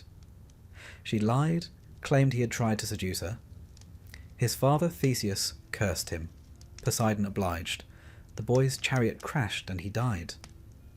Now one might think Artemis would take action, and she did, but only after the boy lay broken and lifeless. She swore revenge, and later arranged for his rebirth and veneration, but by then the damage was done. Aphrodite, for her part, felt perfectly justified. You honour the gods, or you suffer the consequences, especially if the goddess in question is the very embodiment of love, and you are loudly abstinent. Another example? Callisto, a loyal follower of Artemis, sworn to chastity like the rest. Unfortunately, she caught the eye of Zeus, who, in true Olympian fashion, disguised himself, this time as Artemis herself, and seduced her. Callisto became pregnant, something she couldn't hide forever. When Artemis discovered this betrayal, she cast her out, furious. To Artemis, the vow had been broken. To Aphrodite, this was proof of the futility of resistance. Desire, after all, was inevitable. Try to run from it, and it would wear your face and meet you in the woods. Even myth itself often reflected their antipathy. In epic after epic, love and the wild are at odds. Beauty blooms in the court, not the forest. And women, especially mortal ones, are punished more often than praised for trying to live outside Aphrodite's realm. Artemis's world is harsh but clear. Rules are known, boundaries respected. There are no ambiguous invitations, no confusing glances. Her followers run with wolves and live by the moon's cold light. Aphrodite's world is a tangle of tension and velvet. Lines blur. Emotions rise and fall like tides. And her devotees, they rarely come out unscathed. Both realms are powerful, and neither tolerates interference from the other. There's also the matter of masculinity, and how each goddess responded to it. Aphrodite, of course, embraced the entanglements of men. Gods and mortals alike fell at her feet. She had Ares, the god of war, wrapped around her finger despite his iron temperament. She inspired desire with a look, toppled kingdoms with a sigh, and made even the most rational of kings lose their composure. Artemis, conversely, had no patience for male attention. None. Ask Actaeon, a hapless hunter who stumbled upon her while she bathed. It was an honest mistake, or so he might have claimed, had he not been immediately transformed into a stag and ripped apart by his own hounds. The lesson was clear: keep your distance. And yet, the myths often seem to conspire to place these two goddesses in each other's orbit, perhaps because they represented such opposing forces: virginity and lust, self-control and indulgence. The arrow and the rose. There's a curious tale of the judgment of Paris, that infamous divine beauty pageant. Here, Aphrodite competed directly against Athena and Hera, not Artemis, but it's hard not to imagine Artemis watching from the sidelines, arms crossed, unimpressed. The idea that a mortal man should judge a goddess on appearance, that Aphrodite would bribe him with the most beautiful woman in the world. Artemis likely saw the whole affair as a farce, and, one suspects, she was not entirely wrong. What's notable is how their feud was largely ideological. They didn't attack each other directly. Artemis didn't challenge Aphrodite to a duel. Aphrodite didn't cast love spells on Artemis's followers to spite her. Well, not often. But their values were so opposed that every action felt like an affront. They were two queens of two incompatible realms, and the mortals caught between them, especially women, often bore the consequences. You see, ancient Greek society had a complicated view of women. They could be devoted wives or dangerous seductresses, faithful daughters or wild forest maidens. Aphrodite and Artemis embodied those extremes. A woman might pray to Artemis during childbirth. Though a virgin, she was also protector of women in labour. But that same woman might also beg Aphrodite to restore her husband's affection or make her desirable again. To please one goddess often meant offending the other. In this way, the feud between Artemis and Aphrodite became symbolic. Not just a divine cold war, but a reflection of every woman's struggle between independence and intimacy, restraint and romance, the clarity of solitude and the chaos of connection. Artemis offered escape from marriage, from expectation, from entanglement. She and her followers ran freely, wielding weapons, answering to no man. But such freedom came with isolation, and in some cases tragedy. Aphrodite offered power through allure, through softness, through the ability to bend hearts and shift fates. But her gifts came at a cost: jealousy, obsession, loss. In their own ways, both goddesses demanded devotion, and both punished disloyalty, though in very different styles. Artemis would hunt you down. Aphrodite would make you fall in love with someone entirely unsuitable and watch you unravel. Yet despite, or perhaps because of, their opposition, both remained revered. Their temples stood firm. Their myths endured. And not once, in all the chaos of Olympus, did either admit the other had a point. That's the pettiness of it, really. Not the grand punishments or tragic consequences, but the simple refusal to yield an inch. Aphrodite knew Artemis would never soften. Artemis knew Aphrodite would never stop meddling. They were fixed stars in the same sky, circling each other warily, always shining, never touching. and so the forest and the boudoir remained separate realms. One ruled by the silent hunter in silver, the other by the smiling goddess of roses. And heaven help the mortal who tried to please them both. If ever there was a queen who could turn a raised eyebrow into an instrument of destruction, it was Hera. Wife of Zeus, queen of Olympus, patroness of marriage, and guardian of oaths. Hera had the sort of regal bearing that made you apologise simply for standing near her. With a crown perched high upon her brow, and a scowl finely honed from centuries of divine disappointment, she ruled not only Olympus, but also the bitter art of holding a grudge, especially when it came to her husband's infidelities, which were quite frankly frequent enough to qualify as a weather pattern. Which brings us to Leto. Leto was no seductress, no schemer.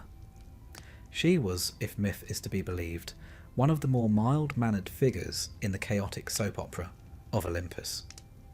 A Titaness by birth, daughter of Coeus and Phoebe, Leto possessed a calm dignity, a quiet presence in a family of loud ambitions. Unfortunately, she also caught the wandering eye of Zeus, and Hera, predictably, was not pleased. Zeus, ever the amorous storm cloud, was charmed by Leto's serenity. She didn't swoon, she didn't scream. She simply accepted, as one might accept the sudden arrival of a thunderstorm. The result, inevitably, was a pregnancy. But this particular pregnancy would not go unnoticed, nor would it go unpunished. Hera's wrath was swift, but not in the thunder and lightning sense. No, this was a slow, strategic revenge, the sort only Hera could devise. She issued a decree: no land under the sun was allowed to offer Leto sanctuary to give birth. It sounds almost poetic, doesn't it? Until you imagine the logistics. Pregnant with twins, swollen and exhausted, Leto was now forced to wander the known world in search of a place to rest. Every island, city, plain and peak turned her away. Not out of cruelty necessarily. Consider the tale of Niobe. Niobe, queen of Thebes, had many children, some say 12, others 14. Flush with pride, she mocked Leto for having only two children. What was that, compared to her own brood? She taunted, boasted, and paraded her children through the streets. Apollo and Artemis heard the insult. They descended, swift and merciless. With divine arrows, they slaughtered Niobe's children, boys and girls alike. In most versions, all were slain. In others, a few were spared, but the result was clear. Leto's children did not suffer insults. Niobe fled, weeping, and was eventually turned to stone. To this day, a cliff in Mount Sipylus is said to weep with her tears. It wasn't the only act of vengeance.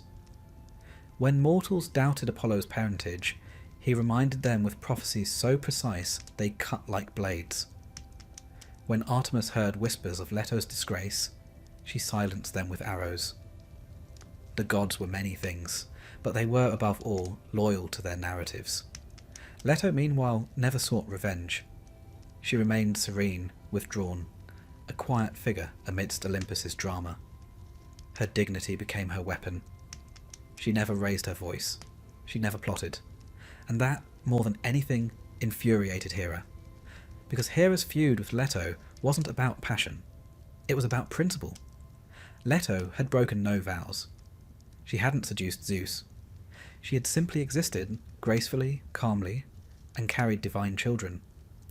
And that quiet success, that gentle defiance, was the deepest insult of all. Other lovers of Zeus had been transformed into cows, trees, or stars. Io had wandered as a heifer. Callisto became a bear. Semele was incinerated. But Leto? She gave birth, survived, and was honoured. She didn't fall. She rose. Delos became one of the most sacred sites in the Greek world. Pilgrims sailed across seas to honour Apollo and Artemis. Poets wrote hymns. Kings sent offerings. Leto's name, once whispered, now echoed in marble halls, and Hera, seated atop Olympus, watched. Perhaps she plotted. Perhaps she muttered, but she never succeeded in bringing Leto low, because Leto had already won, not by fighting, but by enduring. The feud between Hera and Leto stands apart in Greek mythology. It's not a story of dramatic confrontations or screaming matches. It's not loud. It's not violent. It is a tale of exclusion, resistance, and grace under pressure. Leto's trials, wandering the world while pregnant, barred from shelter, abandoned by her divine peers, mirror the struggles of countless women through history, cast out for reasons beyond their control, punished not for actions, but for mere existence. Yet Leto persisted. She found a loophole. She gave birth, and her children loved her fiercely. In many ways, Leto became the goddess of quiet triumph. Her name doesn't inspire fear, but it does command respect. As for Hera, well, she remained Hera, regal, rigid, perpetually aggrieved. And the feud, though it faded from myth, lingered in the background. Every time someone honoured Delos, Hera must have felt the sting. Every time Apollo's oracle spoke, or Artemis hunted by moonlight, Hera's defeat whispered through the wind. But Hera had her own victories. She remained Queen of Olympus, she guarded marriage, she kept the divine order. And while she could never quite erase Leto, she made sure the memory remained tinged with difficulty. Such is the nature of petty feuds. They're not always loud. Sometimes they live in the corners of silence, in the withheld invitation, in the subtle sneer, in the decree no one questions. And in the end, Hera versus Leto is not the story of a mother-in-law and a rival. It's the story of two women navigating a world ruled by Zeus and finding very different ways to survive it. One through power, the other through perseverance. And so, on that little island in the Aegean, where two of the greatest gods were born, the memory of Hera's spite still lingers. Not in the waves, but in the way the stones seem just a little defiant. As if even the earth itself remembers what it meant to shelter Leto. And stand up, however quietly, to a queen. In the turbulent pantheon of Greek mythology, divine disputes are as common as olive trees in Attica. But few rivalries carry the heavy, quiet weight of Demeter versus Poseidon. It's not a feud fueled by theatrics, nor one immortalized in epic poems. No monstrous transformations, no epic showdowns, no dramatic verdicts from Mount Olympus. Just one goddess, wounded and silenced, and one god striding through myths with the self-assurance of someone who rarely faces consequence. This is not merely a feud, this is a reckoning. Demeter, the goddess of grain, harvest, and fertility, held a power unlike any other deity. She didn't hurl thunderbolts. She didn't stir tempests, but without her, nothing grew. Her influence stretched across the mortal realm in a way few gods could claim. She made civilization possible. Cities were built, laws formed, temples raised, all because the earth could feed the people. And it fed them because Demeter willed it. Poseidon, on the other hand, ruled the seas. He was tempestuous, wild, and profoundly proud. Earthquakes, floods, horses, and even certain rivers fell under his jurisdiction. He was not subtle. His moods shaped coastlines. And when he desired something, or someone, he pursued it with the insistence of an incoming tide. Which brings us to the crux of this myth. In one of the darker corners of the mythological canon, Poseidon became obsessed with Demeter. Why? The sources never say precisely. Maybe it was her beauty, often described as serene and maternal. Maybe it was her aloofness. Demeter didn't cavort with the other gods much. She stayed in her groves, her fields, her sanctuaries. Or maybe Poseidon, ever drawn to the untamed, saw something he could not possess and decided to make it his. Demeter rejected him, clearly, unequivocally. But rejection to Poseidon was never the end of the story. When his advances turned aggressive, Demeter ran. She transformed herself into a mare and hid among a herd of wild horses in Arcadia. This wasn't a playful transformation. It was an act of desperation. A goddess of immeasurable power reduced to flight and disguise. Her very divinity couldn't protect her from what was coming. Poseidon found her. He changed into a stallion, tracked her down, and mounted her. Even in the form of a horse, his violation could not be softened. There are no polite euphemisms here. It was rape, plain and brutal. And Greek mythology, so often focused on heroes and monsters, barely flinches as it moves past the event. But the consequences linger. From this act came 2 children. Arion, a miraculous horse who could speak and run without tiring, and Despoina, a mysterious goddess who was worshipped in secretive rites in Arcadia. While Arion became part of heroic tales, Despoina's worship was shrouded in mystery, often associated with shadows and silence. She represented something hidden, something not spoken aloud. And what of Demeter? She was shattered, but not broken. Rather than confront Poseidon in open defiance, she did something more devastating. She withdrew. She left Olympus, left her duties, left the fields. And when Demeter is gone, nothing grows. The fertile earth turns hard. Grain withers in the soil. Animals die. Hunger spreads.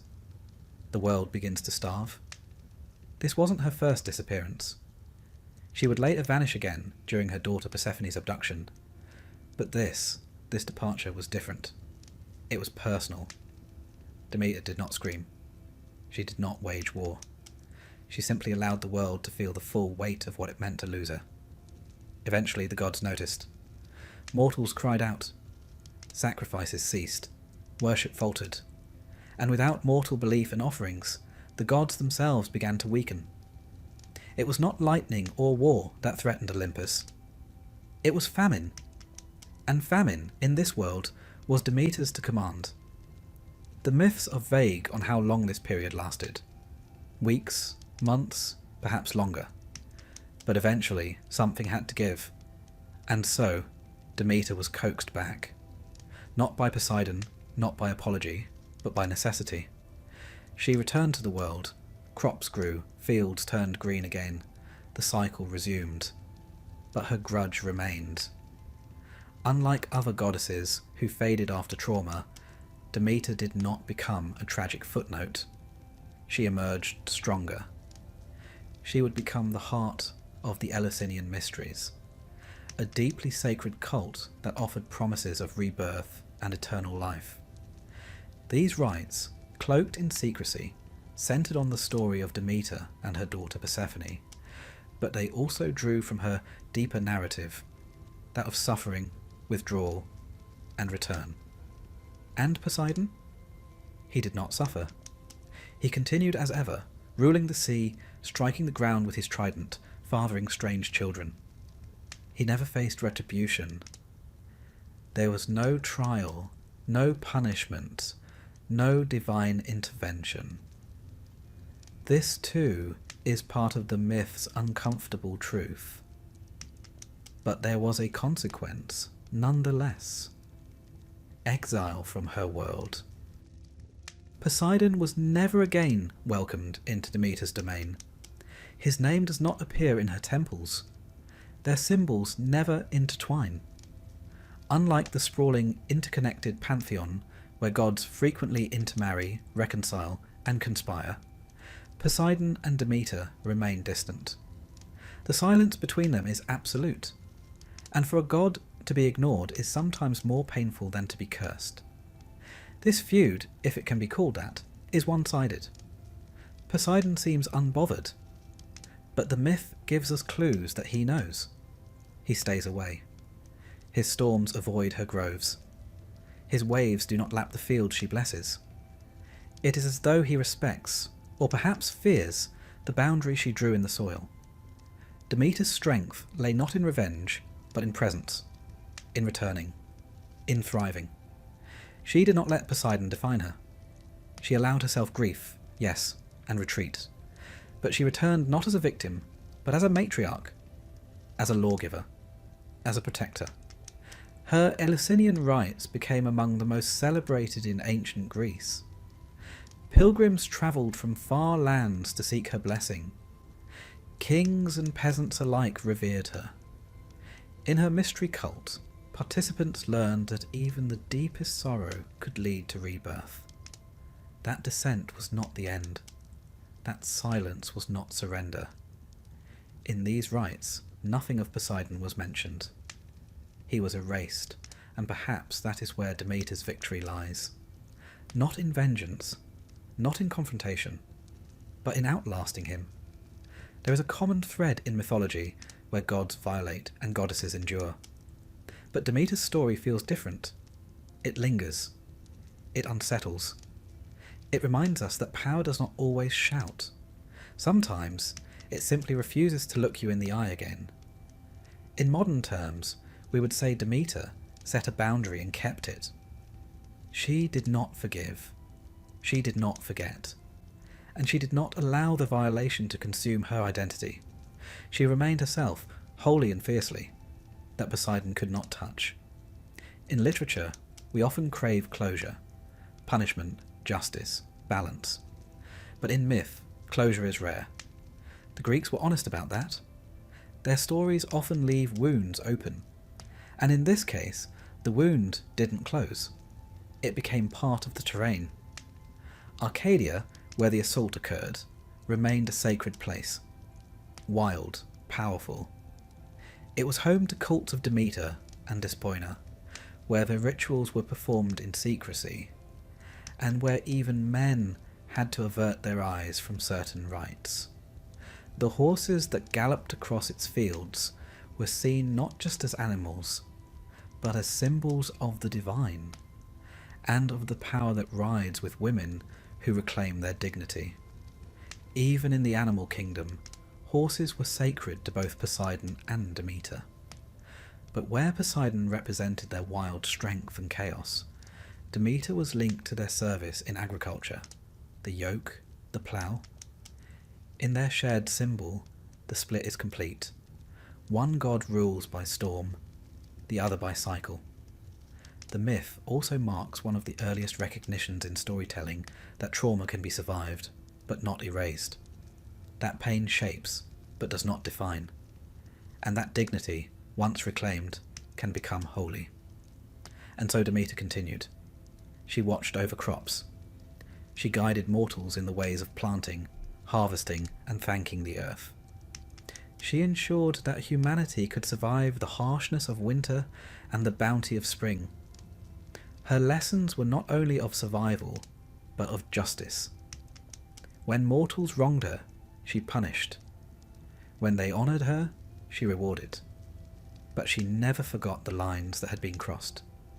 Poseidon may have wielded a trident and churned the seas, but Demeter, with her sickle and silence, cultivated a more lasting power. A power that nourishes. A power that remembers. A power that says, quietly but firmly, never again. And so, when we think of the petty quarrels and grand feuds of Olympus, remember this one, not for its spectacle, but for its endurance. Not every grudge needs a thunderbolt. Sometimes it just needs a field that refuses to grow. In the labyrinthine halls of Greek mythology, where gods are as petty as they are powerful, and mortals are regularly squashed like insects for daring to excel, there is one tale that unravels slowly, beautifully, and with biting irony. It begins not with war, or lust, or prophecy, but with the hum of a loom. Athena versus Arachne is a feud so petty it feels almost modern. Not the type to inspire Iliads or epic sea voyages. No ships are launched over a loom. And yet, it is one of the most enduring tales in mythology, precisely because it is so achingly human. Pride, talent, truth, and consequences. Let's start with Athena, the goddess of wisdom, strategy, and crafts. A divine paradox. A war goddess who favoured diplomacy. A virgin deity who oversaw marriage, and a proud goddess of reason who, occasionally, lost her temper in the most unreasonable ways. Among her many domains, weaving was one of Athena's proudest claims. In ancient Greece, weaving was far more than domestic drudgery. It was an art form, an economic engine, and a deeply gendered ritual. Women wove the textiles that clothed families, outfitted warriors, and adorned temples. Skill with a loom was synonymous with virtue, patience, and intelligence. Naturally, Athena was considered the divine patron of this essential craft. She was said to have woven her own armour and designed the first loom. In fact, her gift of the olive tree to Athens was often accompanied in art and poetry by the gift of weaving. Enter Arachne, a mortal girl from the region of Lydia, known not for her lineage or her beauty, but for her utterly astonishing weaving. Her father was a humble dyer of purple wool. Important work, but not noble. Arachne was no princess, no muse-touched maiden, just a common girl with uncommon hands. People travelled miles to see her tapestries. Her threads shimmered like sunlight through leaves. Her designs were so intricate, birds seemed to flutter and gods to breathe on the fabric. It was said that even the nymphs came to marvel at her work. And soon the whispers began. She weaves like Athena herself, they said. She weaves better, murmured others, perhaps with a glance over their shoulders. Arachne heard these whispers, and she did not correct them. When questioned about her talent, she shrugged off the idea that the gods had anything to do with it. "It's my skill," she said, matter-of-factly. "I learned it. I practiced. No goddess guided my hand." Now, hubris in Greek mythology is less about ego and more about overstepping. Mortals can be proud, they can even be great, but to claim equality with the gods? That's like juggling thunderbolts while standing on Zeus's dining table. So, naturally, Athena heard about Arachne, and naturally, she decided to pay her a visit. In some tellings, Athena arrives disguised as an old woman, her cloak wrapped around her like a winter fog. She warns Arachne gently, "Be careful. Show humility. Thank the gods for your gift."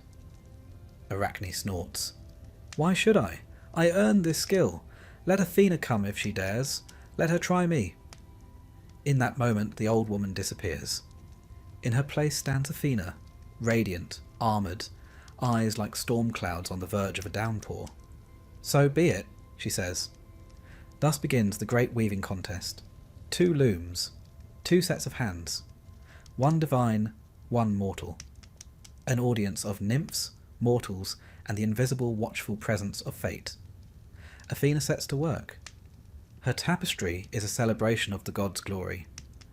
At the centre, her contest with Poseidon for the city of Athens.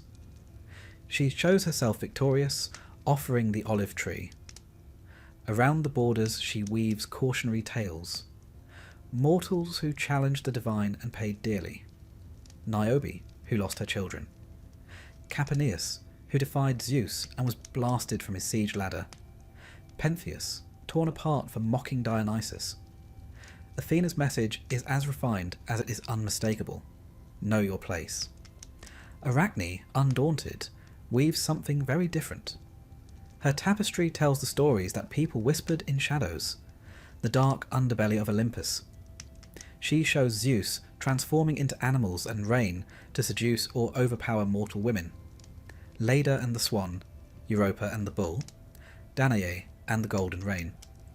She depicts Poseidon pursuing Medusa inside Athena's own temple, Apollo chasing Daphne, Dionysus, wild and staggering, corrupting innocence, the gods as lechers, deceivers, bullies, and the artistry, perfection, not a thread out of place. Each panel breathes. The fabric itself seems to judge its audience. When they finish, Athena stands in silence. She inspects the tapestry.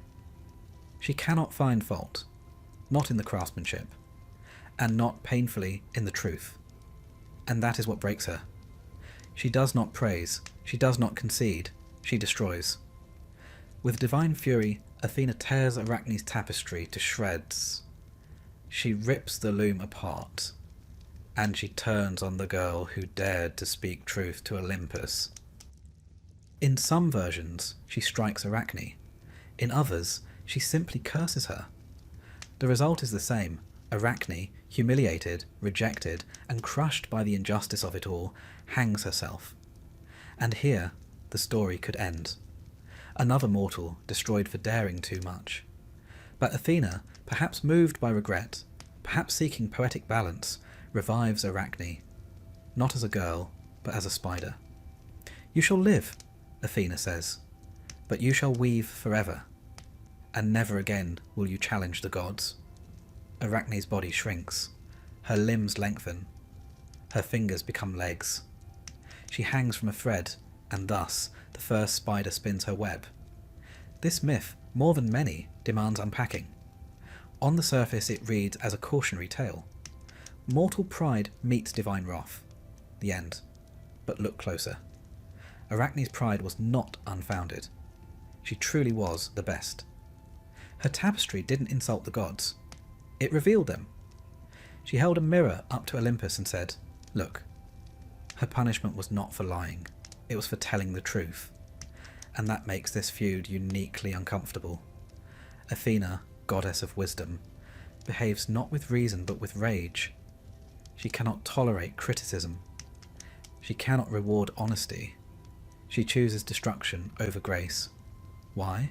Because Arachne committed the unforgivable sin of being right. This story resonates today because it captures the timeless struggle between talent and power. Arachne was an artist, a young woman from nowhere who dared to be better than the system. She created beauty, yes, but she also spoke truth. And power hates truth when it undermines control. In silencing Arachne, Athena also silenced every artist who might dare speak too clearly. Yet in transforming her, Athena ensured that Arachne's legacy would endure. Spiders became sacred to weavers. In medieval Europe, they were sometimes associated with diligence and patience. And today, Arachne lives on not only in literature, but in biology, arachnids, named for the girl who wove too well. Even her punishment was laced with irony. Athena meant to reduce her, to make her small. But spiders are, in their way, powerful. Their webs are marvels of engineering, stronger than steel by weight. Invisible traps, spun from nothing. Every thread a monument. In transforming Arachne, Athena ensured that her art would survive where temples crumble and statues fade. There's another layer to this myth too, the role of women and voice. Weaving in the ancient world was one of the few socially acceptable means of storytelling for women. They couldn't speak in the agora. They rarely held power. But through cloth, they recorded weddings, funerals, myths, and memories. A tapestry could speak when a woman could not. And Arachne used that voice unflinchingly. She wove not romance, but violation. Not glory, but cruelty. She refused to whitewash. In doing so, she crossed not just a divine boundary, but a societal one. And for that, she was punished, not by mortals, but by the goddess of logic herself. Some scholars see Athena's act as a betrayal of her own principles. Others interpret it as a test.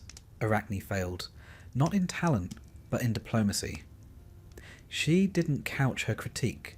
She didn't offer flattery. She was blunt, and bluntness, especially from women in myths, or anywhere, rarely ends well. Yet the myth endures. Writers and artists have returned to it for centuries. Dante references Arachne in the Inferno, suspended in her own web. Ovid tells a tale with sympathy in the Metamorphoses. Modern poets and feminists have reclaimed her as a symbol of silent genius. She is everywhere, really. Every time a girl draws something controversial and is told to be nice. Every time an artist is told to stay in their lane. Every time someone in power bristles at uncomfortable truth told beautifully. Arachne spins still, and Athena, for all her wisdom, remains a cautionary tale in her own right. Her legacy is not just the olive tree or the city named for her, it is also the silence she tried to impose. The truth she couldn't bear to see made real. So the next time you see a spider's web, fragile, geometric, gleaming in the dawn, remember the girl who wove gods into truth, who refused to lower her eyes, who paid the price. And remember this too, not all feuds are loud. Some are stitched in silk. Some last forever.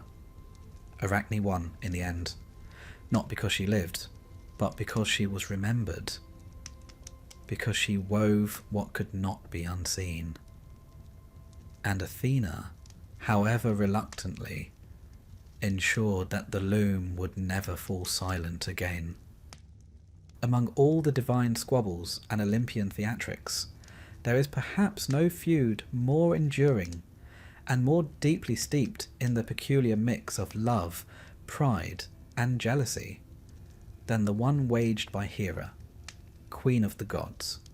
Her battles were not fought with swords or lightning, but with glances, punishments, transformations, and curses. Subtle, symbolic, and, frequently, brutal. And the targets? Almost always women. Women, it must be said, who had the misfortune of catching Zeus's wandering eye. Now, to properly understand Hera's position, let's begin with context. Hera was not merely the wife of Zeus, she was a powerful goddess in her own right, a daughter of Cronus and Rhea, and the goddess of marriage, women, and childbirth. She had dignity, she had status, she had temples and priestesses and sacred animals, notably the peacock and the cow. She was a protector of matrimony and morality, and yet her mythological legacy is one of near constant bitterness. Why? Because she was married to Zeus, the king of the gods, and a world-class philanderer. Zeus's list of romantic entanglements would make even the most seasoned soap opera writers blush. Nymphs, mortals, titans, even the occasional goddess, none were safe from his attention.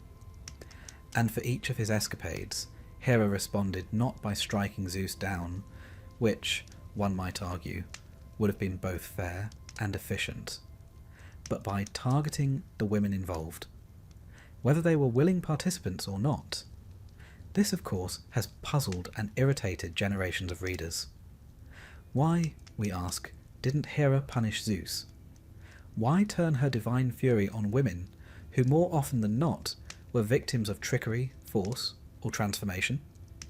The answer, if there is one, lies in the strange emotional logic of myth. Hera's wrath wasn't fair. It wasn't rational. It was deeply personal. And in the ancient world, where marriage was about loyalty, status, and dominance, her fury made a kind of mythological sense. So let's take a quiet stroll through some of the pettier, sadder, and more unforgettable moments of Hera's vendetta. Let us begin with Io, a priestess of Hera. Zeus fell in love with her, no surprise there, and, to hide his affair, turned her into a cow. A literal cow, Hera, ever suspicious, demanded the animal as a gift. She then appointed a watchman, Argus, who had 100 eyes, to guard Io. Zeus, being Zeus, sent Hermes to lull Argus to sleep with music and kill him. Hera was livid. She took Argus's eyes and placed them on the tail of the peacock, one of her sacred animals. Then she sent a gadfly to torment poor Io, who, still a cow, wandered across Europe and Asia in misery until she finally reached Egypt and was restored to human form. From priestess to cow, to exile to goddess, a journey dictated by divine infidelity and divine vengeance. Next up, we have Callisto, a follower of Artemis sworn to chastity. Zeus seduced or assaulted her, depending on the version, and she became pregnant. When Hera discovered the affair, she did not confront Zeus. She transformed Callisto into a bear. Eventually, Callisto's son nearly killed her during a hunt.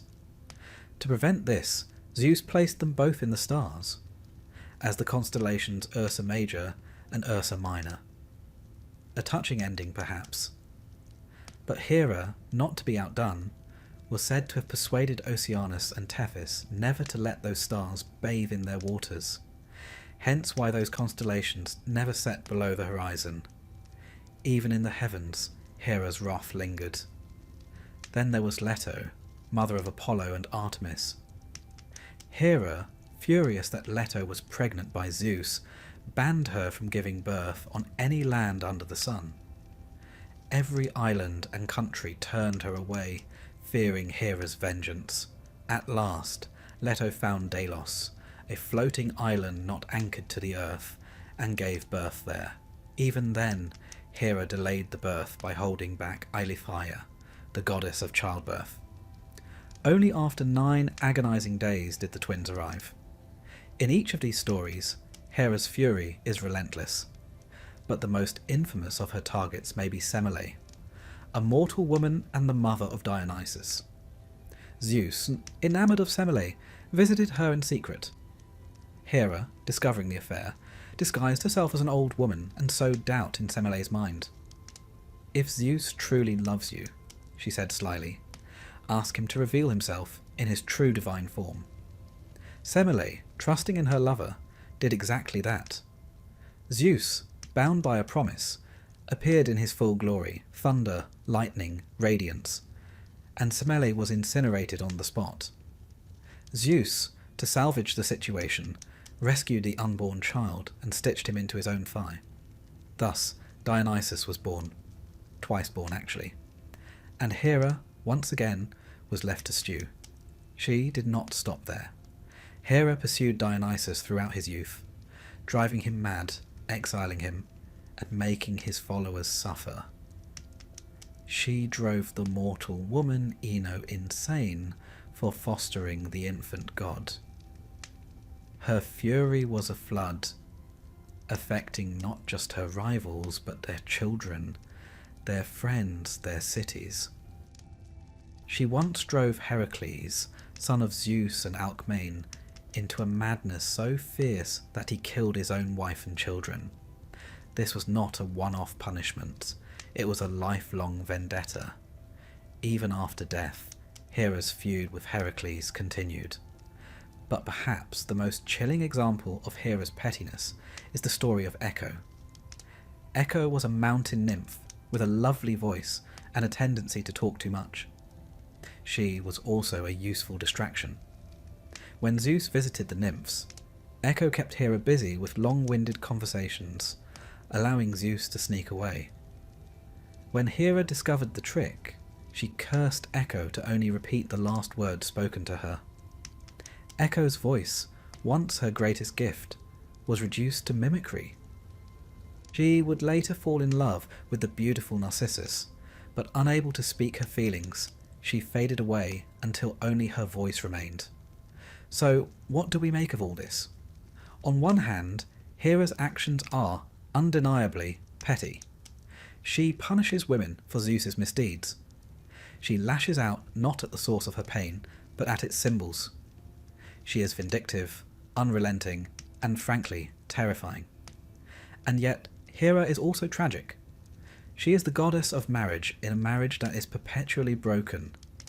She is bound to Zeus not just by love, but by mythology, by the structure of the divine order. She cannot leave, she cannot punish him, so she strikes where she can. Her wrath is the wrath of someone who has been repeatedly humiliated, yet must still play the role of queen. She is expected to stand tall, dignified, serene, while her husband cavorts with mortals and immortals alike. Her feud, in a way, is not with individual women. It is with the system that traps her. Of course, myth doesn't excuse her behaviour. Her victims are often innocent. Her vengeance ruins lives. but it does make her story more complex. Hera isn't simply a villain. She's a symbol of how power, pain, and pride entangle. She embodies a very specific kind of fury, one that simmers beneath the surface, elegant and poised until it boils over. The ancient Greeks saw her not just as cruel, but as a guardian of oaths, a deity who reminded mortals and gods of the sanctity of promises. She punished not just infidelity, but betrayal. And perhaps that's why her rage endures. It's not just about jealousy. It's about betrayal of loyalty, the violation of trust, the breaking of sacred vows. Hera's feud with her rivals isn't just emotional, it's ideological. She cannot strike Zeus, so she strikes what he values. And in doing so, she asserts her power in the only way allowed to her. Her temples remained among the most revered in the Greek world. At Samos, Argos, and Olympia, she was worshipped with grandeur. She was not feared alone, she was respected. Queens and brides invoked her name. Her presence loomed large in wedding rituals and state ceremonies, because even in her pettiness, Hera remained the queen. And what is a queen, in mythology, if not a paradox? Loved and feared, dignified and wrathful, bound and unyielding. Hera's feud was eternal, but so was her influence. In the end, she outlasted many of her rivals. Io became a goddess in Egypt. Callisto rose to the stars. Semele died. Leto gave birth to powerful gods. But Hera remained on Olympus, watching, judging, unforgiving. She was the storm behind the throne, the thunder beneath the crown. And though her targets changed, her fury never did. Greek mythology is not known for its warm family stories. If you're looking for examples of sibling affection, stable marriages, or happy inheritances, you would do better consulting a different canon entirely, perhaps something involving woodland creatures. But in terms of familial catastrophe, no line suffers more richly, repeatedly, and bloodily than the House of Atreus. To enter their world is to enter a multi-generational horror story laced with betrayal, murder, cannibalism, and divine vengeance. Every child of this family inherits not only a kingdom, but a legacy soaked in ancestral guilt. Even by mythological standards, their saga reads like a curse that festers across centuries. So for tonight, we turn down the oil lamp, settle into our most uncomfortable cloak, and drift into the quiet but relentless doom of one of the most cursed families in myth. It all begins, unsurprisingly, with a quarrel over power. At the root of the Atreid curse is Tantalus, a king favoured by the gods. He was even allowed to dine with them, an unthinkable honour for a mortal. But naturally he abused this privilege. In one version of his story, he steals ambrosia and nectar from the gods and shares it with mortals. In another, far darker account, he kills his own son, Pelops, chops him up, and serves him to the gods as a stew, just to see if they'll notice. It was a culinary challenge the gods did not appreciate. Most of them were, thankfully, wise to the trick. They refused to eat, all except Demeter, who, distracted by grief over her daughter Persephone, ate a portion of Pelops' shoulder. When the truth was revealed, the gods reassembled Pelops and replaced the missing bit with a shoulder of ivory. He was resurrected, gleaming and whole. Tantalus, meanwhile, was punished eternally in the underworld. His name lives on in the word tantalize, for he stands in a pool of water he can't drink, beneath fruit he can't reach. But the damage had already begun. The family was marked. Pelops, now back among the living, grew up to be a handsome and ambitious man. He sought the hand of Hippodamia, daughter of King Oenomaus. The king, however, wasn't keen on marrying her off. Every suitor had to race him in a chariot, and everyone lost and was executed. Pelops, not keen to die, turned to Poseidon, who once had a fondness for him, and received a divine chariot. He also, and here the myth gets murky, either bribed or seduced the king's charioteer, Myrtilus, asking him to sabotage the wheels. Oenomaus crashed and died. Pelops, victorious, married Hippodamia. But when Myrtilus expected a reward, Pelops killed him, hurling him into the sea. As he drowned, Myrtilus cursed Pelops and all his descendants. That's curse number 2. Pelops and Hippodamia had many children, including Atreus and Thyestes, the next bearers of doom. These 2 brothers would continue the fine family tradition of betrayal, rivalry, and bloodshed. When the throne of Mycenae became vacant, the brothers jostled for power. Atreus was chosen to rule, but Thyestes seduced Atreus' wife and stole a golden ram, a symbol of divine favour, and claimed the throne. Atreus, upon discovering this treachery, did not respond with diplomacy. He pretended to reconcile. He invited Thyestes to a grand feast.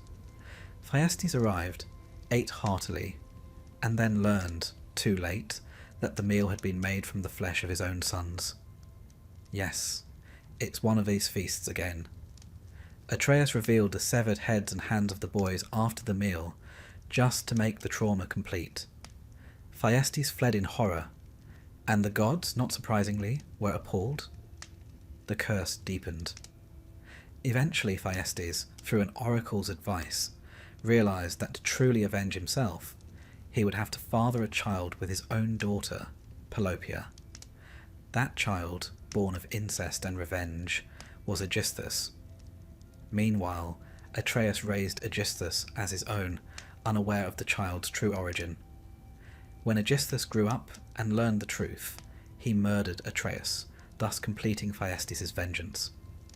From there, we enter the age of Atreus' sons, Agamemnon and Menelaus, heroes of the Trojan War. Menelaus, of course, is most famous for being the wronged husband of Helen, whose abduction by Paris sparked the war.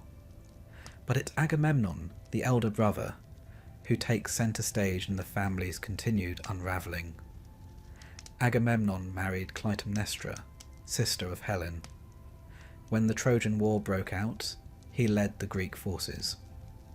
But en route to Troy, the fleet was becalmed at Aulis. The seer Calchas declared that the only way to appease the gods was to sacrifice Agamemnon's daughter, Iphigenia. Agamemnon agreed. He lured Iphigenia to Aulis under the pretense of a wedding and then sacrificed her. In some versions, Artemis spares her at the last moment. In others, she dies. But regardless of the version, the betrayal enraged Clytemnestra. While Agamemnon was away fighting for 10 years, Clytemnestra took Aegisthus.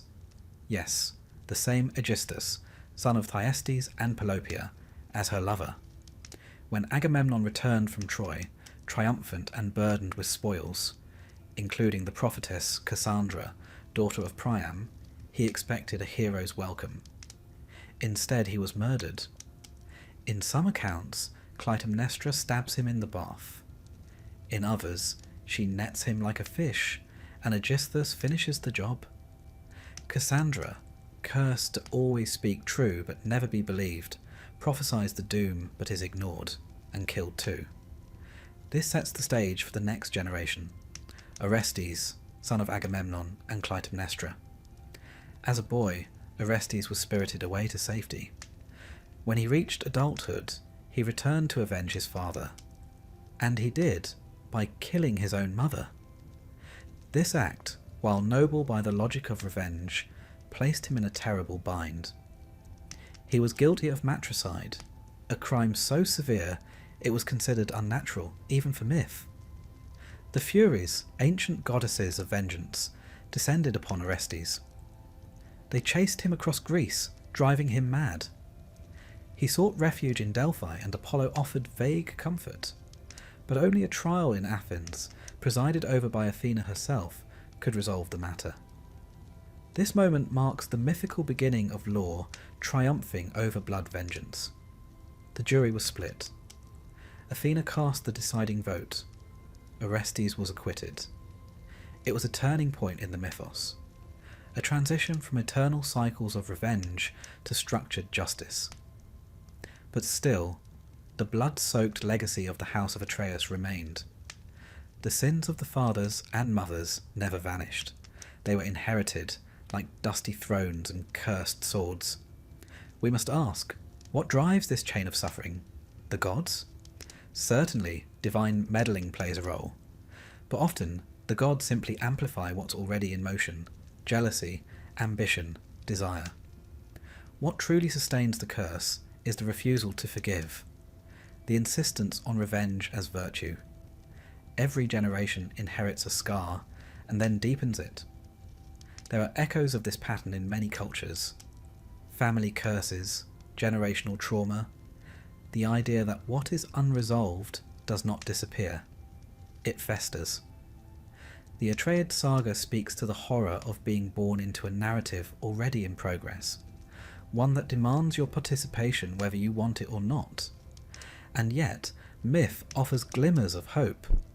Orestes' trial suggests that the cycle can end, that justice can replace vengeance, that healing, however faint, is possible.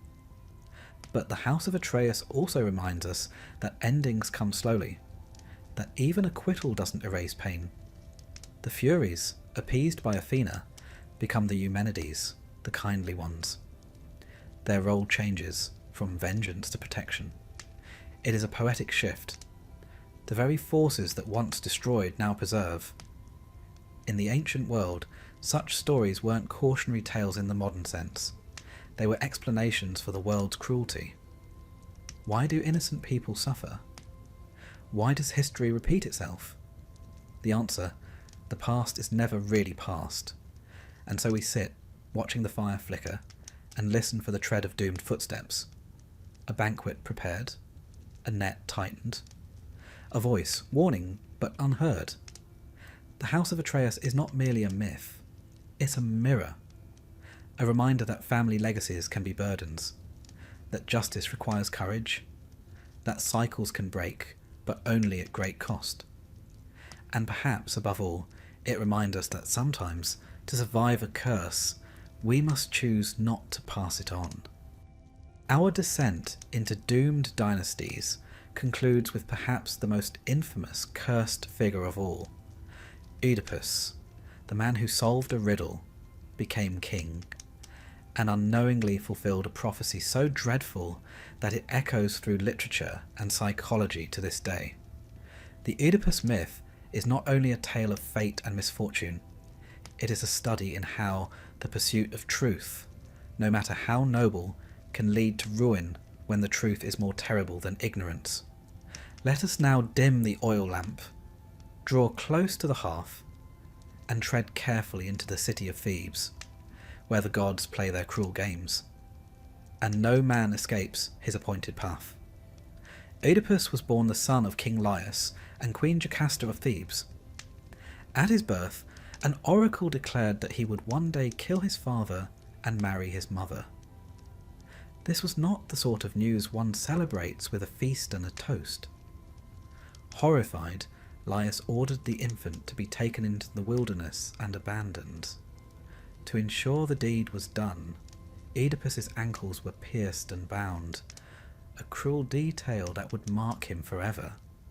The servant entrusted with the task, however, could not go through with it, and instead gave the child to a shepherd, who in turn delivered him to the childless king and queen of Corinth, Polybus and Merope, who raised him as their own. And so, Oedipus grew up believing he was a Corinthian prince, destined for kingship. He was clever, strong, and confident. But one day, at a feast, a drunkard hinted that he was not the true son of Polybus.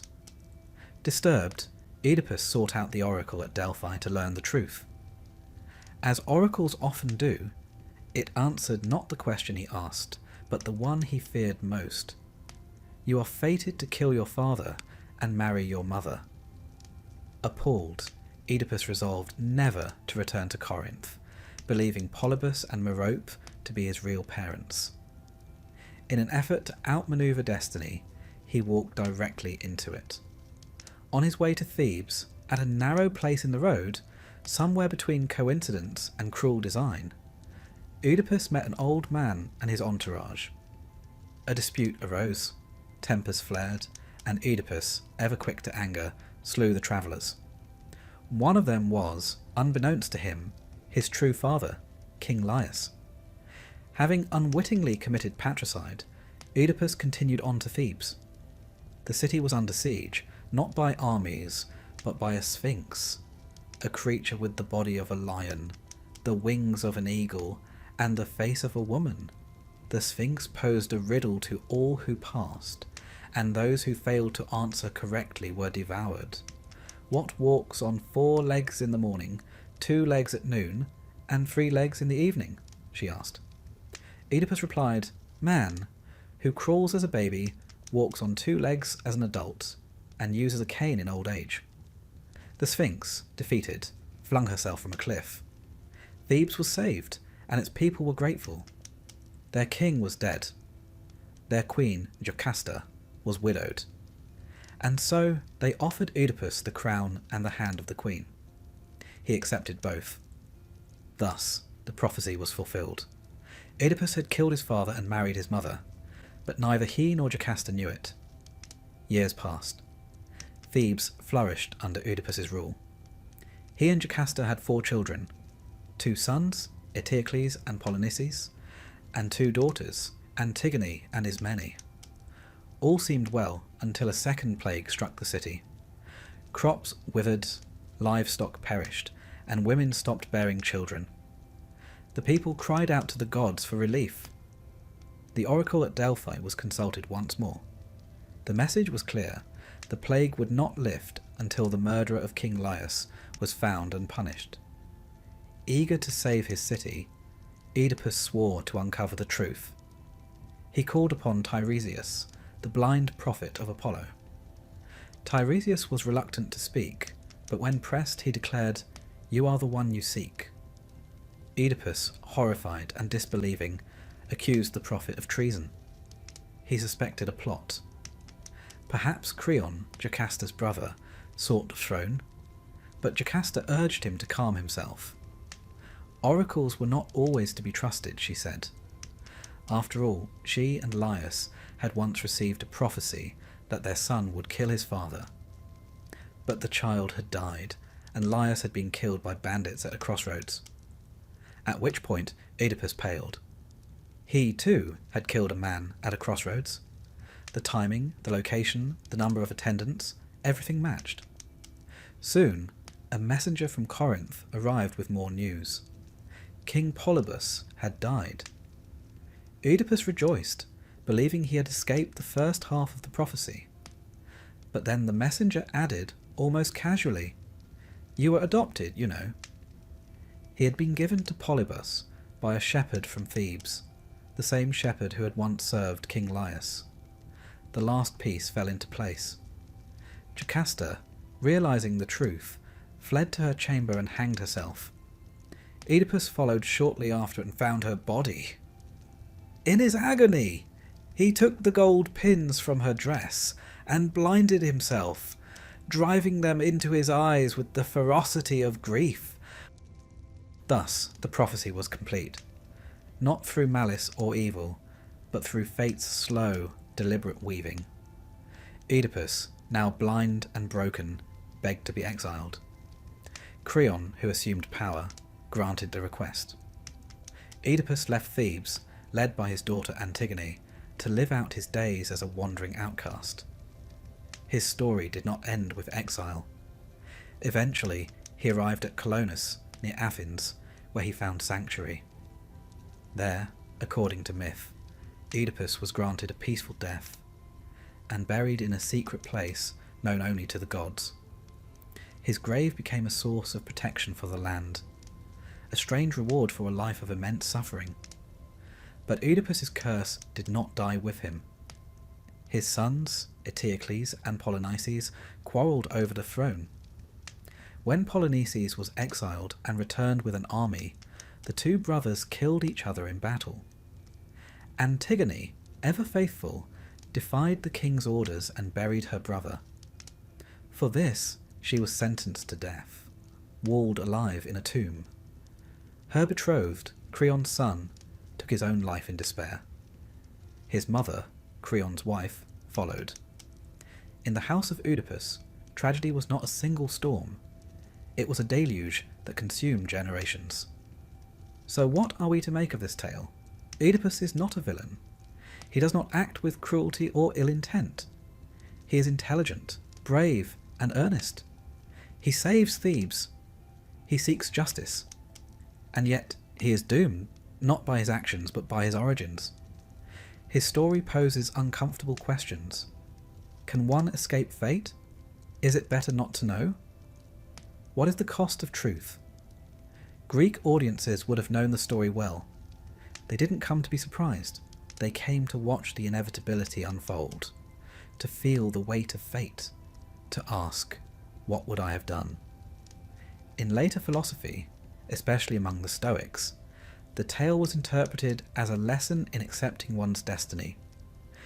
Oedipus suffers not because he is evil, but because he resists what has already been decreed. For modern minds, the story became something else entirely. Sigmund Freud saw in Oedipus the hidden desires of the unconscious mind.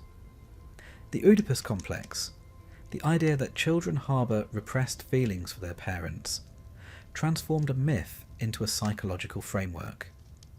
It was controversial, of course, and still debated today. But it shows the enduring power of the myth. What is it about Oedipus that stays with us?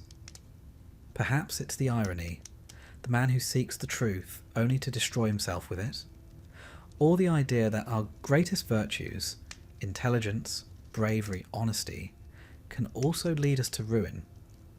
Or maybe it's the quiet horror of discovering that the life you built, the family you love, the person you believe yourself to be, is founded on a secret so terrible it can never be undone. And yet, there's something noble in Oedipus's fall. He does not run from his guilt. He does not deny it. He accepts it. He punishes himself. He begs to be cast out. In a way, he restores order, not through might, but through accountability. His story ends not in vengeance, but in atonement. As we leave the candlelight of myth and step back into the stillness of our modern rooms, Oedipus remains with us. A figure of tragedy, yes, but also of profound humanity. He teaches us that ignorance is not always bliss, that the past, no matter how deeply buried, will rise. That truth, once seen, cannot be unseen, and that sometimes, to find peace, we must be willing to face the darkest parts of ourselves.